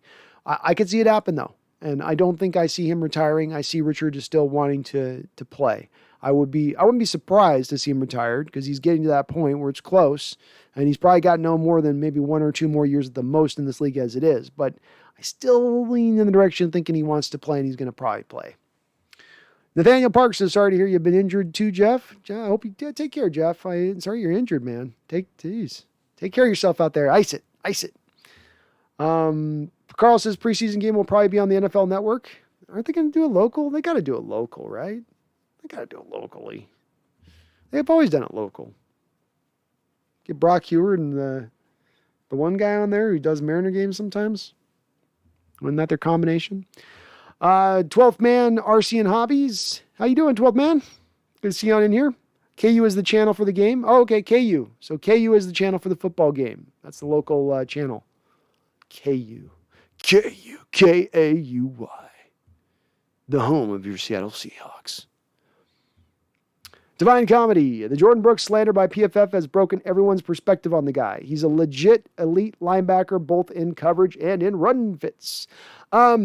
So I always lean back in this direction on Divine Comedy, things with players. I never take just PFF as an end-all, be-all Bible as far as saying that they're the end-all, be-all. I do lend a lot of weight to them, because I think that the people that knock the PFF are, did you watch every play of every game, of every snap of what that player did? I didn't. They did. They got people allotted to do just that. And our scheme being one Divine Comedy that is one of the more simpler schemes in the league, it doesn't tend to be very complicated, our 4-3 under scheme. So that does lend itself well to it being more easier to then track the progress and performance of a player in a given day. But as I said, Divine, I go back on this going back to his junior year of tape. I scouted Jordan Brooks prior to the draft on draft day. I watched his snaps at Texas Tech. He had 90 dropbacks and snaps in his senior year at Texas. Not one pass breakup, not one pass defense, not one interception. Okay, so now the going narrative on that Divine Comedy, because there seems like a lot of people that make are kind of apologists to Jordan Brooks on this, is they say, well, he was playing a spy role his whole senior year. It was a spy role he was playing, see? So he was just looking at the quarterback trying to stop scrambles. Not on all 90 of those snaps. Not on all 90 of those snaps. You can see him getting depth in zone and not getting enough depth in zone. You can see him at times, and this is what he does a lot of. Watch for this upcoming season. So let me give you specifics, Divine Comedy. Where he really struggles is he wants to play downhill in the running game. So when you get to play action situations, especially quarterbacks under play action situations, or the same exact situations you'll see with the Rams and the Niners who do a lot of this stuff, he's going to come downhill initially, first instinct to come down and play that run, which then causes him to struggle to get the depth in zone, and then he gets beat over the top in zone. So we got told on draft day that those 90 snaps were all being done in his senior year because he was playing a spy role. And specifically what you heard on that day was Bucky Brooks, a former Seattle Seahawks scout. Okay, so this is not PFF Divine Comedy. This is a former Seattle Seahawks scout underneath John Schneider, said on draft day Jordan Brooks struggles in coverage. That has nothing to do with PFF. It's not slander by something else. That's a former Seahawks scout under John Schneider. And John Schneider responded back to Bucky Brooks at that time, yeah, Bucky, I know you watched his senior year of tape and how he was dropping back in coverage at that time, but I watched his junior year. And John was intimating at this time that on this junior year of tape, Jordan Brooks was magically playing amazing coverage and that we just needed to watch that junior year and it would all be solved in our minds. Well, I went back and watched his junior year of tape. There's two back-to-back plays you can literally watch of just what I'm talking about, getting caught up on it where you have the play action from under center, biting on the play action and then getting beat over the top. And you know the player who did it in back-to-back games? You can go watch this tape right now. West Virginia, Gary Jennings, the same guy who couldn't even make the Seahawks roster as a fourth-round pick, smoked our guy over the top on back-to-back plays because Jordan Brooks wasn't getting enough depth. And while he did show better coverage ability in that junior year tape, he's playing as an outside 3-4 linebacker on that tape for the majority of his snaps. Outside 3-4 linebacker, which he's not playing in our defense. And when he's playing in coverage in that outside 3-4, he's carrying tight ends in man-on-man coverage, which I will give you this, Divine Comedy. In man-on-man, he's pretty good. He's a good player in man-on-man coverage. Do you know what probably the percentage snaps is of what we play in man-on-man versus zone with our linebackers? It's probably about 80-20 zone to man. So the part he struggles in his game and what that junior year tape did not show, which was a good ability to play in zone coverage as a linebacker. It showed decent ability to cover man-on-man, but there were still holes in the zone game when he was asked to play zone, or what he's going to be asked to play in the Seattle Seahawks defense. The Pro Football Focus numbers are not just pulled out of thin air. The 93 out of 98 is a fact. Go watch the final game of the year against the Niners, and the Niners get him down near the end zone line, where, just like I'm talking about, get him on play action and then beat him on a touchdown on his guy in zone. It's his guy in zone that makes that catch for the touchdown in that game. Not the safety, not somebody, not the corner, him. He's the guy that blew that coverage on that play, and I saw it a couple times last year show itself in a variety of different places. It wasn't horrific, but here's the other thing about Divine Comedy. They were protecting him last year. If Jordan Brooks is so good in coverage, why is he being taken off the field in nickel and dime nickel situations for KJ Wright? A guy who runs probably a 4.75 40 compared to Jordan Brooks' legitimate 4.4 40. It's because the coaching staff had trepidations about his coverage in zone. Sabidator, I'm skeptical about extending him past 2 years. Being Duane Brown, he's good, but I just think 2 years we should be better. Understandable with that, man. Again, when you're talking about 37, 38-year-old players, not a lot of those guys playing in the NFL. Jaboy Michael says, yo, I'm watching, just not on my phone, so can't comment. Oh, no worries, Jaboy Michael. I appreciate you watching any way you can watch. So, however it is. Sabinator, bro, do you even board? Just kidding. Are you a skier? Oh, Jeff. You're talking to Jeff. Sorry. I don't do any of those things. Thomas, if Carroll's not patient with the offense, I see Wilson pouting and sort of quitting on the team. It could be. I would tend to think that Wilson knows that he only has to put his head down through one more season of this right now and through the end of the year and sort of just toe that line if his intent is to do is to eventually move on, which I think would have him more on point and more probably just trying to stay locked in despite what he might be dealing with in that respect. If it's something that is pissing him off and he's annoyed by it or whatever could be going on. I would think that because at that point he is doing a little bit of he's trying to show off for the next team he wants traded for him. And he knows coming off this offseason, there wasn't a whole lot of teams that were diving in that were wanting to trade for Russell. And what we do see with the quarterback market on some of these superstar quarterbacks, I mean, as much as they get talked about as being these prime guys that everybody's going to want, there wasn't a lot of people out there trying to grab Brady. There were some teams that turned him away. I don't know that there's as huge a market for Aaron Rodgers as a lot of people think there is as far as a trade market goes. Denver would want him, but is there a list of 10 teams behind Denver looking to trade for him? I'm not so sure. So I think he's got to try to keep showing out as well with that,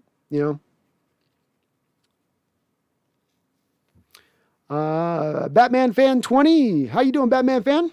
What's up? James Waring says, I wouldn't say Brendan Nelson's an insider with solid sources, so let's wait and see on Duane Brown before we get too worried. Agreed, James. And I'm dealing with it. I'm just kind of hearing it live too. It does seem so against what we would think they do too. It goes against such type of the team. It just seemed kind of an odd story. But we'll see. Spencer Smith, come on, Brandon. Why you got to do the Guardians like that? It's such an awful name. It's legit like up there as one of the worst names I've heard in professional sports. There's been some ones that are worse, but you couldn't have done better than Guardians. Cleveland, you got nothing you can you got nothing you can reference anything specific to Cleveland. I mean, something. Hope you're doing well, Batman. Thomas, I think the reason why Aldon Smith got released is because Taylor is playing out of his mind. He must be showing talent that would allow Smith to go. I don't know if they would be driven by that. I think even with Taylor playing out, that there would always be a rotational basis within there. I could see more of, Rasheem Green, the light went on this year, along with Alden Robinson, and we don't want to cut one of those two guys. But you weren't paying a significant amount of money to Aldon Smith. There's not a huge savings by moving off from him. So it doesn't really, there wasn't really as much that upside that you would maybe have by doing that type of move. That does happen, Thomas. I mean, you do get those type of situations. And maybe Rasheem and Alton and LJ, who had, I think, a sack on Russell today in practice, maybe those guys are showing a little bit of something more than they've shown. And it's certainly the time is right for those guys. It makes sense that the light bulb would go on with some of those guys and the timing of it. But I don't think Taylor himself would push that because they had already allotted, I think, a role for Taylor coming into this year. Sam linebacker, rotational snaps at the Leo behind Aldon. And I don't know if that would change that much. You might be right, though.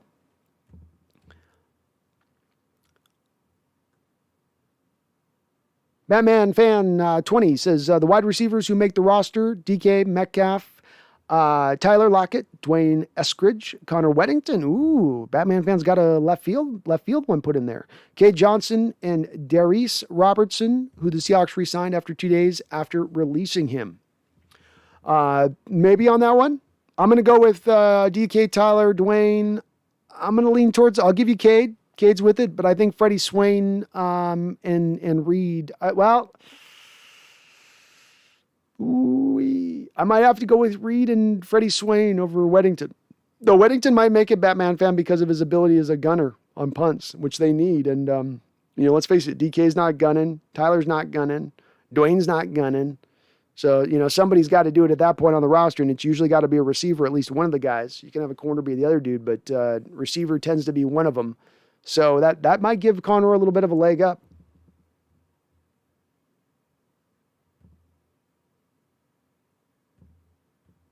Batman Fan says, after released, Aldon Smith, do you think the Seahawks defense is still good? I do think they're good because it wasn't built upon Aldon Smith as being a foundational piece. I've called him a little bit of the cherry on top of the pie a little bit. So you're maybe missing a little bit of that cherry. But with that said, you got a lot of young guys, Batman, that could come on and well. Darrell Taylor showed out well in training camp. Alden Robinson with his 4 sacks last year gave you as productive a rookie year from the defensive end position as you've seen going back to like Bruce Irvin. I mean, Frank Clark only had 3 sacks in his first year.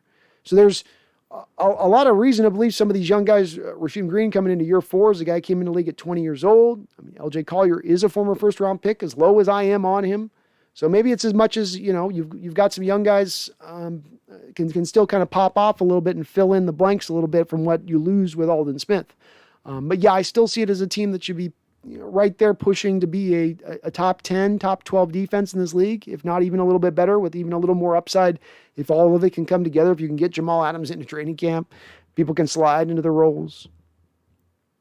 But Nelly says, my son played junior high and high school football with Connor Weddington. Connor is a beast. I'm hoping he makes the roster. Oh, that's awesome, Benelli.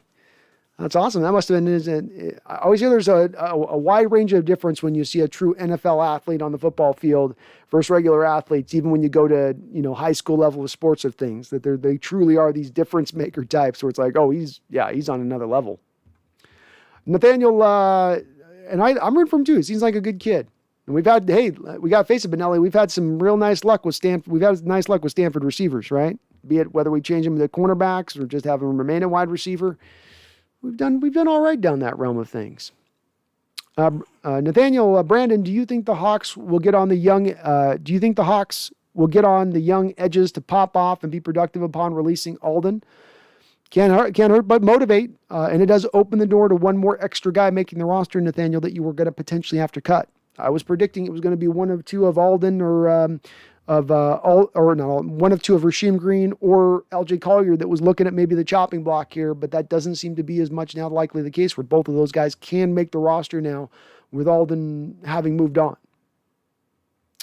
Roxanne Roll, thank you for your $10 donation, Roxanne. I appreciate it. You're always so very kind, and it does not go unnoticed. I will tell you that. Thank you as well for your membership, Roxanne. Appreciate it. One of my OGSs.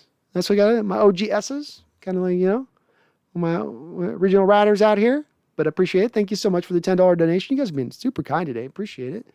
And D Nugget coming with $2. Thank you, D Nugget. I appreciate the $2 donation. You as well as always very kind. Says Brandino working hard. Let's go. Let's go. Let's go. Let's get this. Let's get this down. Thank you for your donations. I do appreciate it. I got the best folks in my chat. Bar none. Bar none. Take the Pepsi challenge against anybody else on that. Love y'all. Kevin Pham, you saw the Bob Condotta story on Duane Brown. I did, Kevin. We're all a little bit trying to deal with it a bit on the fly here because I think there is something deeper that you can read into this. And it is one of two things. I kind of said a couple times here, so I don't want to overwhelm the audience a little bit too much with it, Kevin, but it does come down to either one, Seattle is trying to maintain maximum flexibility to next offseason and being able to go into a variety of different directions. And I mean, in a variety of different directions, in any, like all possibilities at their fingertips. Or they have a supreme amount of trepidation in signing a guy who's going to be 36, 37, 38 years old as he's moving through this new contract extension. And they don't believe that this same guy, who does have a little bit of a rich injury history going out through his time in the NFL, can really maintain and stay at that same level and stay to be able to get out on the field and do it at that age. There's not a lot of guys that have been able to do it. And even the guys like that we mentioned, they're the recent guys, Kevin, that have done it. Jason Peters at 38 years old with the Eagles out there playing left tackle. But yeah, he's also getting injured every year. And Whitworth does sign his contract extension, but then last year gets injured. It's maybe no shock that these guys in their late 30s playing left tackle get injured. And you can see it coming. And so it's hard to say which Kevin of those two things it is, maintaining flexibility, or we don't trust his injury situation. So I'm not too sure, but it's a head scratcher because every guy that you've had over the last 8 years who've outperformed their contract and they have a final year that they're going into their contract, but they've outperformed it up until that point. Seattle has extended everybody to a man with, I think, only the exception being Frank Clark. He's the only one that really comes to mind, and the only reason they didn't do him on an extension is you had him, Jaron Reed, Bobby Wagner, and Russell Wilson all coming up for contract extensions at the same time. And I think that as much as anything kind of drove that on top of Frank getting paid insane money. But it's an oddity, Kevin. I don't know. I can't understand quite why, because you could sign him to a contract extension as well, save some money on this year of this contract. He's costing you $13.5 million right now. Even if you signed to a new contract extension, you'd think you'd be able to lower that down this year and this year's hit down to something like $8-9 million. Well, that's potentially $4 million saved in money. That's another whole player that you could go out there and pick up from somewhere. So I'm a little bit perturbed by it, and I don't quite understand why. We'll need a little bit more information as to why they're taking that stand on things.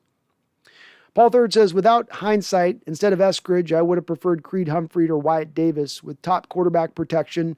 DK Lockett, Disley, Everett easily covered the load. Pick wasn't well thought out.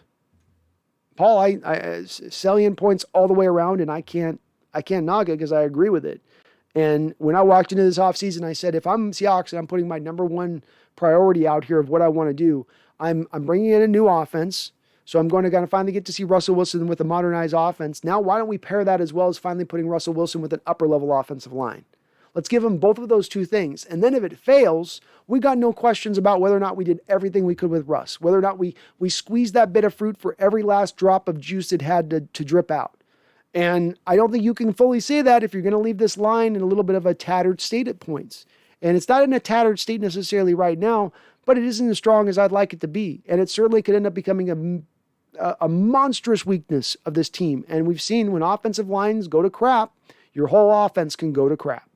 So it's with you, Paul, on that one. I'm with you. I'm big time worried about it, especially with what they've done with the center position specifically and what the plan is there. Just sometimes they're very tone deaf when it comes to the offensive line. Truth is, I know it. Thank you. Nathaniel Parks, I thought Seattle was going to take a cornerback in the second. A number 3 wide receiver wasn't the top need. Agreed. I think there was better selections out there that you could have taken a look at. I mean, frankly, really, at the end of the day, there were better wide receiver options. Duane Brown was out there. Terrace Marshall was out there.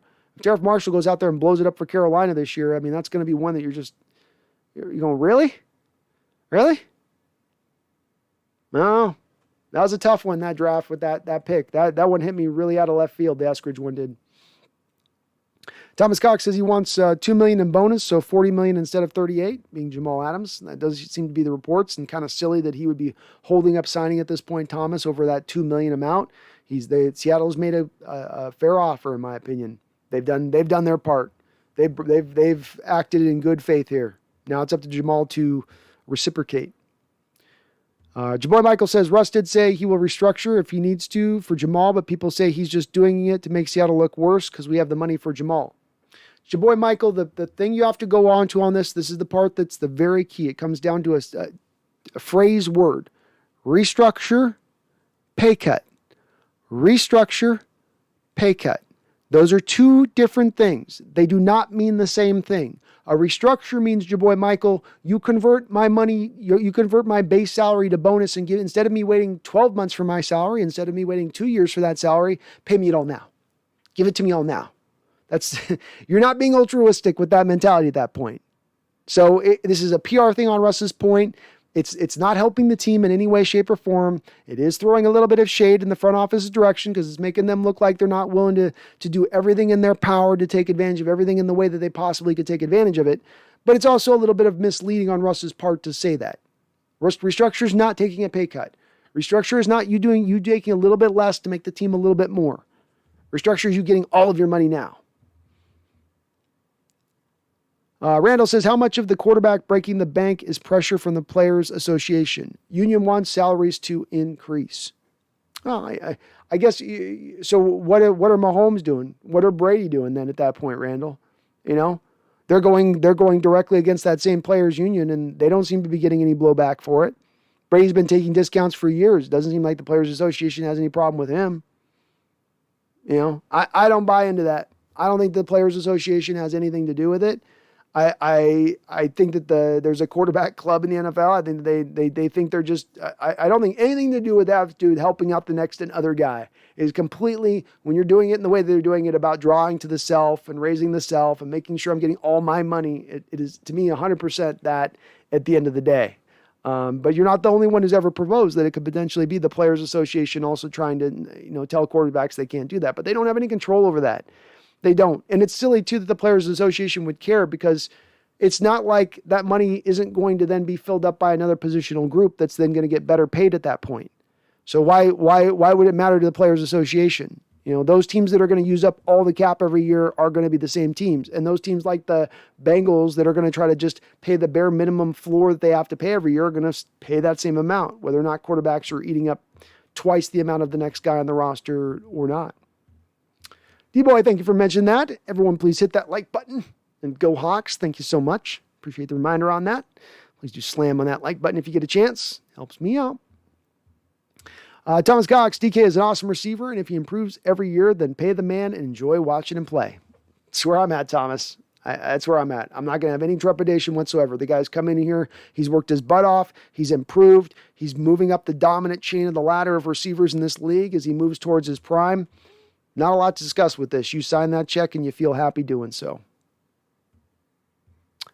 Kevin Pham says, want me to tell you what Bob said in the Brown article? Yes, please do, Kevin. Put it in the chat. I'd love to know what more of the details on that. Carl, Marshawn coming back and showing DJ Dallas and Travis what my favorite player coming back. I'd love to see Marshawn coming back, Carl. I'm completely on the Marshawn Lynch train with that, because I think right now I've had Marshawn come off his couch right now, and he's a better running back than DJ Dallas or Travis Homer. I think right now he is. You wouldn't have to talk me into that one. I'd love to see Marshawn coming back. That would be awesome. UE2K, Seahawks have wasted many of Wilson's seasons. Saints provided a top offensive line talent and built team around Breeze. Packers have maintained a top offensive line and fired a coach. Seahawks went cheap at offensive line and blew drafts. Well, I won't discount you that they've had some really tough drafts recently and haven't done favors in that respect. Does that mean you're wasting a quarterback's prime at that point? I don't know. I don't know that it is at that point necessarily wasting a quarterback's prime. The Packers have also gone cheap at their skill positions, right? So yeah, the thing I've always maintained with this UE2K is the Packers built up on their offensive line, but then they went weaker at the wide receiver. They went weaker at the tight end. They haven't had always the greatest of running backs through there. They've had pretty good ones at times, but it's been a little bit, some off seasons, some good seasons, but you make your choice. When you pay the quarterback that top of the market, you've got to go cheaper in other areas. And the places that as well the Packers have gone cheaper on, in addition to the skill positions, is defense. They aren't able to allot as much money onto the defensive side of the ball. Now, the Saints were a little bit better, I would say, to your point, in building up a bit of a better team around Breeze in totality, but they were also doing that basically to end up killing the cap at one point or another, to running into an offseason where you're $105 million over the salary cap, which I'm really not in favor of doing that either as a general flow of things. And, the one way you avoid having to be $105 million of dead money hit, of being over the salary cap, of being... Sorry, I got a hair in my eye here. Of having to release guys and trade guys and restructure guys prematurely because you're just trying to fit things in at that point, of setting your franchise back then a couple years. You know what can prevent that? Your quarterback not asking for every last red nickel and penny. And the thing with this thing of wasting the prime is that this is where you come back to UE2K and I think we've covered this in the past, is that you got a percentage of the cap being taken up by a quarterback. It's the raw figure. And there's a lot of quarterbacks who've taken up a high percentage of their team salary cap. And when they take up that high percentage, when it goes past 15%, you don't win a Super Bowl. So, have all those other teams as well been wasting all of those quarterbacks' primes? Or maybe the reality is this isn't really all that complicated.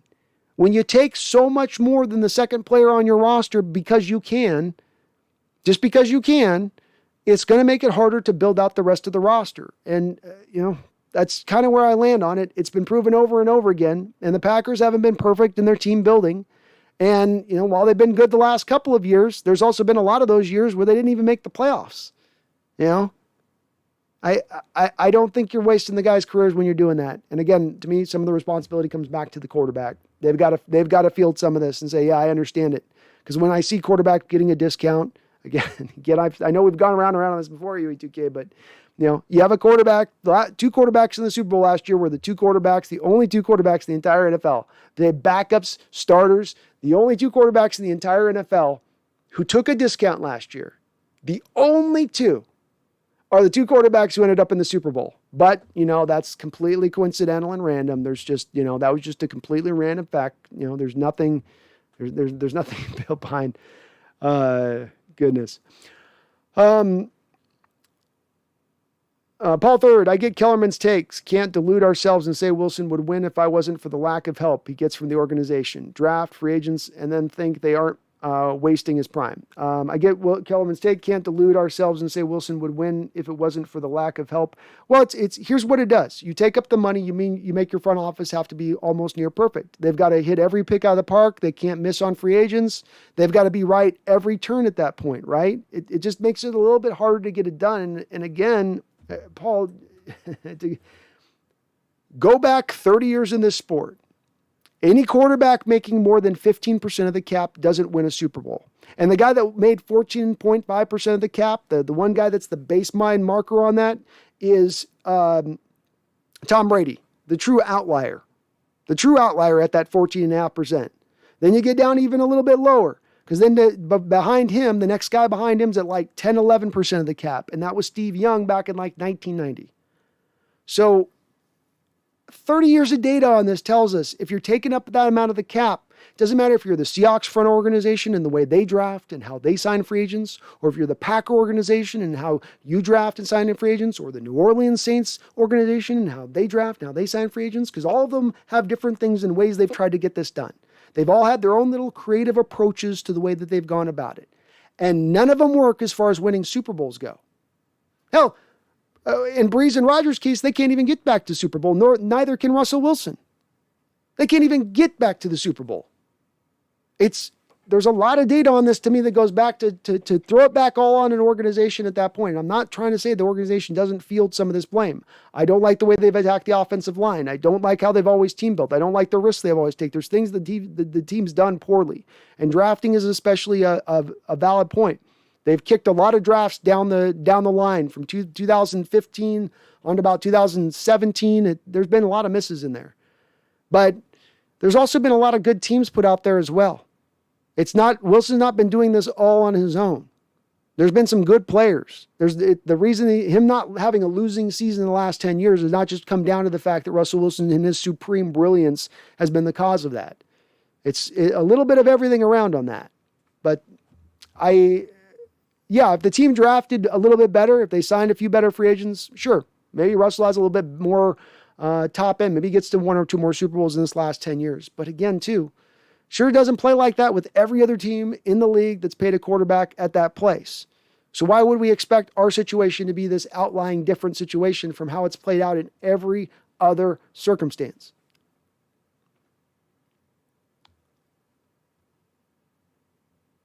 Thomas says, Colin said that Carroll wanted Adams because Wilson was cooking, so he wants Adams signed before Brown gets signed.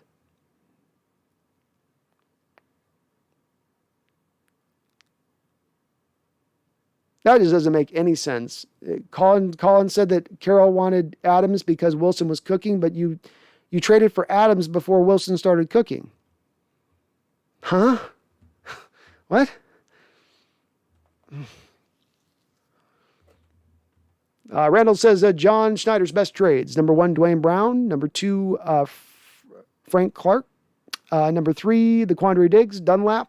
Number 4, Coleman. Number 5, worst trades, Percy, Jimmy, Clowney, Sheldon. Jury is out on Adams. I don't look at the Clowney one as a bad one, Randall. I wouldn't put that in his top. I don't think I'd put that in his top 5. There might be some other trades I'd look at that I'd be like, and I'd have to think about them because I don't have it off the top of my head. I agree with all those, except for that one being that, like the Sheldon one, for instance, cost you a second-round pick.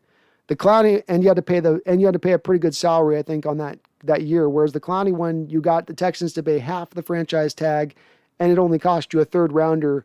And the impact that he had on that defense, if I can bring a player like that on and get that impact on a defense, even for 1 year, I'll give up a third-round pick for that. Third-round picks hardly ever factor into anything. But yeah, I'd go with that. I'd go with your list, especially your top trades. I'm right there lockstep with you on that.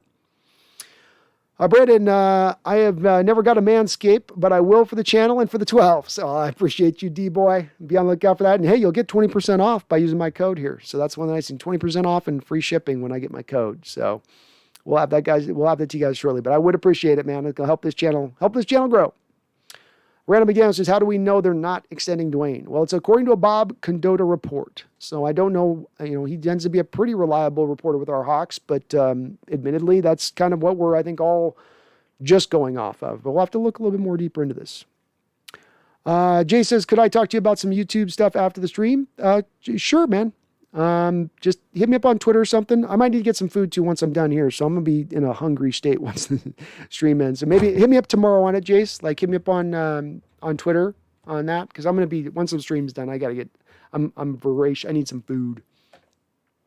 D-Boy Brandon, did you like Paul Richardson? If so, why or why not? And who's faster, Paul Richardson or Percy Harvin? Percy Harvin was faster than Paul Richardson. Not really a big fan of Paul Richardson, to be honest with you. I don't like guys that are that slight at their wide receiver position. I think that they get beat up and have a hard time holding up. And that's the thing that happened with Paul. He wasn't, really wasn't having the body style to deal with the NFL punishment you got to take as a wide receiver. And it seemed like he didn't flash until his final year, where he finally got healthy magically in his final contract year, where he actually started to produce. He was a solid receiver for us at the end there. He made some great catches. There's this one-handed catch he makes in the Detroit Lions playoff game where he's literally jumps over the guy and under the guy and catches it with like his hand underneath the guy's neck, where he catches the football. Definitely one of the greatest catches in Seahawks history.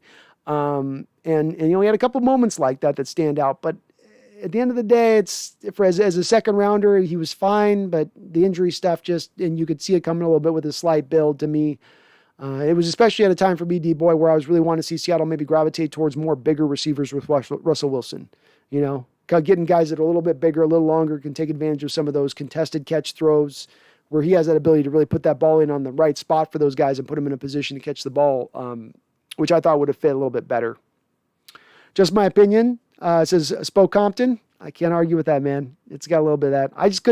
I love Seattle, but there's so many people over there. There's so many people in Seattle. It seems like every year it's like 10% of growth, and there's only 2 freeways. You can't get around. They're charging toll roads now. You're going to charge me $12 a day to go to work? Really? Really? It just wore me out. I like being able to move around. I need some elbow room, Randall says, I just read Condotta's article. Seems like speculations. Sources say they may not want to address until after the year. Interesting. Okay.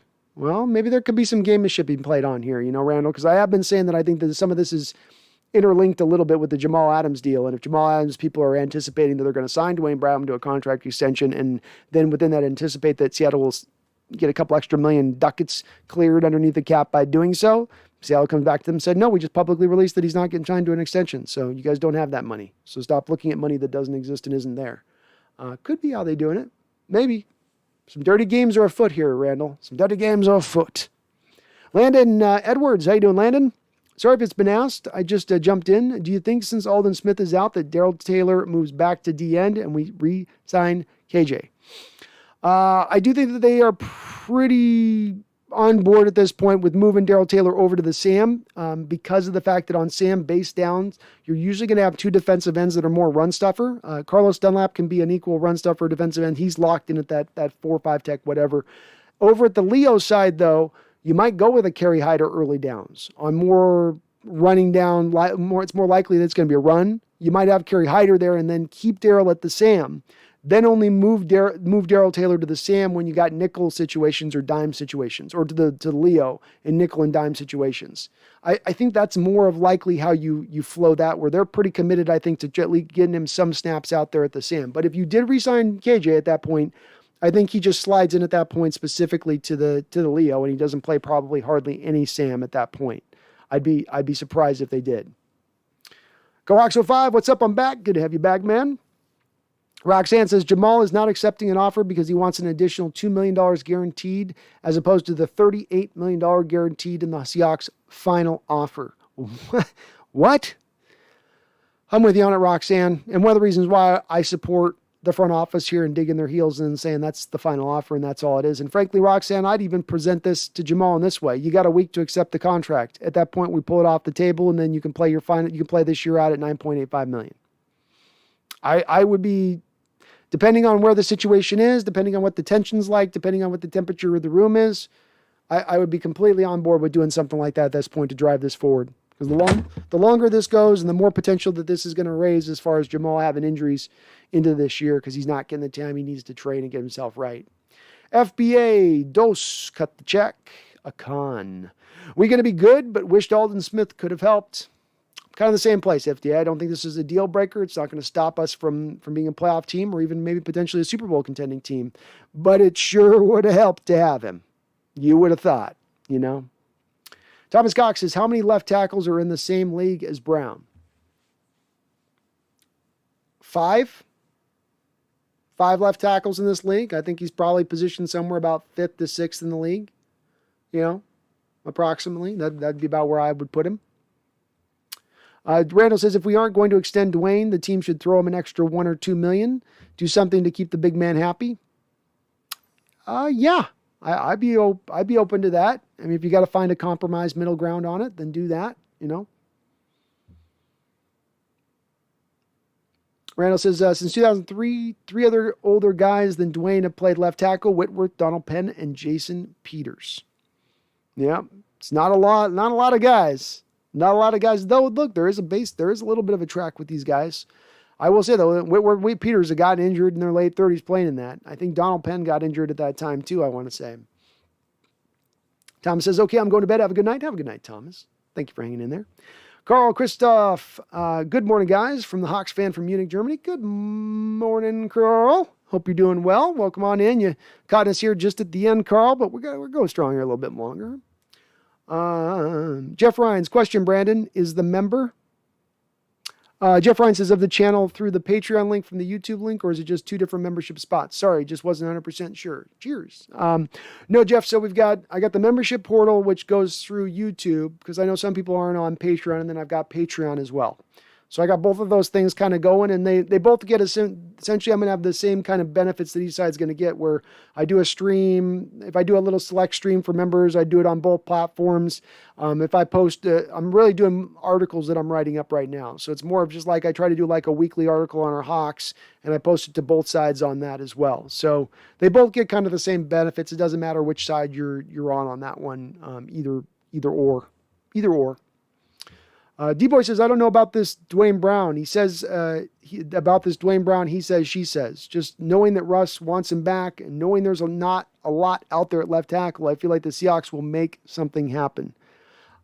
I lean to this as part of why I've been a little bit shocked, D-Boy, as I fully expected an extension to come down. And I think I'd still be surprised along with you if it wouldn't happen, because it makes so much sense as to why it should happen.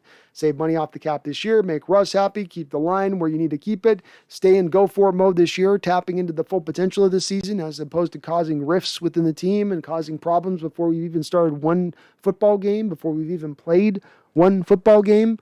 So I'm with you, man. It makes so much more sense that this thing does happen and come down. And maybe Cadota's, reporting something a little prematurely here. Maybe this is getting out ahead of things a little bit too fast, and that it's not as much as certainty in that respect. Because it just doesn't make a lot of sense.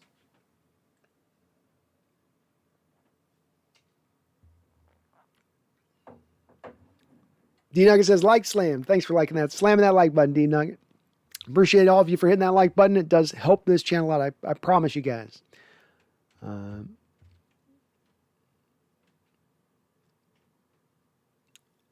Jeff says, has anyone seen this year's Wagner jersey? It's got the captain's patch and looks great. Hopefully I can buy one when I'm back in town for the Saints game this year. That's cool they're putting the captain's patch on there. They got to do the stars too at the captain's patch, because he's been 3 straight years. So he's got to have all 3 stars on the patch. That'd look cool. Cool. Maybe a little future Hall of Famer thing they could put on there too. Maybe that'd be a bit much. Paul Third, are there any players you think that might not make the cut from other teams that you would like the Seattle to look at? Maybe players familiar with the new offense. Well, there's a lot of West Coast offenses around the league that could potentially fit in that, Paul. If you could give me a little bit of time on that. Let me look around the league and see who's performing once we get to these preseason games a little bit more, and see specifically the given scenario I'm looking for, Paul, is the veteran who costs a little bit of money right now coming into this season, and there's a young buck behind him on a given team who they're not sure if that guy's ready to really step forward or not. And then, oh, no, he's going to push this guy. He's just as good as this guy we're paying. Well, now that guy becomes, he becomes a casualty at that point. It's hard to predict right now just off of camp practices and buzz you hear about guys in camps around the league necessarily. I guess to just give you at least one guy like a Zach Ertz to the Eagles, I still don't know what he's doing on that roster. That seemed like one that they would eventually cut. They've been trying to trade him. No one's going to trade for him at what he's costing right now. That would be a guy that I would look at definitely being cut. I don't know if he'd be a target by our Seahawks, but that'd be the one guy that jumps out to me. There's not a lot other than that yet. But give me a couple weeks to see how the preseason kind of plays along, Paul, to see if there's somebody, we start seeing a couple guys really standing out, and it'll be easier to make a little bit more of a prediction with that. Landon Edwards says, who are you most excited to watch in the preseason? 3 guys that I was pointing to earlier here in the stream, Landon, would be Rashad Penny because of his fit with the new scheme and Waldron and outside zone concepts. Poona Ford moving over to the 3-tech from the 1-tech, no longer taking on the double teams like he once had to, play in and play out. Now he's going to get a lot of single blocking going on, which should allow him to maybe take another step forward in his production on the football field. Who was my third guy? I'm trying to think of who my third guy was.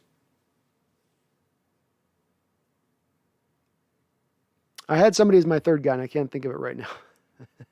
So I got to think about it. Darrell Taylor. Darrell Taylor is my third guy because he offers you 2 different positions, and I think he's going to give you some real good production in the pass rush right from the jump. D-Boy says, let Brandon cook. When you talk about the Seahawks wasting Russ's prime years, Brandon starts to cook. I do, man. I put the chef's hat on. I'm like, no. We're not going down this realm. I got a lot of sympathy for Russ. And it's not that I don't think that Russ has not had things to a degree made a little harder for him at points in time, but that's also the NFL, and no team is going to field the perfect squad. And people look at Tom Brady and what he did going to the Bucs last year, and it's like he got to handpick that team that was in just the right situation. And it just doesn't usually work that way league-wide. You're always going to have on some NFL teams some parts that aren't up to snuff. You got to pick and choose where you're going to make those parts up to snuff and where you're going to have this a strength and this a little bit of a weakness. Oh, we got good depth here, but we don't have as good a depth here. That's just the reality of the salary cap. There's no really way around it unless you're going to cook the books like the Saints did. That's in which case I don't want to end up into an offseason where we're $105 million over the cap. Because what happens is not that you end up swallowing that pill in a given season and going, okay, we're 105 over the cap. Let's eat it this year, rebuild, take it down to scratch. It's going to be a painful year, but once we get through this, we're back on top of this cap. No, what the Saints did is they basically flexed out half the cap into 2 years now. Oh, we'll eat half of it this year and we'll eat half of it next year. And then you put yourself in cap year now for multiple years making that kind of move. Randall says, Machines took a discount in that end of the deal, he'll be underpaid. Oh, Mahomes took a discount in that at the end of the deal, he'll be underpaid. Am I wrong in that? Maybe it accelerates a bit, but isn't it the average per year near $45 million? Probably a bargain in a few years, but not now. When he first signed the first year of the contract, so what's happened here is 2 renegotiations with Mahomes. Just to surprise you on this one, Randall, there's been the initial, I signed the deal, and what he did in the first point of that deal was the first 2 years of that cap hit, we're staying well below that 14.5% range that I just talked about with Tom Brady and that mark, that basically that line, which is the Rubicon for quarterbacks. When you cross that $14.5 million average per year, when that occurs, you are now not going to go win a Super Bowl. That's not happening. So what you see in Mahomes' deal when he first signed it is he kept both of the first 2 years of the cap hit under the new contract well below the 14.5%. But then he didn't stop there. No. This last offseason, what did he do to make sure that the Chiefs could rebuild that offensive line from scratch over an offseason while they were pressed against the cap? He renegotiated again this offseason. He restructured the deal again for this upcoming year. So yeah, while people will get caught up on the average per year $45 million deal, Randall, what you really got to get caught up on with Mahomes or with Brady is what are they costing year in and year out on the cap? Brady last year was at $25 million in the same season that our Russell Wilson was up at $37.5 million on the cap. That's a difference. That's a substantial difference. And so same thing true here with Mahomes. He's already done it twice. Who's to say he doesn't do it for a third year next year? I easily could see him doing that because I think he gets it. Roxanne Roll says, Randall, where does Marshawn Lynch figure on the trade list? Oh, Roxanne coming in hot, Randall. She's got a good one. The Marshawn one might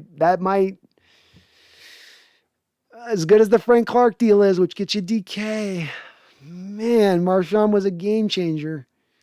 He might be that number one trade. It might be hard to say that might be the number one there. Randall says Roxanne touche. Jaboy Michael says, I'm really sad with what happened with Aldon. I am too. I had a lot of hope for it. Jaboy, I really did. I thought, boy, if you can get this guy anywhere what he was when he first burst onto the scene, and he's got a skill set you just can't teach or come finding walking in off the street every other day. It's hard to locate these kind of guys who are built like this. So it sucks. It's unfortunate. Some guys just can't quite ever get their head on quite straight and realize what a privilege and an honor it is to be able to play in the NFL. Randall says, Marshawn, the clear-cut number one trade. Yeah, I think she's got him on that one. I think she's got it on that one, Randall. Nice, very good suggestion, Roxanne. Randall says, I think Dota just wants to stir it up. Not saying it's not true, but not sure it's black and white. I'm not either, because something smells a little bit off to this, Randall. Something's a little bit not quite adding up. Something's not quite adding up on that one. Landon, do you think that Aldon gets picked up by another team? 100%. 100%. And let's just hope it's not like the Arizona Cardinals or something like that, because that I would not. Please don't be a division rival and then let him go off, and then we got to watch that because he did something that violated team something. Please no. Please no. But yeah, Landon, he's going to get signed by somebody else. D-Boy says, Brandon, I went to the Seahawks practice and seeing DK in person, you can really see how much of a freak he is. I think DK was a twin and he ate his brother's sister. That's why he's so big. I did the Marshawn Lynch style. He's got all the power of a man and a baby. But that was the Marshawn Lynch thing, of course, is that he essentially absorbed his twin brother, and they told him that he'd be a bigger boy because of it. He's got those genetics, man. He's got a family that's played in the pros, and yeah, he is big and just a big boy. I mean, they don't come down the pike. That's what I said. Like, D-Boy, I'm signing the contract extension.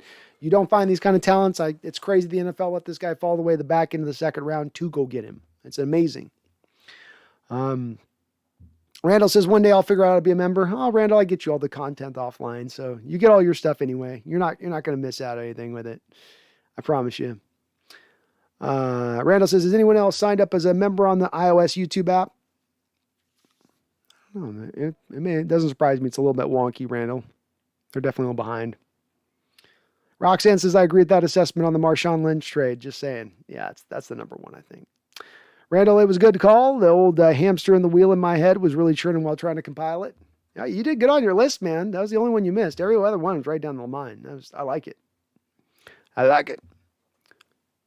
Jace, why does it seem the Seahawks are making the wrong moves when they should be making some good small ones right now? Hard to say. I don't know if they're making wrong moves necessarily. I mean, Jace, let's take the Aldon Smith deal. Aldon's a guy that you didn't pay a lot of money. Not a lot of teams are willing to offer this guy a lot of contract. You're cutting him right now without really much loss. He was a cherry on the top type signing. He was in the third wave of free agent where you'd already gone through and gotten the upper level guys up into that point. So there was a level of risk that was going to be associated with this type of move. And when it comes to Jamal Adams, you're offering at $17.5 million and $38 million to go far and beyond, what the last guy made at the safety position. So they're operating in pretty good faith there. When it comes to the Duane Brown one, that's a little bit more of a head scratcher one. But the other thing I'll offer with this, Jason, is there's still time. I maintain between now and the trade deadline, you can still upgrade the team and make the team better. And it doesn't necessarily have to be right now that you get that deal done. As long as it happens inside that trade deadline, then you're rounding out the team as full as you possibly can at that point.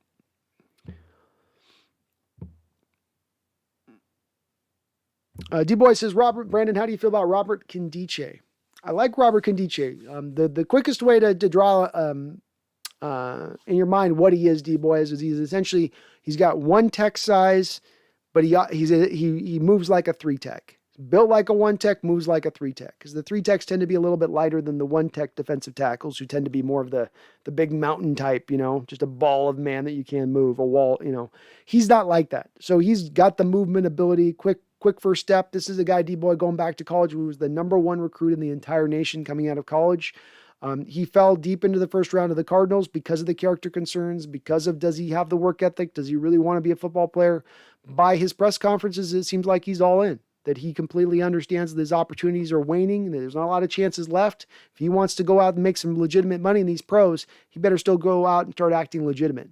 If it's there, the lights turned on, the talent is there. It's all about upstairs and it coming on up here. And that's the part we can't answer, D-Boy, until we see it on the field, until we see if it's really happening. But he's saying all the right things. He looks like he's in the right headspace. Randall, am I off in thinking that not converting Russ's base to bonus screams, we don't know if we want you after this year? It's like a relationship where you say, maybe we should see other people. He absolutely screams that, Randall. There's no reason not to convert it other than you have a fear of the dead money hit that you'd have to absorb by moving on from Russell if that potential exists. And I think that is absolutely what you can read within that. And it sucks, frankly, because I don't like this. I don't like the potential of this upcoming season when you're going to be in this wait and see approach. I think that's a little bit in that we're not all in on this particular year. We're kind of in on this year.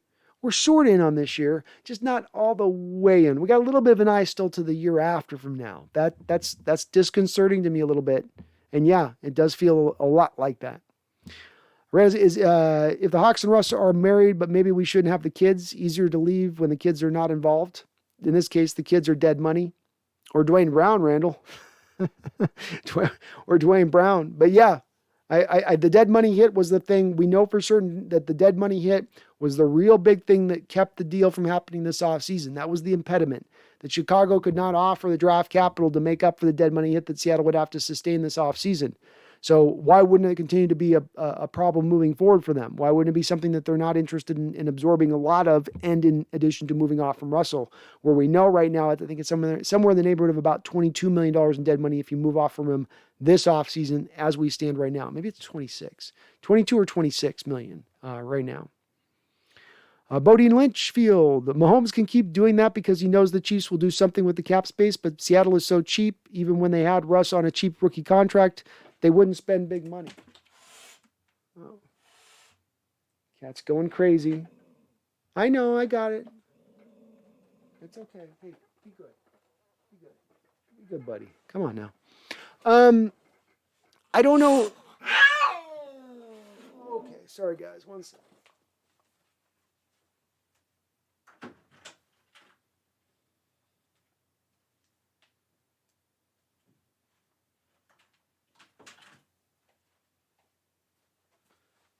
The cats, they get feisty. I think they're getting ready for me here to wrap this up. He's not in here anymore. He's not in here. Stop freaking out. I moved him out. I don't know that Seattle's acted cheaply, Bodine. I can't say that they've acted cheaply. They don't leave any money on their cap year in and year out. They use up every last space of cap. The Carlos Dunlap deal, you could just make a trade for Carlos Dunlap mid-season last year. You had to renegotiate Carlos Dunlap's deal on the fly to fit him in the cap because you were so pressed up against the cap. You've paid people like Duane Brown. You paid Russell Wilson multiple times.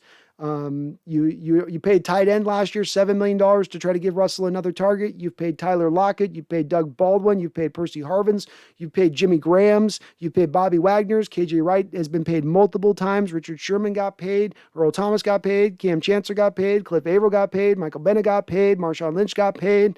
I mean, they spent some money, They spent some money. It wasn't a lack of giving out. Obviously, you could make the argument they didn't put the right money on the right guys, or they made poor trades, but they certainly have been willing with the purse strings to spend the money. I mean, they're not like I was talking about the Bengals, who, for instance, the Bengals never get up to the salary cap. They always find the floor in the CBA being the minimum an NFL team has to spend, and they hit that mark, and they don't go above it, or they may go a couple million above it because they're trying to earn a profit every year. I don't think Seattle's operating in that same kind of manner. So I mean, I don't know. I don't think that Russell's not taking less of a deal because he doesn't think Seattle wouldn't appropriately move the money in the right places. I think he's not taking less money in the deal because he wants every last red nickel that he can make. I don't bemoan him on that, but it is what it is.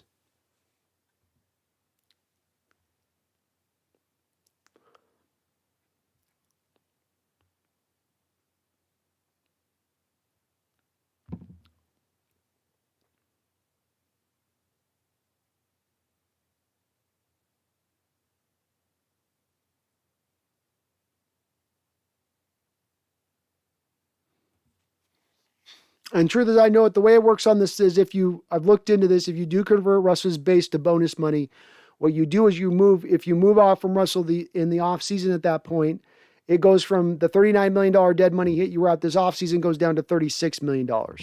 So you're essentially in the same basket you were in last year if you convert that base to bonus, basically putting it in an impossible state to move on from Russ.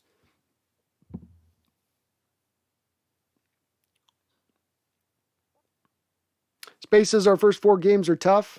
Yeah, we start out a little bit rough and tough, Space, no doubt about it. The Colts one, depending on whether or not you're getting Quentin Nelson or Carson Wentz, could be tougher, a little bit weaker, but there's no doubt about the Titans with the Julio early season. Julio will be healthy and rolling.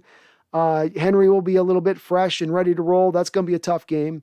And then the Vikings, it seems like it's always a dogfight between us. We've seemed to come out on the end of it more often than they have, but it does seem like those games are always close right down the line.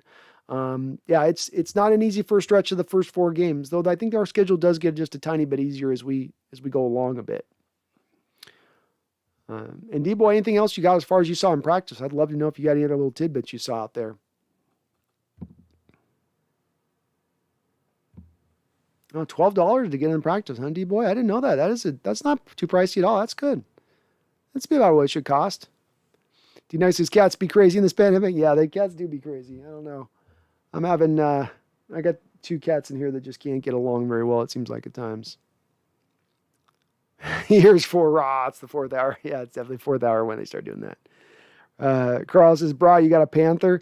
My little girl, she's the loudest cat you ever. She's very vocal, and when she starts freaking out like that, she gets loud. She does. She's angry right now too. I can see. I know. It's okay. You're doing okay. All right, so we are 4.5 hours in. I think we've covered everything kind of end to end here. Spencer, let's get the last couple of just comments in on the board here. Any questions, last bits? Hit me up on it. And yeah, Debo, if you got anything as far as tidbits on, that'd be awesome. Go ahead and do hit up that Discord link if you are looking to jump in that fantasy football league. We will try to work on that offline and put something together. It's always good anyway to do the drafts if we do them into the 3rd week of preseason because you want to make sure none of your frontline guys get injured. But we'll see what we can kind of put together on the background of that one. Spencer, if anybody's trying to play in the Hawks Nest Community Fantasy, thanks for mentioning that, Spencer. Follow Brandon's link to the Discord. I posted a blurb on the main text channel about it, so just reply to me there. Please do on that. We'll get Spencer running as our commissioner over there and see if we can work with Randall in the background to kind of put something together on this. So we will do that. Other than that, looks like we got. So we will be on the lookout, folks, for the Manscaped sponsorship coming down the track here in early September. Let's hit that one if we can. We do. We are on the road to 5,000 subscribers here. We're just merely about 100 away. So if you guys know anybody who's not subscribed or not subscribed, come on, subscribe. Jump on in. Hop on in. Come on board. We're riding hot. We're going to get up 5,000. It's on to 10,000. You guys know how this works. So keep pushing forward. Keep going. Let's do it. Voldemort coming in hot, D-Boy, right at the end, huh? Jeez. Other than that, thank you for all of you guys for hitting the likes. We had a ton of people on the donation train from D Nugget, Roxanne Roll, Randall McDaniel, Jeff Rhines. Going to miss a few people in here. Spencer Smith, I know you got in here as well. Thank you all of you for that. Thank you to all of my members. We've got a bunch of new members. Become a member of the channel. I do weekly articles over there. We'll be doing some select little live streams too, preseason and stuff like that. I'll probably be doing a little bit of a quick live stream right before the start of the preseason game on Saturday for those folks. But other than that, I appreciate all of you. Another just great show. You guys are tremendous. It's nothing further than jumping in here and talking Seahawks with you. Hopefully we get a little bit better news here by the next live stream. Maybe even, God forbid, a little bit of a Jamal Adams signing, an awesome first preseason game. Wouldn't that be glorious? Either way, you guys know I'm going to be back high time come Sunday. We're going to be doing these twice a week. I'm going to keep it rolling. But thank you to all of you. And please don't forget, never forget. Don't you ever forget. Go Hawks.